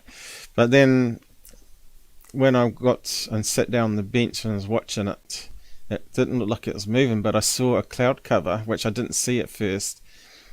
Been like an icy cloud that's sort of mostly transparent, but it was definitely a cloud. But it was, and that was moving across the star face. I noticed, And I thought, oh, there you go. It's bending the light in different directions, making it look like it's going zigzaggy in the sky. When I got out, Did anything else you looked back do that as well? no. Oh well, there was no other light directly in that location. No other star I could see with my eye at the time. But I didn't have cameras, and I only had smartphone camera, so that was useless. I would have liked to have filmed it. This orange orb was like bigger than Jupiter, dark orange. I thought it was Jupiter at first, but then I started to realize the color's off. Jupiter is a bright orange. When I started to think about it, it started zigzagging everywhere. Nothing else was zigzagging in the sky. Nothing. All the other stars were normal, but this one just started zigzagging. And I could tell it was zigzagging because it was right low on the horizon, and where my neighbor's roof is my neighbor's roof, and then there's like the breather pole, and it was right next to the breather pole, right next to it. So I had foreground reference because it's in the background, obviously. So I had foreground reference, and it's moving past the pole. I always use background and foreground things to see if stuff is moving, because if something's standing still and you see it move to the left, to the right, up, down, well, it's moving. So because the breather pole was right next to it, that's the only reason I noticed it was moving slightly. And then when I had a good look at it, it just zigzagged like huge distances all over the place, zigzag, and I'm like, hang on a second. Like no other stars in that vicinity did this. If there was ice particles in the air, middle of summer when it's hot, which is very unlikely, the moon would have an aura around it from the ice particles, and the other stars would be zigzagging too. But nothing else zigzagged. This was only the one thing that zigzagged. Yeah. Okay. I'm wearing shorts and a light t-shirt. It's not cold outside. Wintertime, it's -6 degrees Celsius. I've got 2 snowboard jackets on. I've got a beanie on. I'm freezing to death. Now I'm just walking around in shorts. Summer, mosquitoes are destroying my legs. I have to coat my legs in poison to go outside. Yeah, when I go outside, I always put longs on. And I should really put socks on, but because my feet dry out. But anyway... But I know what ice particles are, because when I'm doing moon work and there's ice particles in the air, I get a halo around the moon, a rainbow halo, and I take these like artistic shots of a rainbow halo around the moon because of the ice particles. So I know when there's ice particles in the air and how it affects the moon and stars and stuff. Anyway, when I filmed it, I've only watched the video once or twice, but when I filmed it, I didn't notice it zigzagging then. It stopped zigzagging after I ran inside, grabbed the camera, come outside. That's strange how it clips when I move the mouse over, doesn't it? I don't know. I'm just saying what I saw and reporting the conditions. Like, I don't know how to figure it out, Every time I grab the camera, these things sit still. And when I'm there without the camera, they like dance for me. I'm like, why can't you dance for me when I'm filming? What's wrong with you? Sightings has got something here, but it might be too big to put on the string. If it was ice particles making it dance while I was filming it, wouldn't the camera pick up the object dancing in the ice crystals? Well, if you're seeing it dance, then the camera's going to pick it up dancing in ice crystals. Doesn't necessarily mean other objects are going to move, because it depends. Like, it might be just in that cloud that's just over that region there that's got the ice particles in it, you see, and unless you got another bright object next to it, a cloud did come over and cover the entire craft, cover the entire object 20 seconds, 30 seconds later, and it didn't move when the cloud came over. If there was ice particles in the cloud, it would have moved. The distortion of ice crystals, light reflection. Sightings always seen orange orbs. They seem intelligent, but no. But are they moving like a constant speed, left to right or right to whatever. The Always orange moving. and white, the orange and white orbs I see and I film, they move in one direction. Sometimes they change direction and go from north to east. They lose altitude. Yeah. When they come in, they go up in altitude. When they get near me where the mountaintop is, they level out, and then they come down in altitude. Sometimes they slow right down, or sometimes they speed right up. I get like multiple direction changes in altitude and like compass. So I got some more information here on orbs in Canada. This UFO research website here. Either we got a lot of aliens flying around in orbs, just doing alien UFO business, or we just got like plasma balls coming out of rocks and volcanoes and cliffs. Okay, so this Or is we quite got a the few military- years old now, this page here. Military 20 black ops flying past in their black ops stuff. Yeah, but have a look, read what he says here, which is quite interesting. And remember, that's when Elon Musk started putting up more shit in the sky. Yeah, but we can track Starlink with apps, so we know Yeah, what's a we Starlink can and now. what's not. We couldn't initially because they didn't add it on the apps at the time. Remember, it took a wee while for them to make it onto the apps so you could track it because they weren't listed, right? But anyway, let's see what he says here. August 2015. So it's closer to 2016, I guess. I know there's a lot of hype about orange orbs, especially in this channel with Gabber and 18 Wheels, but I can tell you that after investigating and studying more than 15,000 Canadian UFO reports during the past 25 years or so, I'm not convinced they are as interesting and unexplainable as claimed. Okay. Of the 15,000 cases on file with Ufology Research Survey Canada, what's that say? CanadaUFOReport.com. So it sounds like something similar to MUFON, I guess, but for Canada. That picture's not even orange. It's a white orb with a red outline. It doesn't even have a picture of an orange orb. What's he on about? Looks orange here on this screen. White, That's orange, not orange to me. And red. But anyway, It's like that's white with a red outside. It's not even orange. Red and white. yeah. I think you'll find Maybe that he's one. colorblind. Maybe he's colorblind. I don't know. I think you'll find that one there is a Chinese lantern. Okay. Because there's the candle burning there, and we're seeing it from below, so you can see it's going up like a tear shape. If you look at it carefully, it's not like a perfect orb like your ones, right? This one's definitely what a lot of people are seeing in Canada and America, these damn Chinese lanterns. I get perfect geometric shapes of all different shapes and sizes. Yeah, so this one's not like your one at all. That's just the light, and then you can see the light coming off it. Yeah, it's yeah. It's not an actual geometric shape like a circle or hexagon or elongated hexagon or tic-tac shape or... Yeah, so let's just resume this article as we'll be here all night. I would say that as many as 5,000 could be classified as orange orbs. So he doesn't even class this one as an orange one, I guess. And since most cases can be explained easily, that would mean that only a few dozen of these orb reports are truly mysterious. Okay, so is your one in the mysterious class? I don't know. Probably.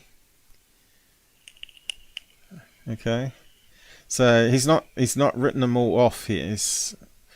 So from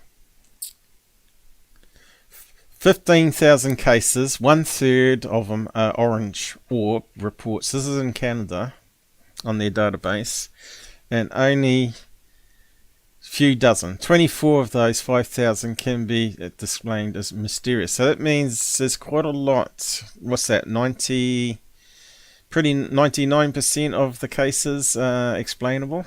Okay. So does yours fall in that 1% category as well? I don't know. There's certainly not enough evidence to suggest that these orbs are intelligent or are flying to communicate with us. So in those 24 cases, mysterious ones. Jeez, and what do orb reports look like? Here is a recent actual sighting report from Wellington, not New Zealand, but Canada. Was just outside having a smoke, and when walking out of my garage I noticed a weird light in the sky. It was the color of an orange street light. The object was of about the southwest position, and I noticed that it went throughout the night sky, between the moon and the horizon. To me that sounds like Starlink at the moment, doesn't it? Because it went out throughout the night, so it means it comes around in orbit, right? I watched the object until it disappeared in the night. It seemed to fly from southwest to southeast. Well, that's the direction of the Starlinks, isn't it? Comes from the west and goes east in America and Canada. And then when I hit the SE portion of the sky, it seemed to go straight into the southeast as it stayed. Seemed to stay. How many minutes was it though? He doesn't say. And slowly disappeared. So that sounds like it's in orbit and going around the curvature of the Earth, right? I didn't go down behind the horizon or behind an object. It just flew off into the distant sky. Well, that's how Starlink looks though, isn't it? It doesn't sort of disappear beyond the thing. It just loses the angle of the sun that lights it up. Just flew off into the distant sky until I couldn't see it anymore. There were no flashing lights, and generally the Starlink ones don't flash, do they? They stay lit and then they dim away again. We saw that with the, what do you call it, the satellite train races, racing UFOs, or what they called them.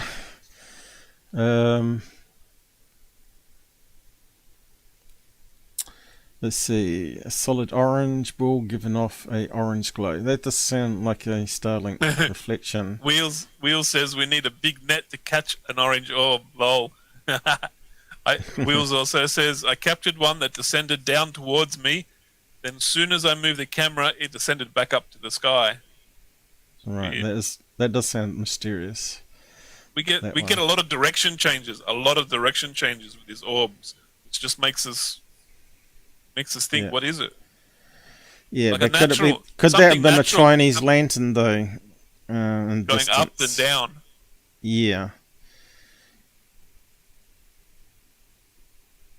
From my video footage, my video footage says nothing Chinese lantern, because you see a distinct geometric shape, a ball of light, tic-tac light. Like you see these direct geometric shapes, and it's moving. See it moving across the sky, like it's being controlled with intelligence. Anyway, does that sound like an intelligently guided object? Not really. It seems like it's going from one direction to the other direction, doesn't it? Communicating. So people think these orbs communicate with them. I suppose I've seen videos where they are talking to it, right? A lot of crazy women This guy says it's the size of a pea. I see them the size of softballs, baseballs, even bigger. The other one I saw, the plasma ball UFO, the big one that I saw with the orange electrical lightning bolts coming out, that was 30% bigger than the moon. That was like grab a basketball, throw a basketball in front of your face, and there's a huge basketball. It's a Chinese lantern. Yeah. I didn't see that as a Chinese lantern, the way he was describing it, right? Because but we don't know how long he saw it for. We know Chinese lanterns only last up to 12 to 15 minutes maximum, and then they burn out. Okay? So if you film it more than that, then you can rule out Chinese lanterns, right? And we know 5 minutes for flares, right? See, So but you should. if I saw a Chinese lantern, I would see the lantern and the flame inside. I've seen Chinese lanterns before. You can see the lantern and you can see the flame inside until it gets like 10,000 feet or something. Until it gets far, far, far, far away. Then it's just like a little light in the sky, tiny little light. But you can see like the flame flickering in the sky, even when it's really, really high up. You can see how the flame still flickers to the left and to the right, and you can tell it's a flame even when it's like very far away. But when it's close, you can actually see the Chinese lantern. You can see the shape around the Chinese lantern. We know that you can see a strobe light, probably not as far as a pilot can because he's up in the air, and he's got less atmospheric and layers in between him and the other plane. But from the ground, I'd say you'd probably see up to 10 kilometers of strobe light. Alright, you should be all the candle light flickering. But I read some reports about candles, and I didn't think about Chinese lanterns at the time, but I think someone said you can see the flickering candle for 1.5 kilometers. So that's, what's that work out into feet? 1.5 kilometers. 1 kilometer is 3,000 feet. 1.5 kilometers would be 6,000. No, would be like 4,000, 5,000, 4,500 feet.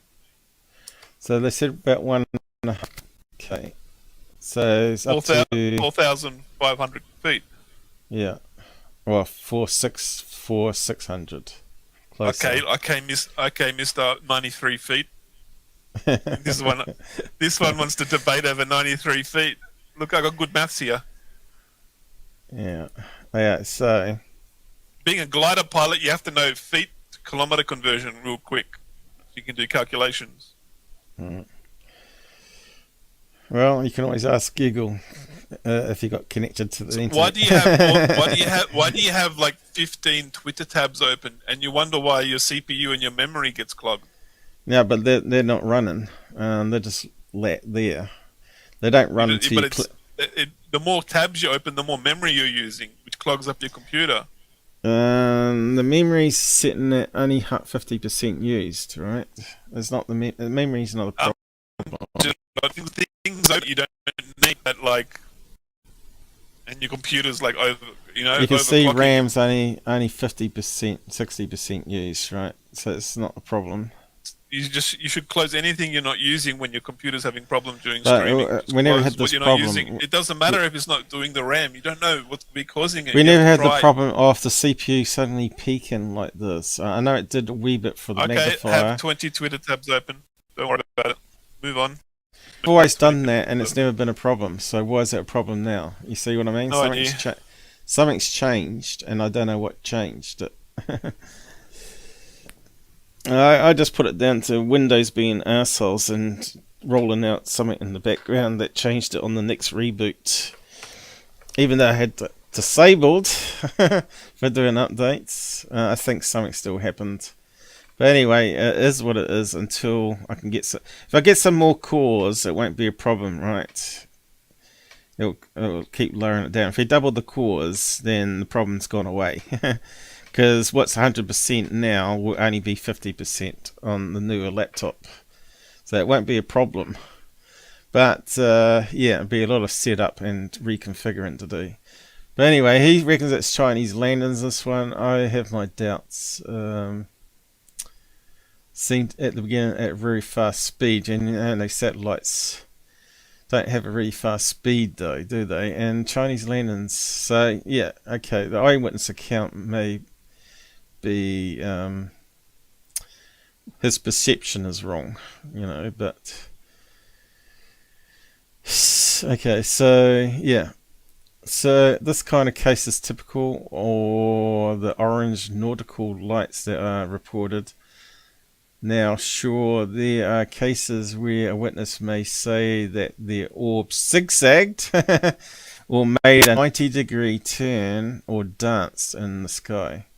But after more than 35 years of investigating UFO sightings, I know that upon detailed investigation, such cases do resolve into much more mundane objects with less bizarre... Other people said exactly the same how I described it. The orb zigzagged. They're seeing the same thing I'm seeing. Yeah, but he said that in the reports that some zigzag. That's not to say that there isn't good cases like that, but reliable observers. Just that here are fewer than people claim. So it's not every day an orb's going to zigzag for everybody. It's not every day that's going to happen. Or make a 90-degree turn. So that change direction, go up in height, go down in height. So that rules out that, because Chinese lanterns are never going to do a 90-degree turn.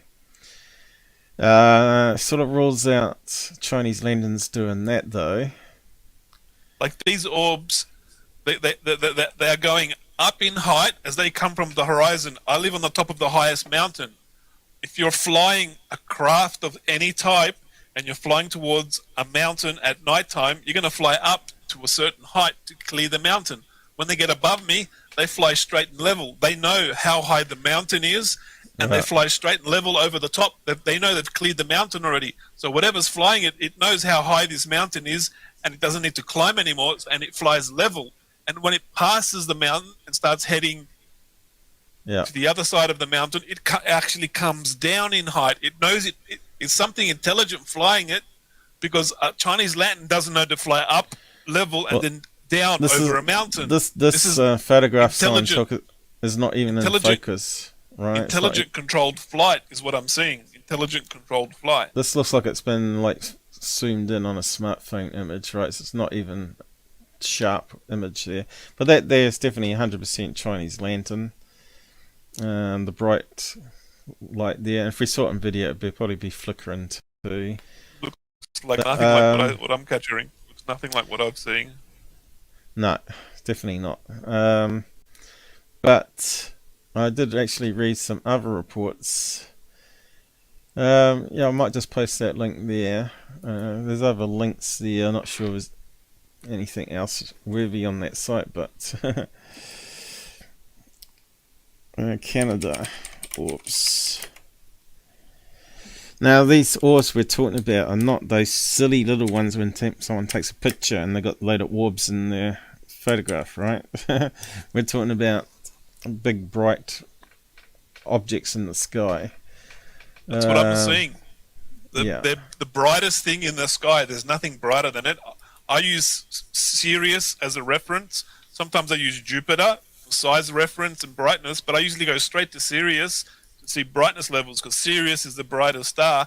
These are like the size of baseballs, softballs, these huge balls. So they're close. They're actually close to me because they're so big. Balls of fire. So why is the CPU peak this on the browser? That doesn't make any sense to me. I updated it too, and hasn't fixed the problem. So this one here, if you heard of the min lights, it sounds almost Chinese, doesn't it? Min lights. Let's do a search on that and see if the audio crackles and pops.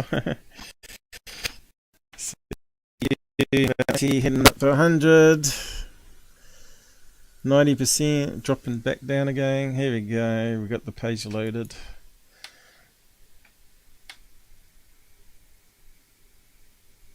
I wonder if it's something on the land driver cache or something. They've changed it in the settings.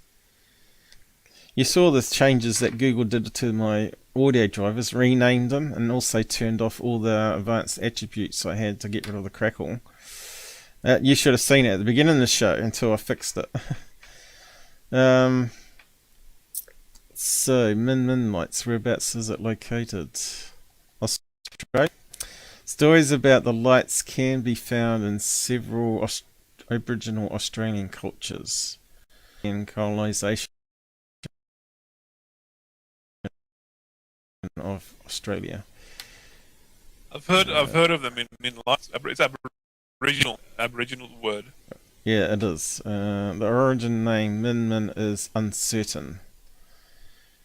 So now you know some Aborigine language. I could they've been seeing min lights for 40,000 years. They must know something. Yeah, but you can say to next time you see a Aborigine, it's probably too cold where you live. Say, Min, uncertain. What are you talking about? I don't talk to Aboriginals because they always try to steal from you. Now, I can't start any. I grew up in the country. I grew up in town. I know what you've experienced. But yeah, I've heard lots of stories about it. I've never really had any interaction. I've had to try and run them. Aboriginal. I had to physically try and run them over with my car. Otherwise, they would bash me for my car. You understand? Really?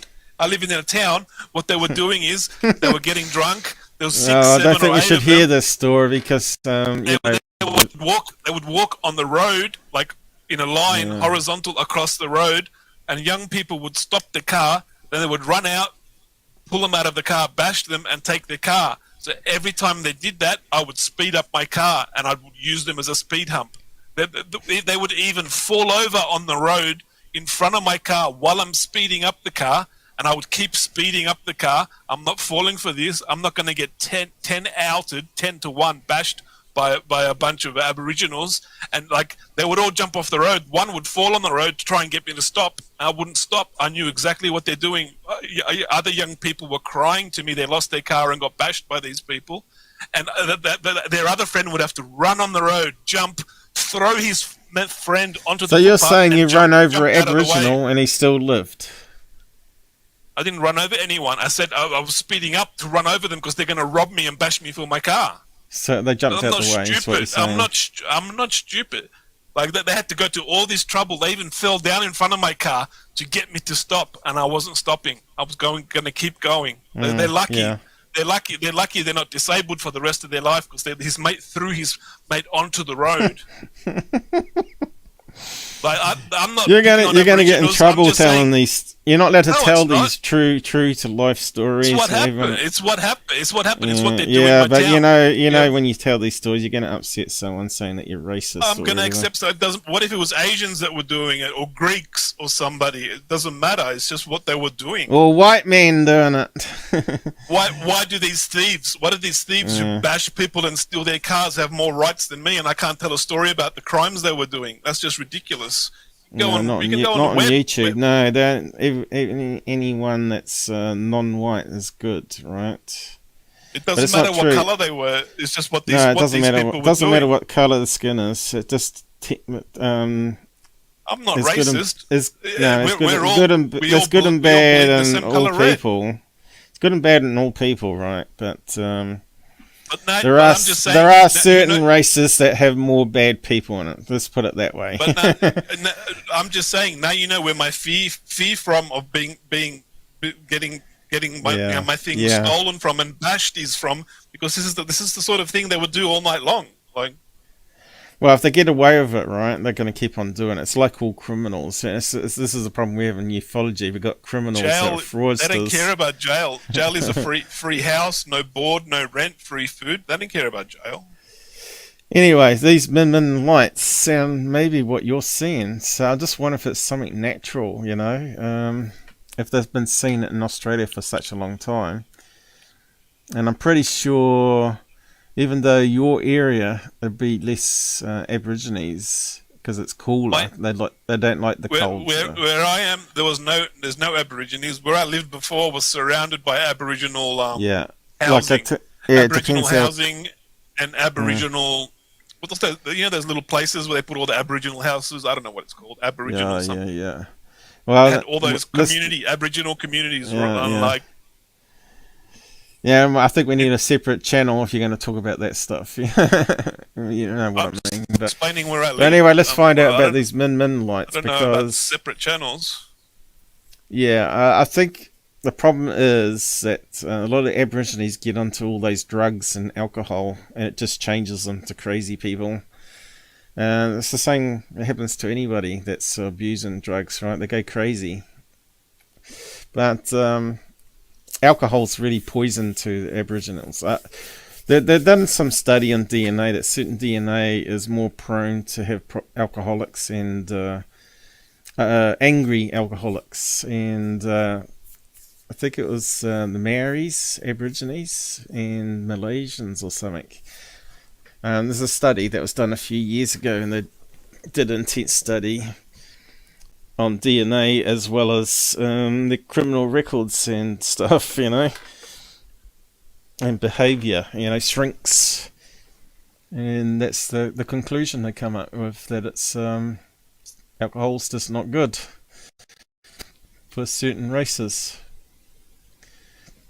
They ban it in Indonesia too, don't they, alcohol? Isn't it really restricted? And now they've got even more restrictions about nude bathing or something. You can't. You can be arrested and jailed. So yeah, there was something on the news recently that they're cracking down on more hard laws there, Islamic laws. Yeah. So it's saying here the reports of the phenomenon are widespread throughout Australia, from far south as Brunarina, I'm not sure where that is, in Western New South Wales. So that's where you are, you see, to as far north as Boulia in North Queensland. Majority of sightings are reported to have occurred in Channel Country. Another district where min lights are often reported is Barrawinia in Western New South Wales. Where is Barrawinia? Let me have a look. Where it seemed to, yeah, so I can give you a link to this, but you know about it now. You can do your own research. But here we go. Accounts of the light appears very true. They are mostly commonly described as being fuzzy, which is the one you saw. Barrawinia is way out west. That's in Burke. Walgett. Hey, that's way out west. That's nowhere near me. Yeah, and they do say here another place name for South Wales and Queensland and South Australia. Where's Utah? Utah. YUNTA. Whereabouts is that? Barrawinia is northwest of Sydney. Yeah, that's Queensland. It's right on the border. Barrawinia is on the northern New South Wales border. There's that right damn crackling again. Okay, they say it's fuzzy, disc-shaped lights that appear to hover just above the horizon. They are often described as being white. Through some accounts, described them as changing colour from white to red to green and back again. So it doesn't sound like your one though, because yours is orange, you say. Some accounts describe them as being... It was dark orange. I got pictures of it as dark orange, but I also got pictures of it as white. I put it in your Discord, the picture. When I first filmed it was white. Could be some... these lights could be something what they're describing here, though. You did film white. Aboriginals have been seeing it for 40,000 years. It's confirmed. There's like orbs doing something. Before satellites are around. I trust the Aboriginals. I trust their before planes and satellites. That would make it really easy for sky watching, then, wouldn't it? But it could be some sort of natural phenomenon, right? Because again, could it be like energy plasma balls that are being formed from? Because Australia is a different soil makeup to most other countries. Really, it's rich in iron and other. See, the problem with that is the orbs I'm seeing have intelligent flight control. They go up, across, and down mountains and change direction. Yeah, some witnesses described the light as appearing to approach them several times. That's the problem with before that theory. retreating. So the light a lot of these could be, as you described, natural phenomena of a plasma ball that comes out of between rocks and cliffs and gullies where the rocks are grinding together and the volcanoes. That is a very possible phenomena, but I haven't seen any video or pictures of this natural occurring plasma ball coming out of rocks and volcanoes to compare it to my videos and my pictures. No one's got any. They say it's something that can happen, but we haven't filmed it. How can we not film it if we've had for years, decades now, video cameras filming volcanoes? Don't you think in the decades and decades and decades that we've been filming volcanoes, you would see a plasma ball pop up and fly out? I'm just asking questions. I question everything, you know.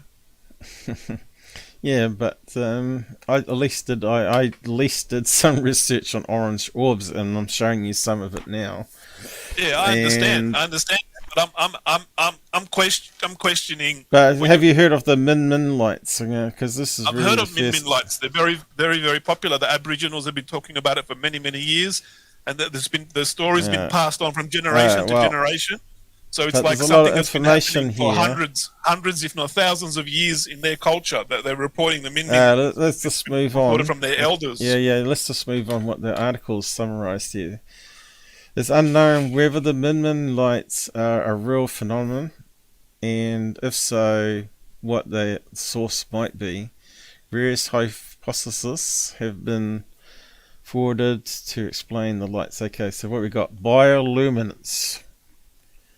How's that work in the atmosphere though? Science Jack thing has hypothesized that the lights may be results of insects swarming. No, not torn together. No insects. No. Bioluminescent carrots after. Are you telling me insects the size of a softball glowing brighter than anything that's in the sky, like brighter than the sun? Swarm. Brighter than the sun, intelligently fly up across and down mountains. Well, let's just listen to what these people are saying. Obviously, it's been witnessed. I'm replying to what you're saying. It could the be scientist must have observed it himself to even say it, right? So it might be a rare thing, maybe. I don't know. After being contaminated by natural occurring agents found in local fungi. That's interesting though. Or at species of owl with their own naturally occurring source of bioluminescence. I've never seen a glowing owl before. To date, no one has captured or observed an animal with these characteristics. Exactly. There is also no known bioluminescent source bright enough. And that's another thing, you know, how bright would it be? That's what I've been saying for many weeks. The bugs cannot be this bright. It's physically impossible. So I think we can discount bioluminescence. But if he was going to say that there was some light source on the ground that was Fata Morgana, creating a false image in the sky, which is what might be happening, what you're doing. So some of your ones might be reflection of light that's beyond the horizon that you're not. Yeah, what? These objects fly up my mountain, across the mountain, and down the mountain. I said some, not all of them. Right? Oh, God, some of the things. Please help me. Somebody help me. They're intelligently flying. I don't know who's flying them. You got to always listen to this stuff, and also then this could be fooled. Okay, I agree. I agree with you. It's possible seeing some orb on the side of the horizon. Seeing some orb, it's because you're moving the mouse. Seeing some orb on the side of the horizon, it could be a reflection of something. But when it zigzags in front of me and starts moving around, that's when things. How could that be a reflection? I might just reduce the number of cores the magnifier uses. And in my video, when I record it, you can see a clear geometric shape. If I recorded a reflection, you would see a reflection of a light in the cloud. You can tell the difference. That's what I'm saying. It's possible, but when you record a geometric shape that's ultra bright, that's not a reflection. Straight away, you know it's not a reflection. You can tell the difference between a light reflecting off a cloud and a geometric shape that's like 1,000,000 times brighter. Mm-hmm. Let's take some chords away from this browser. I don't really care if it's a reflection of a light or if it's some sort of a craft somebody's flying. But like, I'll admit, if it looks like a reflection, I'll say possibly it looks like a reflection. I'm not scared I'm not scared to admit when I'm wrong and say it possibly could be a reflection because of this factor or this factor or this factor shows that it looks sort of like a reflection, but I'm seeing zero evidence that most of these things I'm seeing, zero evidence of anything reflection. Anything. Actually, reducing the half cores to brave, has it fixed the problem? You only corrupting when you're talking. See.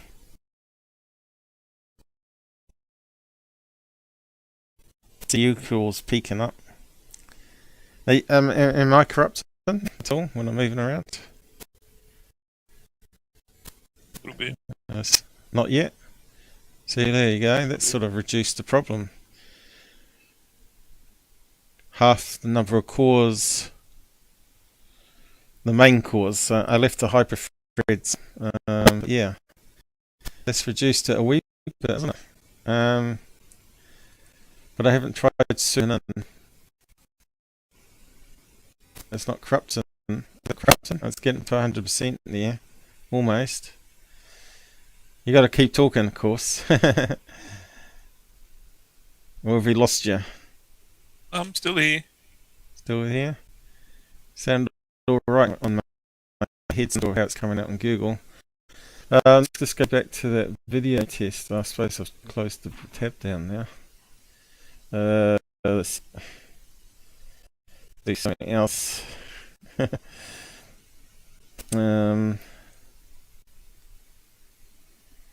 My table. Got talking on that one. Let's see it crackling. Even though I told it to use particles,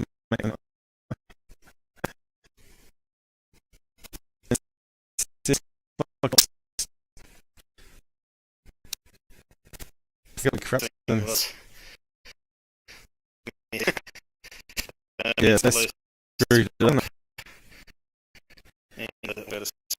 Sleep. As I suffer breathing problems.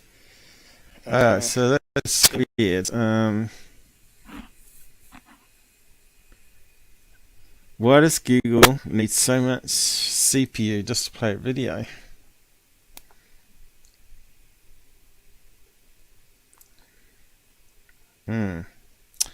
Yeah, I'm gonna have to play around with that somehow. I don't know, but yeah. Let's go back to the min lights. We're looking at refraction. Okay, here we go. Suggests that min lights could be a form of Ghana, I was saying. But what's the light source though for it to be a mirage in the sky? City lights? No, there was no cities all back then. Stark exposure difference between air layers causes remote lights or objects actually. So could it be like some Aborigine lighting a bushfire somewhere, and that light off the fire is getting projected up into the sky? Because what they're trying to say here. The fire would not be bright enough to be projecting off the sky. That's just nonsense. You'd have to test that out in theory, wouldn't you?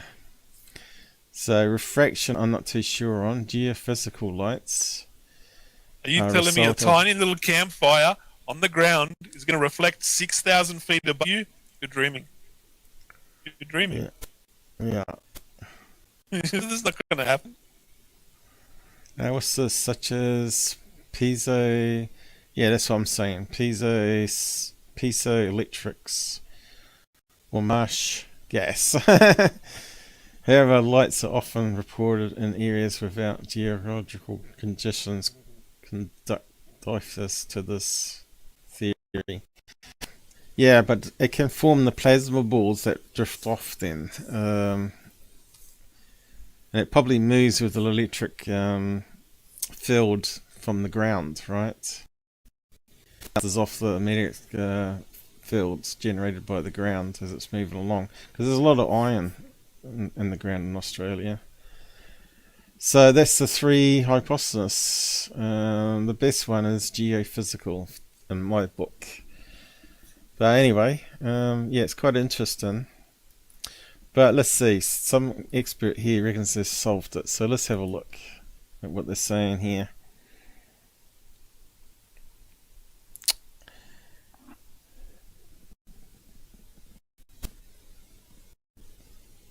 100% getting up there. Okay, can I read it now? A UQ neuroscientist has reviewed the probable basis of bizarre Australian outback phenomenon that has baffled observers and scientists for centuries. Well, we found out it's not just the outback though. Western Australia town of Bulua has built a tourist reputation on min lights. That's a bit like the ones in America, what they called Martha lights. And it's also the other ones around that mountain. Remember those ones you get in the mountain? I reckon that's geophysical, you know, with the piezoelectric as well. But then again, you got Bigfoot sightings here, and you a can't lot tell of me. those Bigfoot You can't tell me geophysical plasma balls are intelligently going to climb over, across, and down a mountain, unless plasma has intelligence. Unless these plasma balls that are naturally occurring. Look, I'm giving it to you here. I'm going along with what you're saying. Unless these magical plasma balls that come out of a mountain through the rocks, through the volcano, unless they have intelligence enough to know to fly over a mountain, could plasma have intelligence? Because Dr. Sala has a video on how plasma becomes intelligent. He does a 2-hour-long video on how plasma balls become intelligent. So, is this possible, or is Dr. Sala just trying to help his friends sell tooth? What do you think? Can you turn off your video? I just want to see if your video increases the CPU at all. Just hit the icon on the Jitsi. My video? Yeah, and just keep on talking. I just want to see if it changes the CPU when I zoom in. Video. Stop camera. Yeah, stop sharing your screen. Second what are you icon talking along. about? No, the second icon along. This one here. Stop camera. Yeah, stop and start camera. Just click on it. Ah, okay. I don't think it makes any difference. Oh, I might have done. Why would that make a difference for? It's bouncing around between 37% and 70. That makes no sense. And I'm not moving the mouse. Start talking. Let's see if it goes up again. I once saw an orange plasma ball when I was on the toilet, and it just plopped out, and I was like, "Oh my god, there's an orange plasma ball in my toilet bowl. I better take a photo." I sent it to Tyler from Secure Team crazy. 10. Tyler from Secure Team 10 said it was amazing Orange Orb, Gabber. Thank you for sharing with the as you started 10. talking, the CPU went to 86%. Doesn't matter the video. As soon as you stop talking on Jitsi, it drops right back down. I think Jitsi's got something that just fries your CPU. It just doesn't know what it's doing. I wonder if it's to do with those other switchings for noise filtering and all that. Maybe I need to turn all that off again. We have to do some experiments in a private live and do some playing around, I guess. But you're never around. Always playing games. Yeah, so yeah, something to do with Jitsi, I think. I think everything would be right for that. I can either do this have to chat on and no videos, and it's fine. Mostly anyway. But yeah, I'm gonna have to figure out what's going on here. So what did he find out? Let's find what he found. Had never been explained in satisfactory way. No, that's true. Mirror lights seem to have a medical quality, sometimes following observers. Well, that happened with you too, though, didn't it? Didn't it sort of follow you and then zoom off, even at the speed away in vehicles, while at other times seemingly to retreat. Okay, Professor Pettigrew, also director of UQ Vision Touch and Hearing Research Centre, provides an optical explanation and data about Mirror lights in the current edition of Clinical and Experimental Optometry, the Journal of Optometrics Association Australia. He used his skills in the vision sciences combined with extensive first-hand experience of the Diamantina region of Western Australia, Queensland at night. Professor Pettigrew was studying an elusive nocturnal bird that letter-winged kite in the region where he encountered the phenomenon. Okay, the Min-Min light occurs when light from a natural or man-made source is refracted to an observer who is tens or even hundreds of kilometers away by a inverted mirage or fata morgana, he said. So here we go. That's that first one we discounted, but he's saying it's part of it. Named after the Morgan Fairy, who was reputed to be able to conjure cities on the surface of the sea ice, the Fata Morgana has a real physical phenomenon being caused by temperature inversion, that lovely word.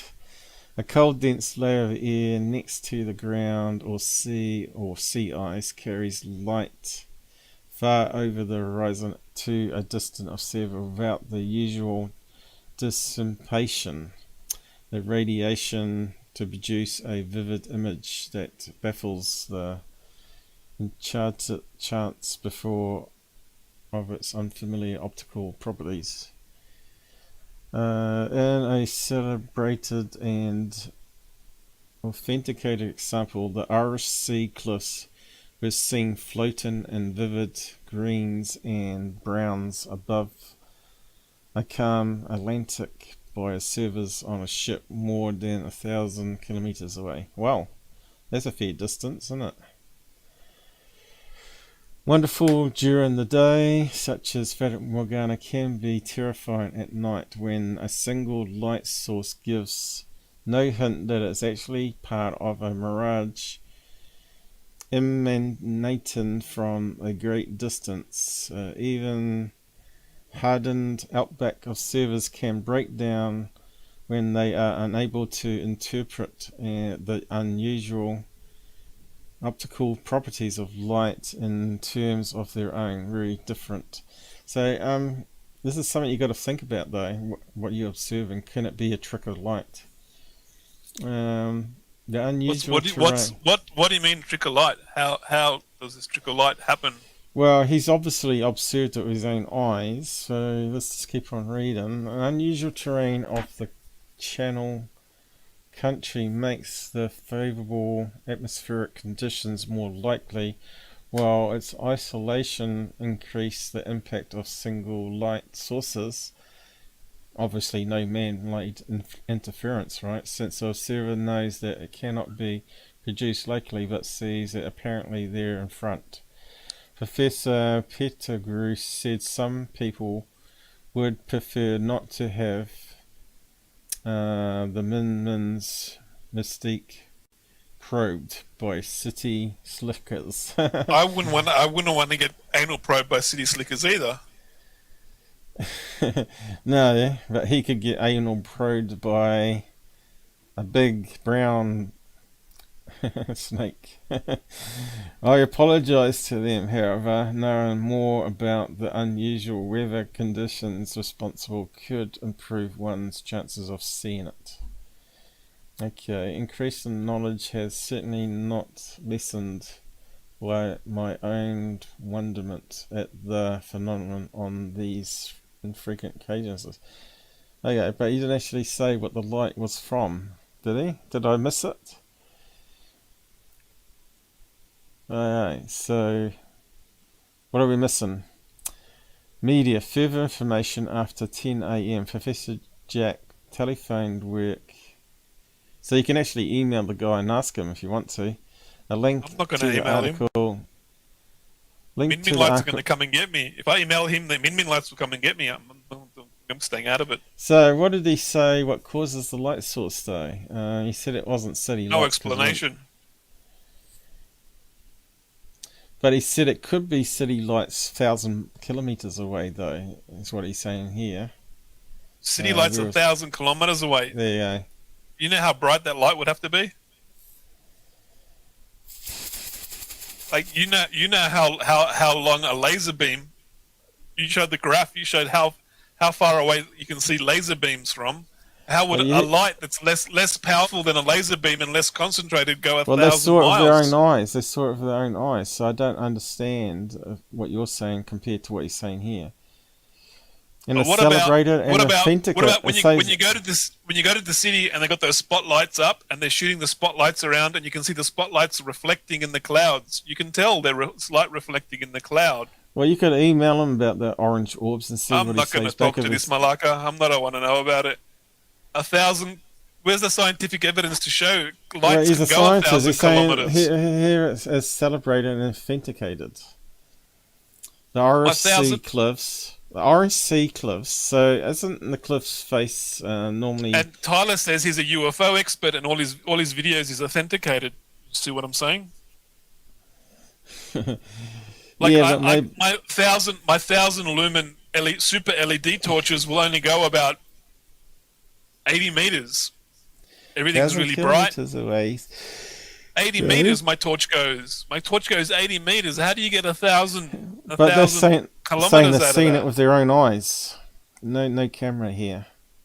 They've seen light from town reflecting 1,000 kilometers away. Well, you're reading what I'm reading here. Vivid greens and browns above the calm Atlantic. Vivid. You know what vivid colour looks like, don't you? It's very bright, doesn't it? So, what's illuminating the cliffside of an island to about illuminate it? Any ideas? Moonlight? See, he doesn't sort of... So we actually need more information. I think there's another link to the article here at the university it works at. Jack. So maybe we need to go to that one there. Yeah, but you're talking about two separate things. Here he is. A clearly geometric shape, glowing bright, and light reflecting off a cliff or a cloud. Is a difference, and you can notice the difference. I wonder if he's still alive. There he is there. So he's studying these owls, I guess. If I know what a spotlight looked like reflecting off a cloud, I would consider myself extremely stupid. Like beyond extremely stupid. If I couldn't tell the difference with a light reflecting off a spotlight coming from 1,000 miles away or 10 kilometers away, if I can't tell that light's reflecting off a cloud, I would consider myself extremely stupid and gullible. Flying primate. Looks like he looks at all sorts of different things here. So he's got some Aboriginal artwork there. The Aboriginal artwork of Min Min lights? Is it though? I'm not sure. It doesn't say. Looks like it's something hanging down to me. I don't know. You got kids entire schools of kids complaining. Flying saucers come down next to their play yard at the school. And aliens come out and they all wave at the aliens just outside of their playground at school. South America, Australia, all over the place. Like there's something going on. Kids, an entire school of kids don't make up a story like that. Min Lights article. Okay, is that into the things? Oh no, it's a PDF he's got here. Oh, looks like there's a lot more reading there. So, I wonder if it tells us what the light source is. And I'm not sure if he got time to go through all of that. The Min Light story is in Aboriginal tradition. It's been handed down from elder to younger Aboriginal from hundreds of thousands of years before white man and lights were ever even in Australia. That's the problem with Min Min lights. I think he's talking about insects again. Let me just have a look. Min Min Lights is a very, very old traditional Aboriginal story. They've been watching this phenomena for like thousands of years before there was lights invented. Before lights were invented, they saw Min Min Lights. Before lights were invented. Looks like we're gonna have to read all this article to find out more about it. I'd really like to see light reflecting here off we the go. spotlight 5,000 years ago. I'd really like to see that one. Shush, Gabber. Listen. Images of light sources can be transmitted faithfully in this way. Okay, I thought he was going to tell us what it was. Did you Google how far a spotlight will shine out of the city? There's a PDF, so I'm not sure if you can search it. Laser beams go barely 30 miles, and that's like 500 watt. It's a very powerful laser beam. Yeah, I'm not sure if you can search it. Can't see a magnifying glass here. Okay, so has he got pictures of these Min Min lights? Because that would be quite good. So he's talking about mirages here, I guess.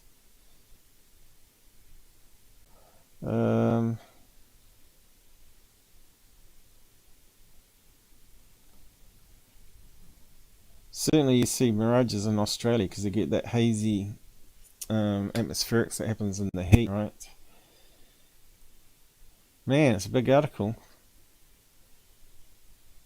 But the article that summarized it missed out the sources of light. There you go, still going. References. 12 pages of reading there. So you telling Min Min Lights are spotlights reflecting from the city? No, I don't think he's saying that. He's saying natural or man-made. He's saying two things. So, which are his claims? I don't know. So how would Min Min Lights naturally form? Bulgut. Wara. How would Min Min Lights form when there's no mountains there? There's no cliff. There's no volcano. There's no geological structure to form the Min Min Lights. Okay, so he's got time to read all that and actually get back to us. Yeah, my eyes are done for today on that. Anyway. But, yeah. I'll post the other article. Did he have contact details here? You probably could email him. Talk about Orange Orbs. Because the Min Min lights were green and white, which kind of sounds like illuminance, because when you see it in the sea, right? Bioluminescence, I mean, generally it's blue and green, isn't it? But I've never seen orange ones, so I wonder if you can explain the orange ones. But anyway, I wonder if he's even seen them. Because if you're in the desert, right, you'd expect more UFOs. Wouldn't you? Like at the top of the mountain there, you'd expect to see more UFOs as well. Because it's in a remote area. And UFOs and aliens love people that live in the remote areas. UFOs are easier to see in the desert because there's no hills, there's no mountains, it's flat. You see all the way to the horizon for like 5,000 kilometers. Yeah, so I'll put the original article I found, that one there, as well. Yeah, still going to have to fix this computer again. Figure it out. Maybe it just needs a reboot. And I live on top. I live on top of the highest mountain in the entire region, everywhere, as far as you can see. So my view is like to the horizon for like 1,000 kilometers. And if there's something flying, it has to climb the mountain to fly over the top of me. But it's still interesting. It has to climb the mountain. So to get over the mountain, it has to climb over the top of me. Maybe that's why I'm seeing it, just because of the geological area I'm in. There's a mountain here, and to get past the mountain, they have to climb over it. So I'm going to see them climbing over the mountain all the time. Yeah, but I can't help but see New Zealand where these orange orbs start. Is near regions of big earthquakes generally. Wellington, up here, there, down there. normally the key places for it. So yeah, I'm not sure. Might go through this another day. This one.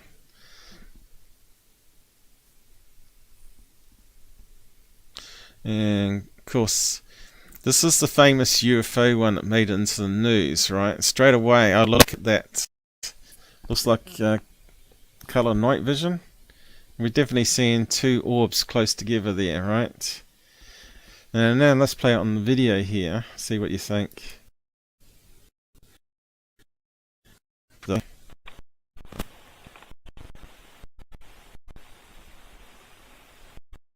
Yeah, it's getting up to 90 to 100% there.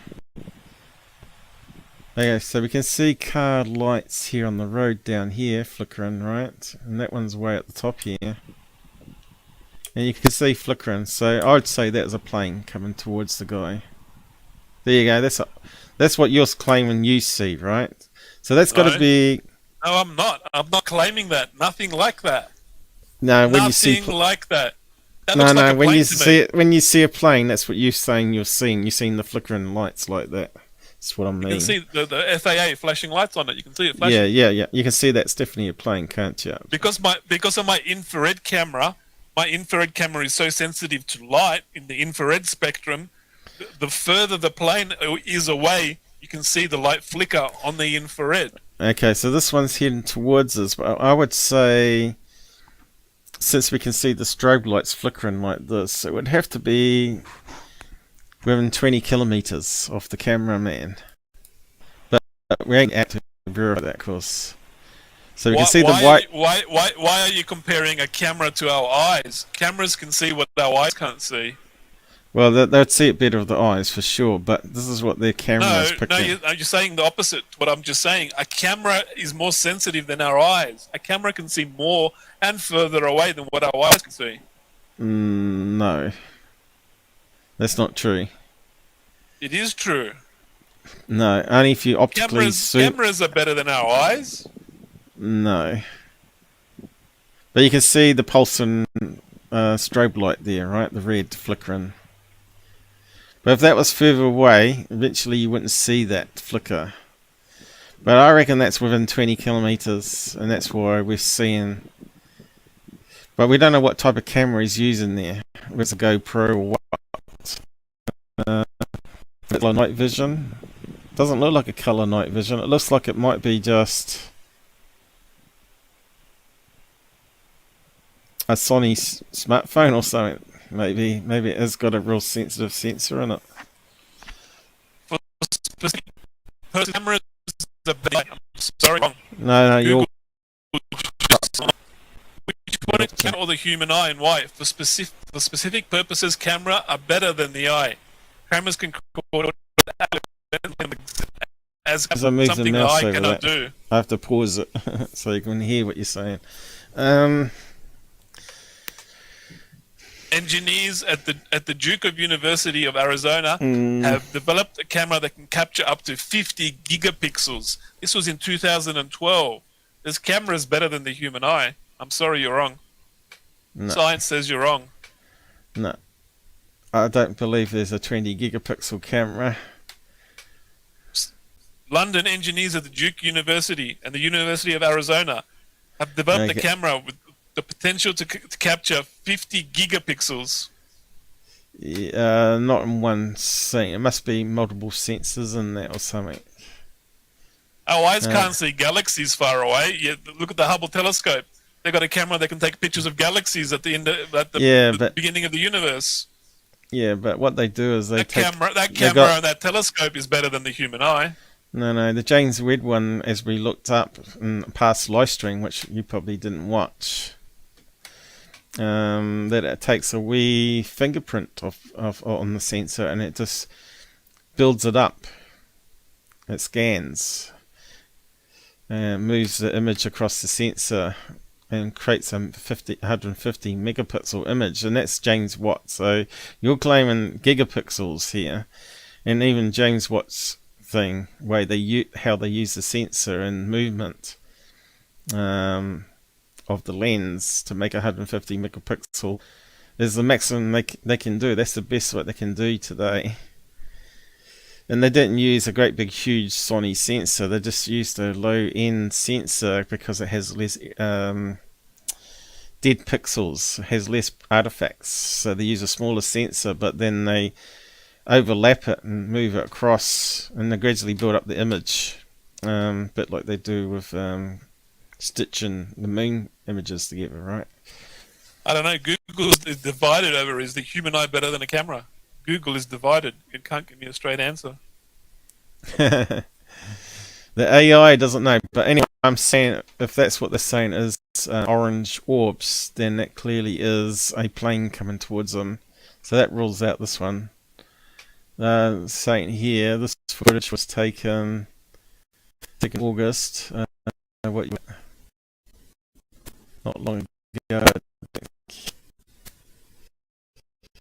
I reckon. Okay, so that's 2012 when they're talking about orange orbs. So, well, that's clearly a plane.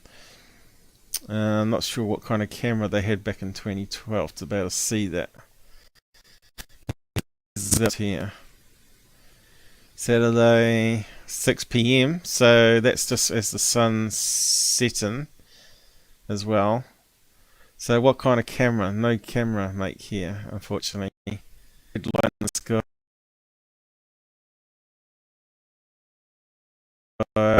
Initially thought it was an unusual bright view of Venus. Yeah, no. However, the light was twice the size and brightness of Venus and was slowly moving from the horizon. So he thought it was maybe an aircraft, which it is in that image what we're seeing. That's what he took. He had noticed a second similar light to the left of the first, which is obviously another light on the plane, right? So we're getting two orbs, and thought the lights were too close to be aircraft. Nah. Within a few more seconds, 3 more lights came into view over the northern hemisphere. So I didn't actually go through that. So let's see how it happens. Let's go further on. When's he stop filming? Because a lot of these people don't keep filming until the lights disappear, but it looks like this one may have done it.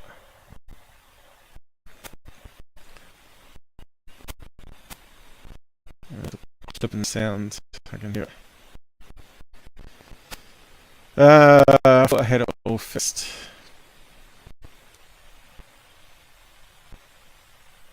It still looks like it's coming sideways to him, but I don't need any extras. Is he still in it?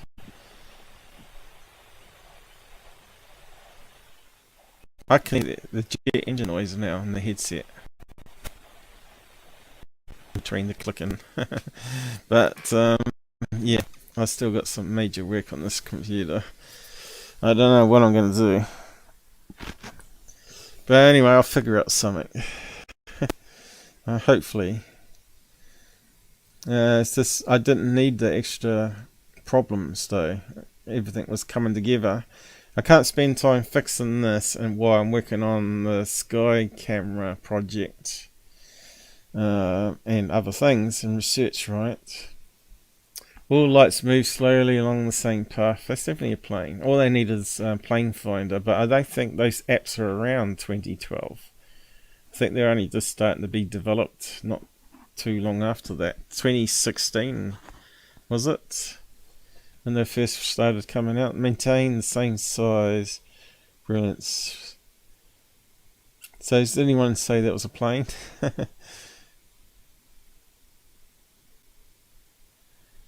Okay, we've got someone from Canada. Won't be able to know if there's a lot of activity. So no one actually replied to that one then.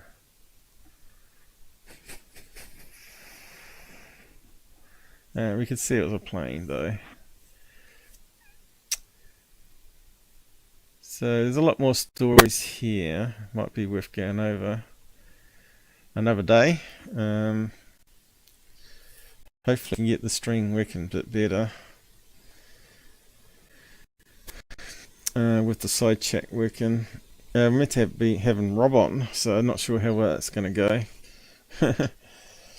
I suppose I could close down the browser while we're talking. That probably work. But anyway, yeah, I'll just leave that one there. So anyway, what else we got here? Right, laser hazards. Did I share that one? Yeah, I did. So that's a laser seen from 20 miles. Can you share the link, Oh, please? no. It's Share in the the link? side. It's in the side chat. So I don't know what read over that. What was the distance there Which again? one is Was it? I see 20 nothing laser. So that's one of those lasers. Scroll back. Yeah, I'm not sure if they said it was 5 milliwatt one. That one. But Error say it says laser pointer safety. You sent the wrong link. It's strobes. Oh, this one, laser point safety. I want to have a look at this. Yeah, that one. Oh, you found it. I'll just post it again. Lasers. They don't have measurements. Yeah, it's all corrupting when you're talking when I'm moving this. They don't have measurements for 1,000 meg there. So I mean 100 milliwatt, don't you? So yeah, 1,000 like 1 watt, like 100 watt does maximum distance hazard distract 11 miles at 20 kilometers, 22 kilometers. Safe Right. distance. Laser is not considered a distraction beyond 20 kilometers. yeah. So I was going to do some stuff. So my laser pointer would be like, you would see the light from 40 kilometers, 100 kilometers away. You could see the beam coming up, but it wouldn't distract you. I think we'll leave the goof on stuff for the next live, but I was going to actually talk about some of the stuff that happened and my new clown video. But we'll leave it for next time. Because we ain't got enough people watching anyway at the moment. So yeah, leave it for a better time. I think they were saying a thousand megawatt. You can see the laser beam from the ISS. They got like 4 or 5 1,000 megawatt, and they did an experiment.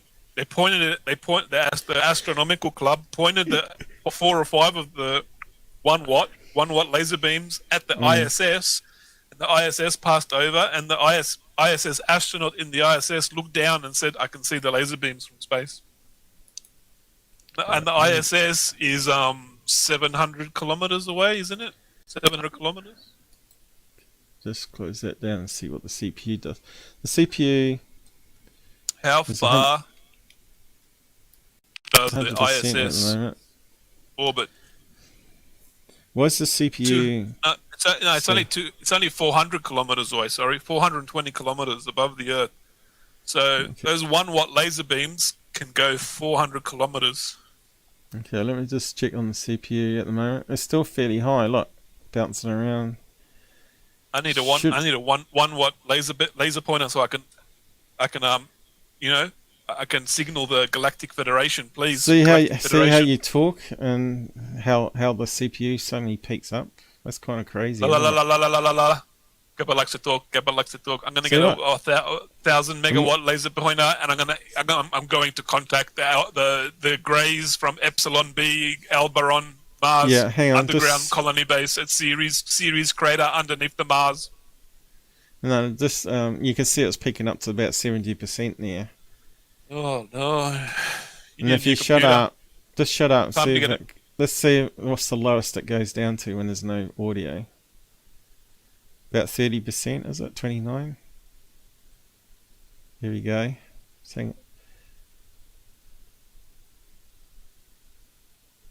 See how it's going down. Now if you start talking again, bounces right up to about 30% CPU on all cores pretty much. That makes no sense to me.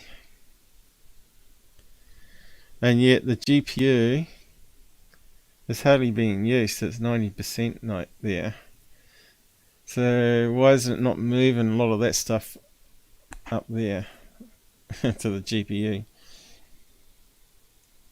Yeah, so it looks like when you don't talk, you gain 30% CPU back. That's just crazy. You're going to have to figure that one out sometime. I don't know what to do. We just have to put up with it. 6 months of crappy thing, unless someone wants to donate a new laptop with 12 cores to me. Can you actually get 12 core laptops? I was looking at it probably a year ago. Let's just have a look. I'll just see if it crackles when I open up again. I'm pretty sure you can get 20 core. So we need people to recommend a decent laptop in New Zealand that I can get. That's the whole problem. You want one with a dedicated graphics card, not a graphics card chip. That's your problem. Yeah, but if I do that, I found the bug in Minicam. If I do a dedicated one, I don't get the mouse cursor for zooming like this. Minicam gets rid of that. When you will not be able to stream live video with a graphics card. I won't be able to do this if I can keep cursor in the right location. Well, it's one or the other. Have a broken stream that keeps audio clipping, or but then now no mouse graphics. when I zoom into things. You need a dedicated graphics card in the laptop to be able to encode the video and send the stream out. A graphics card chip is a hacked, cut down graphics card, and it's got the CUDA cores missing. All that CUDA cores is what's encoding your video to output the video. I still think having 2 GPUs is a benefit, but you don't need 2 GPUs. I got one old GPU that's 4 years old, and it plays 2 games at the same time while streaming a live YouTube video. Yeah, all at but the same time. I bet you can't. If you use Minicam, you can't keep the cursor. I don't care about but that's why if it doesn't want to use the cursor. I'll find another program.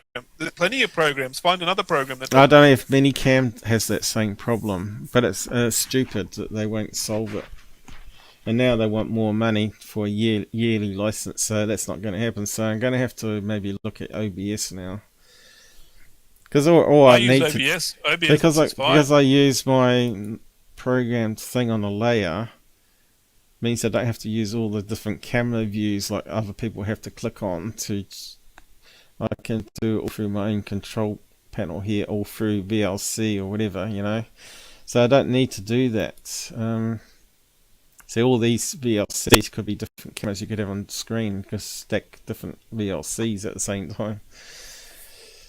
As you know, VLC works okay. Let's have a look outside. I think maybe my sister is going home now because they're waiting for the bees to go inside so they can take hives to her house. So they stayed for dinner. Let's have a look.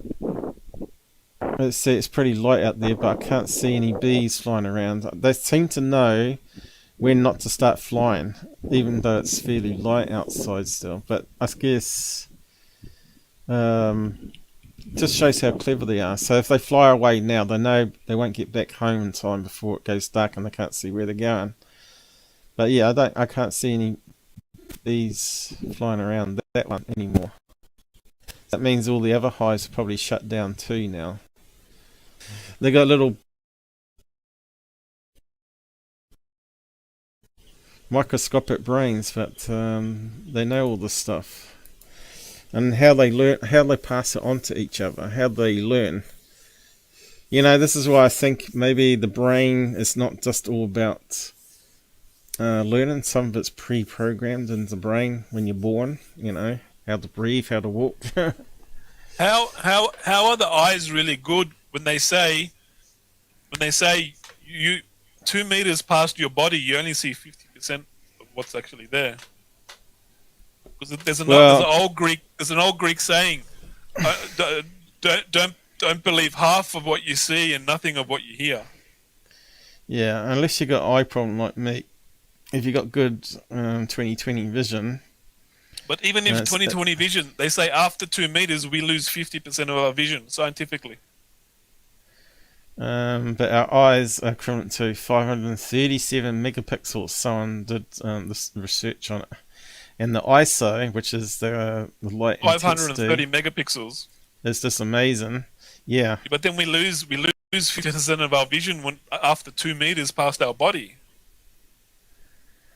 Because we don't have optical zoom. So that's like 100. It's like 135 megapixel after 2 meters. Yeah, but if you look at recording off the moon on your smartphone, it looks shit, doesn't it?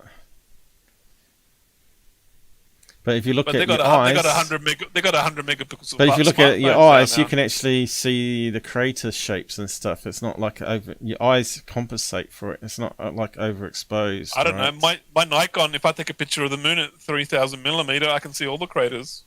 Mm.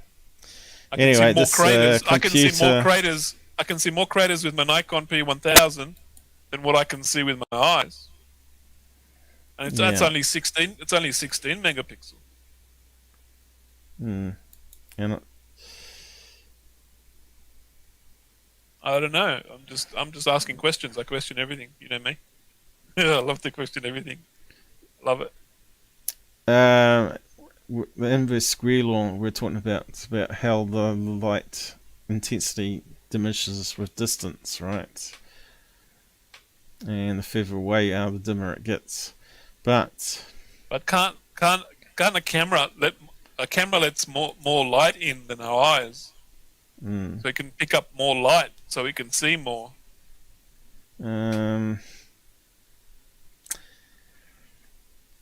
It can start to see, the night vision can see better than the eyes. Like for the light, new, but it's overexposed though. The Sony Alpha 7 Alpha 3 does 2.2 million ISO. There's no way your eyes can even do like 5,000 ISO. When it's dark, you can't see nothing. It's dark. Yeah, I just can't work out why the CPU cameras are is so sensitive high. now with the ISO. They're like virtual night vision almost, without any external light source, infrared light source, or anything to help. Just on its own, just the camera with the ISO. That's what the people are using to take pictures of galaxies, because it lets in so much light. You can see all the galaxies and all the stars. Something our eyes can't see because our eyes don't let in that amount of light. Well, I'm going to have to get something to eat now and round off the show. Unfortunately, there was a little problems with the technology again, and it may not ever be solved. So, yeah. Whereabouts today? Let me just open up this. Where is it? So there are some configuration things. Automatic gain can turn off. I don't know if it still exists because these are old settings. Audio levels equal true. Disable H264 equal true. Might just put some of these ones back in. Film strip. Disable dominant speaker indicator. Equal false. Let's try disable H264 on Jitsi and see if that helps. So I'll just modify that now on the icon for that one only.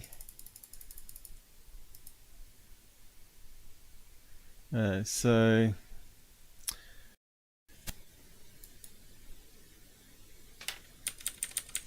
okay, so hash paste disable H264. I wonder if we have to I wonder if there's a H disable 265. Excuse me. So I'm not sure if that's going to help or improve it, but that's a handy setting if it solves the problem. And like when our eyes look at something, it's upside down. Our brain has to turn the image. Just turn restart. the image. Hang on, let me just restart it. We look at everything upside down. Yeah, let me just restart. Yeah, hang on.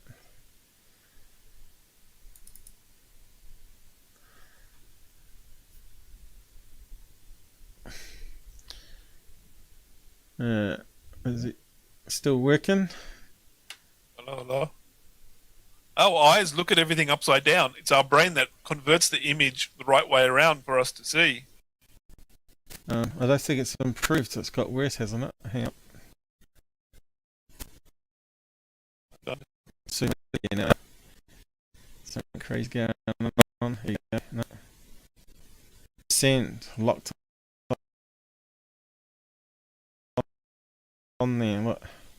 Start talking. The eyes are the key to the soul. Oh, maybe it is better. Because we were getting up to 66% before when you were talking.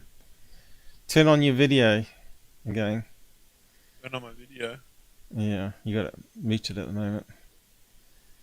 Just click on the camera icon, second one along again. I did 10 times now, nothing.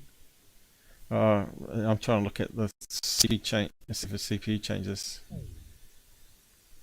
Where's he gone? We got to figure it out, guys. So yeah, I might have to do a stream with someone that's going to help me in private. Make sure the next stream works, but yeah, there's no guarantee I'll be able to do it, fix it. Where's he gone? You didn't say he was disconnecting. What's the error message there? What's that say? Impaired.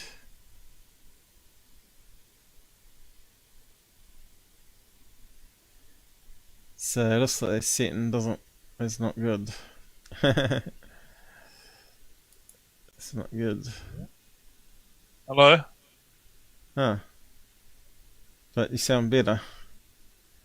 I was getting a message saying that the video quality has been reduced, which it should be, shouldn't it? Is it not HD anymore? But you look pretty shit there. Oh, now it's coming in. That's no good. What are the girls going to think if they see a picture of me and I look shit? Yeah, but what's the quality? It gave a strange error. Maybe it doesn't like that thing I used My anymore. camera, I got a 4K camera, so my quality is good on this end. Yeah, but maybe that's the problem. Maybe you're streaming too much. No, I don't know. Yeah, this looks like it's all breaking up there, doesn't it? But we were glitching before when I was doing that over the top of your video, and it's still getting up to if you go there. The kitten in the UFO looks better than me. No, it's all shit. So that setting made it worse, I think. Why is Jitsi using so much juice? We're gonna have to find out some of its settings, see if we can disable stuff. Must be, I think other people must. Noise compression. Okay, let's have a look at that one. Did it do anything?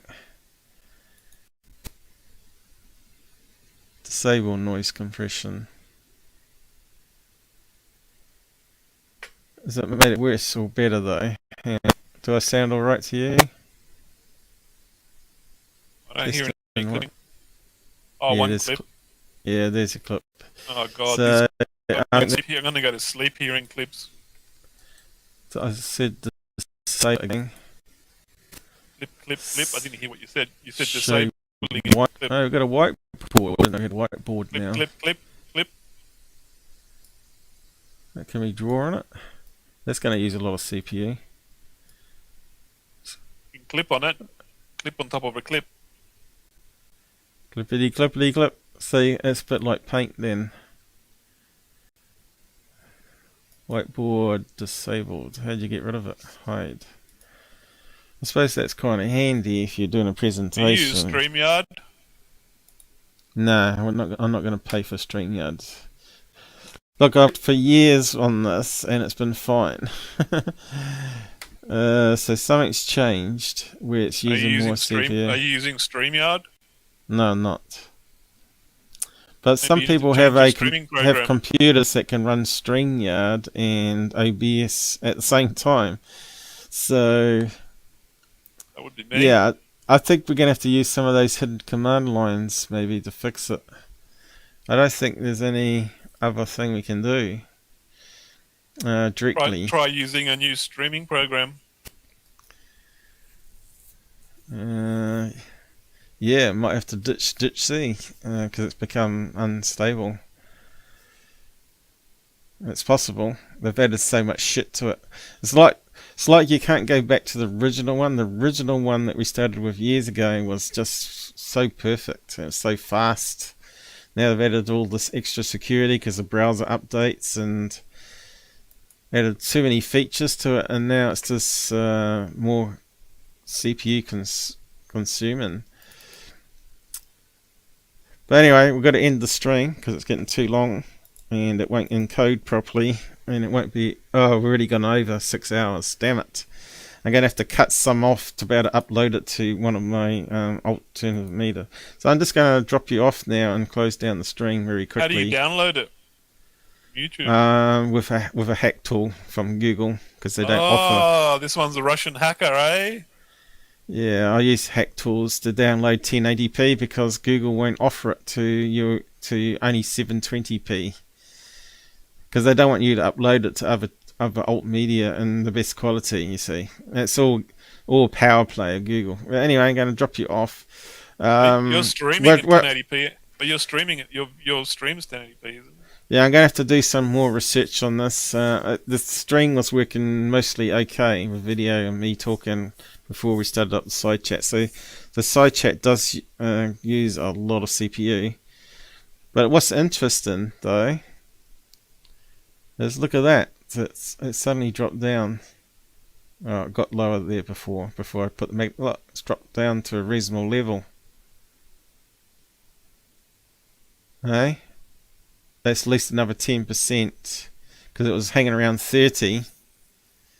Now it's hanging around about 20, and peaking up to 30. And now you start talking, it'll probably go up really high again. But your video looks really shit on full screen, like you said. It's 4K video. Yeah, and of course you've turned it off. Maybe that's it's like a $300. It's like a $400 Logitech camera. Yeah, so turn your picture on. You probably look alright on a small screen, but not on a full screen.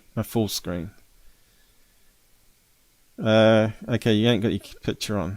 What are you doing? What do you mean, my picture? What are you talking about? I only got a letter G facing me here. Can't you see on the screen? Camera's on. Now it's off. Now it's on. That's Jitsu doing something.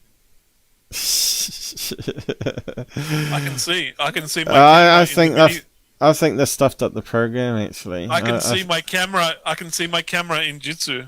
It looks crystal clear. It looks perfectly clear.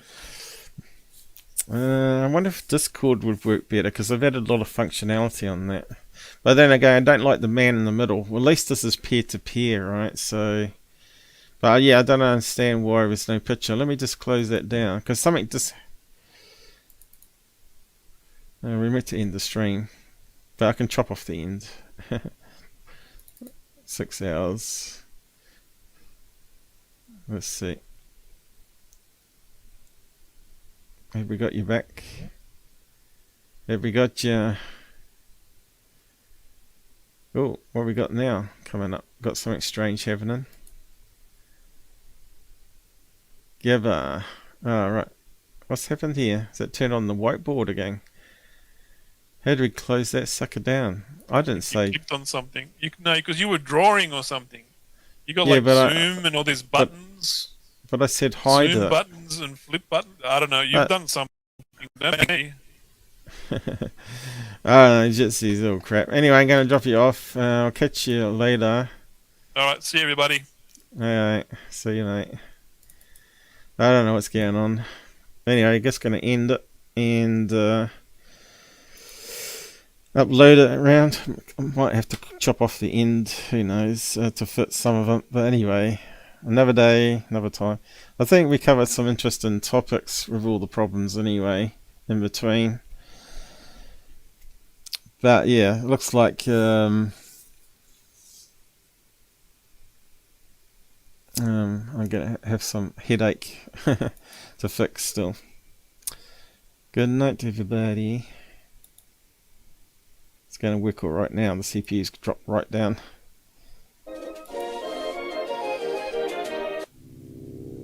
Take care on the roads, and I'll see you again soon.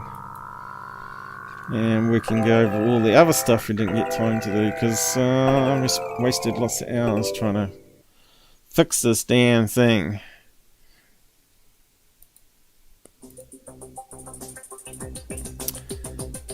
And I better go and get something to eat.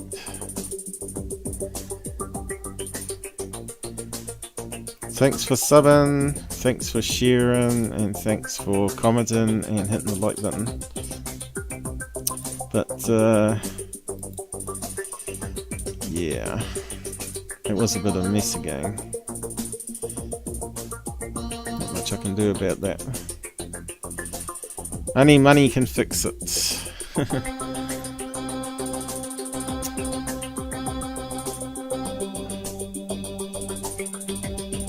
Yeah, leave it there.